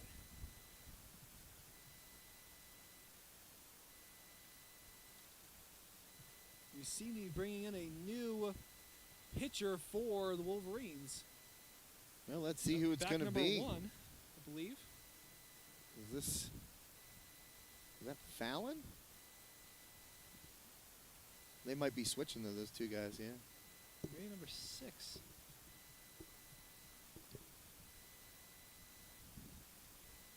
Yeah, definitely number 6.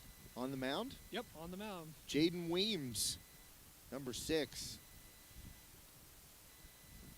Jaden hoping to kind of close this game out. Only 3 more innings left.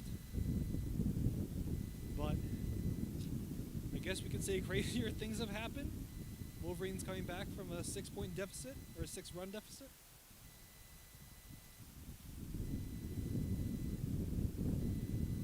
Not often you see a guy get pulled with a 2-0 count. It's tough. He's already given up quite a few bases, though, on balls, so his coach said enough was enough. Yeah, Mitchell Burke and Ethan Prue both advanced on that. Dozick Zablocki still going to be at the plate here, getting to face a new pitcher. We also have a new catcher. See what the number says. Definitely, as you said, Tristan, number 6, Jaden Weems. In to throw now for the Wolverines. Weems looking to help pull his team back out of this one. Or at the very least get out of the inning. This has been quite the 4th inning for sure. Well, we still have Simonetta as the catcher here. We'll see if any other positions change. Well, Josh, I was going to say, maybe you can tell us more about this batter. You seem to know him quite well. Dozick. Yes. I know Dozick from football more than baseball. Oh, okay. But a super nice kid. Like I said, always asking to help. He's always asking if I need a hand with anything. And, you know, I appreciate student athletes that are willing to lend a hand to the high top guys.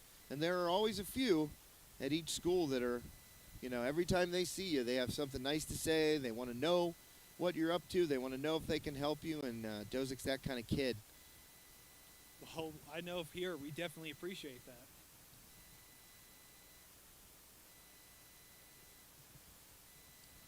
Just a little couple warm-up pitches, and I guess while we're waiting for some warm-ups, Josh, do we have any more sponsors we want to give a quick shout-out to? Well, we'd like to thank today's official broadcast sponsor, Ryan Bowser State Farm. Buckle up with State Farm to find auto insurance that fits you and your family's needs. Agent Ryan Bowser can assist you with all your auto insurance needs, from collision and comprehensive to rental and rideshare. State Farm is the largest auto insurance provider in the United States, and Ryan Bowser can help you find the plan that's right for you and your family. Contact Ryan Bowser at 724-763-9331 today, or you can stop by and see him downtown Ford City.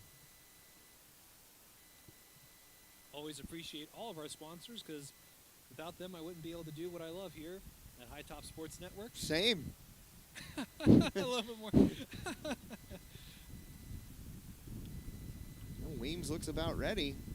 Let's hope so. It's been quite a warm-up.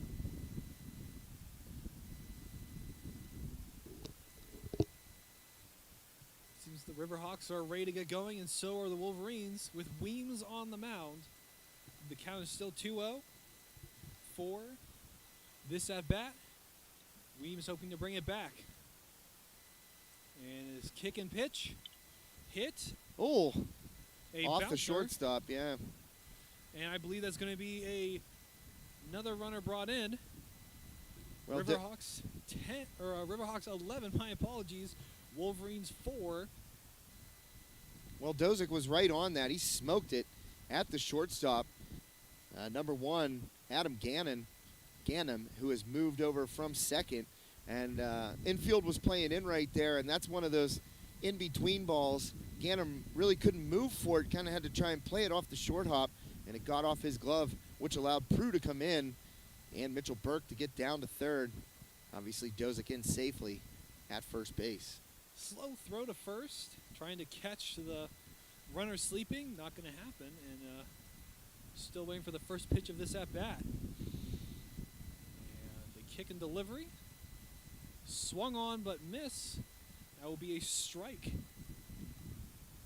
Just a side note, still no outs in this fourth inning.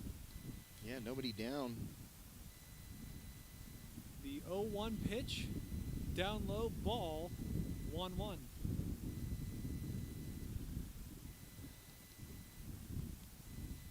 And now Weems measuring, waiting for the pitch. Kick and throw off the glove, and I believe that's going to be second.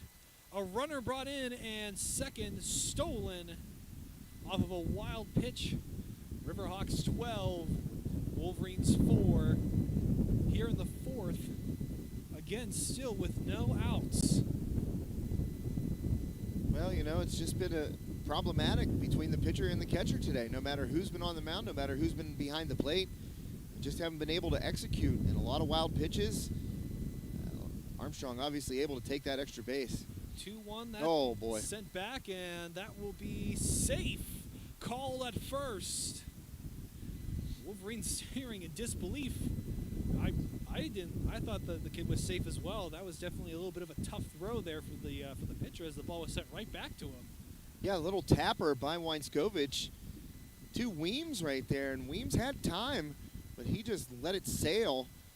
And at first base now is Whitehurst, and he had to go up off the bag to get it and tried to get back before Weinskovich got there, and Weinskovich slid into first and safe.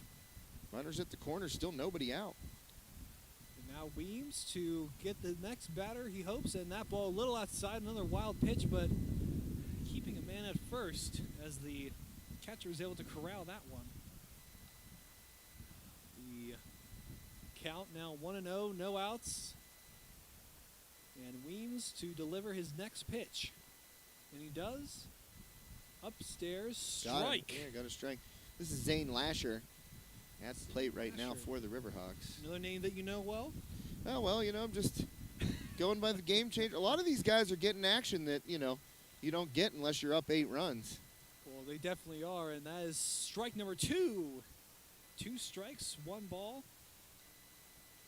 No outs. This could be the first out of this inning. I should say up 8 runs in the second game of a doubleheader. You know? Exactly. Got to dig deep. Ooh. And that is strike number 3. Caught him looking. Weems getting his first strikeout of the game and the first out of this inning. I'm wondering if Weems is starting to hone in. That was a good pitch by Weems right there. Outside corner. Kind of froze Lasher. I think he was looking somewhere else and didn't pull the trigger on that 2-strike pitch. I wonder if Lasher thought with a ball outside like that was going to be another ball. Well, that one low. That's definitely a ball. The count 1-0. 1 out. Riverhawks up once again by 8 runs. Score 12-4 here in the 4th inning.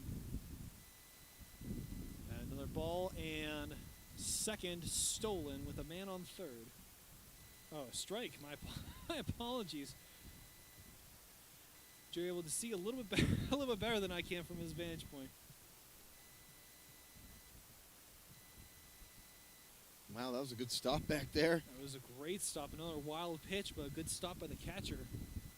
But that will be a ball. Yeah, Simonetta showing good hop back there and able to stick that glove out, get the backhand, and keep it from going to the backstop.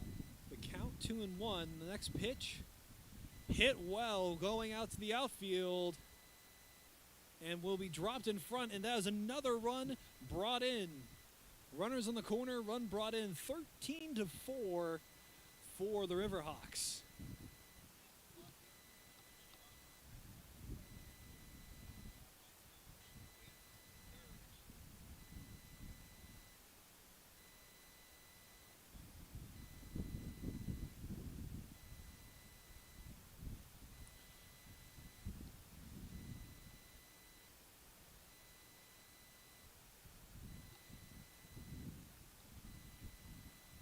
Hepler now looking hope to move his team along a little bit more.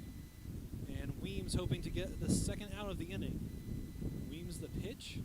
Hit well, sent out. And the outfielder will be able to get underneath it for the second out of the inning. But a man brought in. And that will now be Riverhawks 14, Wolverines 4.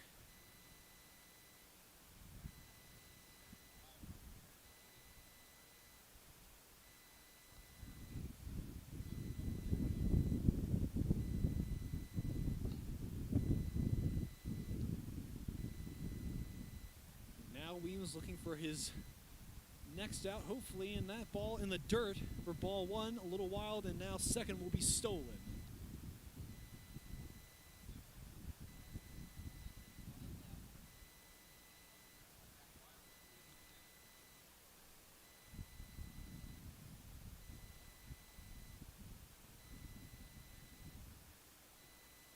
Weems going and pitching it. A wild ball, a man being brought on to third. A man on third. 2 outs. The count up 2-0 or 2-0.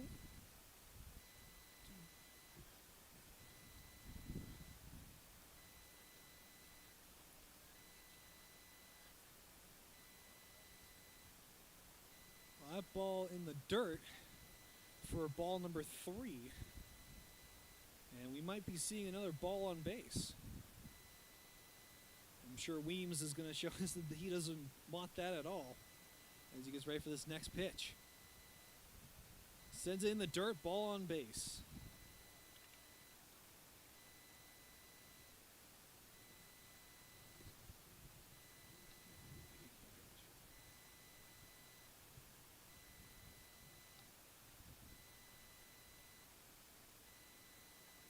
So the next batter coming up for the Riverhawks.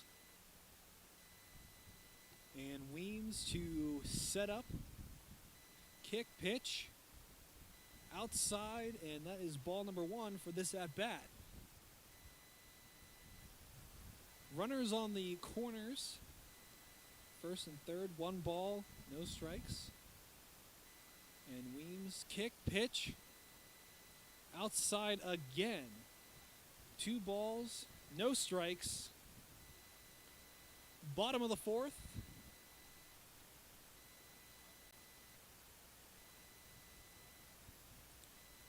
Smith really has his work cut out for him right now, running all over the place. Up high, looking to catch the steal at second. 3 balls, no strikes for Weems at this at-bat. Now Weems getting ready to send another pitch. Swing and a miss. That's a strike. First strike for this at-bat for Weems. 3 balls, 1 strike. Weems kick pitch and wild pitch. And that will bring in another man on to bring in another run off of a wild pitch. Man on first, second, and the Riverhawks now up 15-4. And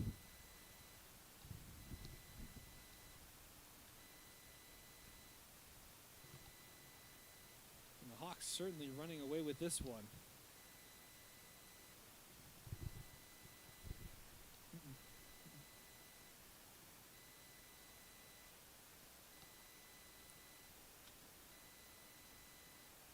Another base given up. I believe that was a hit on pitch.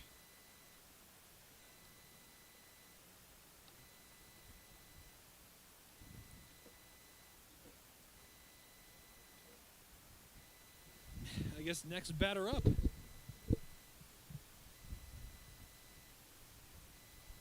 Well, the Riverhawks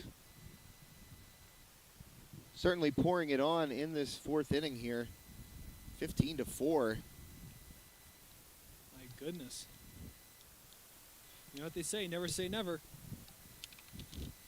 Well, obviously, tough to come back.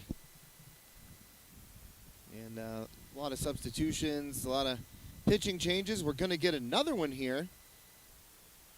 15-4, bases loaded, 2 outs. Bottom of the 4th, Riverhawks in command. I believe it's Fallon coming up on the mound now for the Wolverines. Everybody getting a shot. I think Joe just left. I think he's about to go out and try to pitch. Yeah. Joe going down into the press box for something. You never know. He might get called out there. Who knows? I'd love to see. I'd pay money to see that. Hey, Joe's got a pretty good arm, man. Oh yeah? Oh yeah. I can't say I've seen it. He's very long and lanky, so it's kind of like a it's kind of like a sling. Dude, I'm telling you, he can chuck a ball. Like I said, I haven't seen it. Hopefully I'll be able to stick around long enough to see it. Oh, I'm sure you'll see it. High top guys, we like to shoot some hoops, throw some catch, throw some football around. And who knows, Joe might be getting the call from the bullpen out here. Woodland Hills trying everybody today. Joe letting us know that he has 1 year left of high school eligibility. If anybody out there in need of a 33-year-old spot reliever, a possibly 6'3", 15-year-old.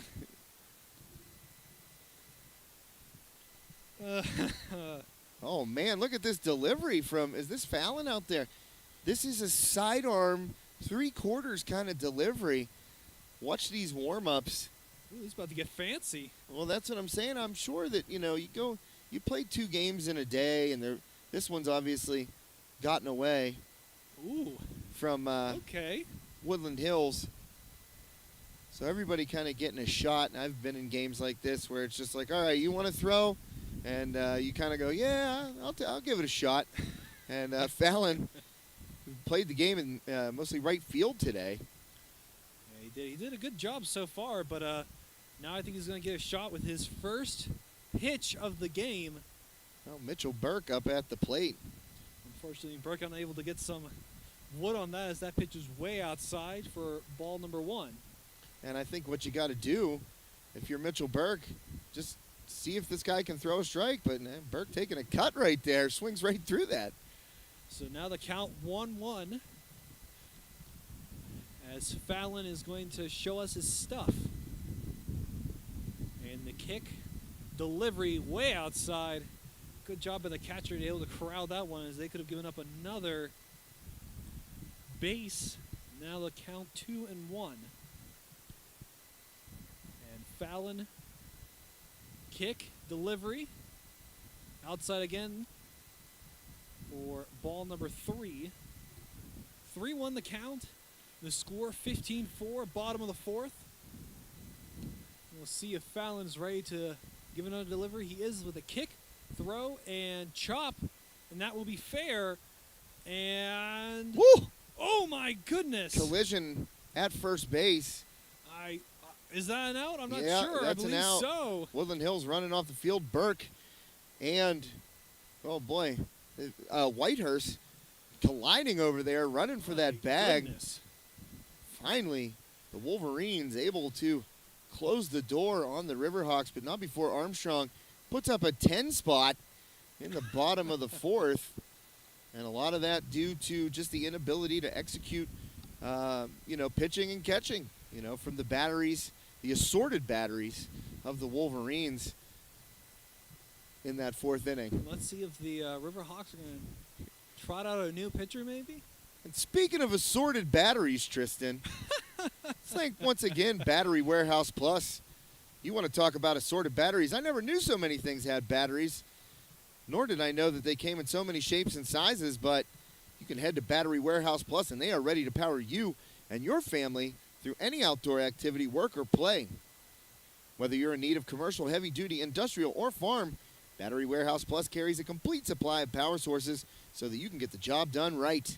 Battery Warehouse Plus also stocks motorcycle, ATV, UTV, and boat batteries so that you can enjoy all the outdoors has to offer. Best of all, they'll never sell you a new battery until they test your old one first. And if you do buy a battery, count on free installation. Check out Battery Warehouse Plus in Katanning at 13613 State Route 422, or visit their Butler location at 469 West Cunningham Street. Battery Warehouse Plus, your one-stop battery shop. Well, speaking of which, ATVs sounds like a quad, wouldn't you say? Oh, man. Bring back Saw a lot of quads. Saw a lot of quads this weekend, that's what I hear. Well, the Riverhawks can close this one up here, Tristan. If they can go without allowing a run by Woodland Hills, that would put them up 11 after 5 innings. And I believe that would be the end of this game. So we are going to see here, it looks like number 30 for the Riverhawks. Yeah, we got a pitching change, and that's going to be Zach Wolf out there on the hill. Well, Wolf with his first kick and throw of the game, and that is a strike. My goodness, what a throw. Well, we didn't see many of those from the Wolverines last inning, so it's kind of shocking to see the first pitch go down there for a strike for Wolf. And number 11 at the plate, that's Patalski. Strike due. My goodness, really, Wolf out there getting it done. Well, I'm sure that Coach Fabian and the staff just said, go out there and throw the ball over the plate. We're up 11 runs here. Just don't do anything fancy. Just get it over the plate. And there he did. My goodness, caught him swinging. Strikeout. We haven't had a strikeout in this game for a while, but good to see it there. Like you said, sometimes that's all you need is to just throw it over the middle of the plate. Yeah, you don't need to get fancy. And, Wolf out there.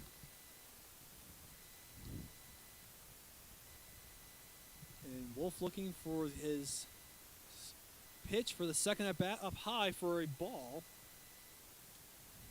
1 out, 1 ball, 15-4, as Josh mentioned earlier. If the Wolverines if the Riverhawks can close this out, this will be the end of the game. A foul ball going back. 1 strike, 1 ball, 1 out. With the Riverhawks looking to shut the door on this game and end with 2 wins in this back-to-back doubleheader evening. Yeah, and I think that would take the Riverhawks to 8-9 on the season if they are able to hold on for this sweep. Not 100% sure about that, but my gut tells me. Well, I would definitely trust your gut, Josh. Believe me. Well, I'm going to trust my gut here in a little bit to eat some dill cheese from Sprankle's Deli. So good, I gotta tell you, so good. Yeah, they're 7-9 after that first win today, so would be 8-9 if the sweep is completed. Kick, pitch, and up high. Ooh, that's ball number 3. Yeah, 3-2 now the count. Full count here to, is it Amon Costello? I believe so. I believe that's the name we saw, Amon Costello, and that will be a ball on base. Walking him. Costello now on first. Wolf looking good there at the beginning, but just kind of, may have brought the pitch up a little bit too high. Yeah, got Patulski to strike out, but allowing a walk to Costello. Swing and a miss on that pitch. Strike 1. And this is Jaden Weems. Weems, the third at bat of this inning, I believe. And Wolf, kick, pitch, up high. Probably looking to get Costello at first, but no good. Count now at 1-1 with 1 out. Top of the 5th. Throws back on to first. And Costello's still safe. Folks, if you're just joining us, you've missed quite a game, but my name is Tristan Borland here doing play-by-play, and join me, Josh Streckengoss, the veteran color coordinator and veteran of High Top Sports. Pitch, swing, and straight to Wolf, who goes to second. That's an out, and unable to get the double play. And that is Weems going to second. Oh, good throw. Oh, wow, that is an out, and that is the end of the game. Yes, it is. I mean, what a throw by Ethan Prue to Hayden Brink to end this game. That ground ball by Weems right back to Wolf, who turns and fires to Brink. Brink's throw gets away at first base from Prue, but Prue chases it down to the fence and delivers an absolute strike right back to Brink and nails Weems at second for the final out in this one. What an interesting way to end a game. Not sure if I've ever seen one finish up like that, Tristan, but the Riverhawks take home an 11-run victory here and finish off the sweep of this doubleheader against Woodland Hills. It was a great game to watch through and through, and like you said, what a great way to end it. Just shows you the kind of bullet he had to have tossed to be able to get Weems, who was already rounded first and was probably, I would say, a quarter of the way to second. Yeah, for sure. I mean, it looked like Weems never, he never hesitated. Once that ball got away, he turned the corner and tried to take off, for second base, but Prue coming up firing and able to throw it over there back to Brink and end this one. Fantastic, and I can see the Riverhawks having a kneel. What a great day to end Senior Day, wouldn't you say, Josh? Yeah, nothing like taking home a couple of wins on Senior Day. And these Riverhawks finished their regular season 8-9, just a game under 500, and they battled all year long and battled back recently to get that record near 500. I think that's just going to about do it for us here, Tristan. So. Well, as stated, I think that will do it for us here from sunny Armstrong. And my name is Tristan Borland, signing off alongside Josh Streckengoss. Folks, we hope to see you again here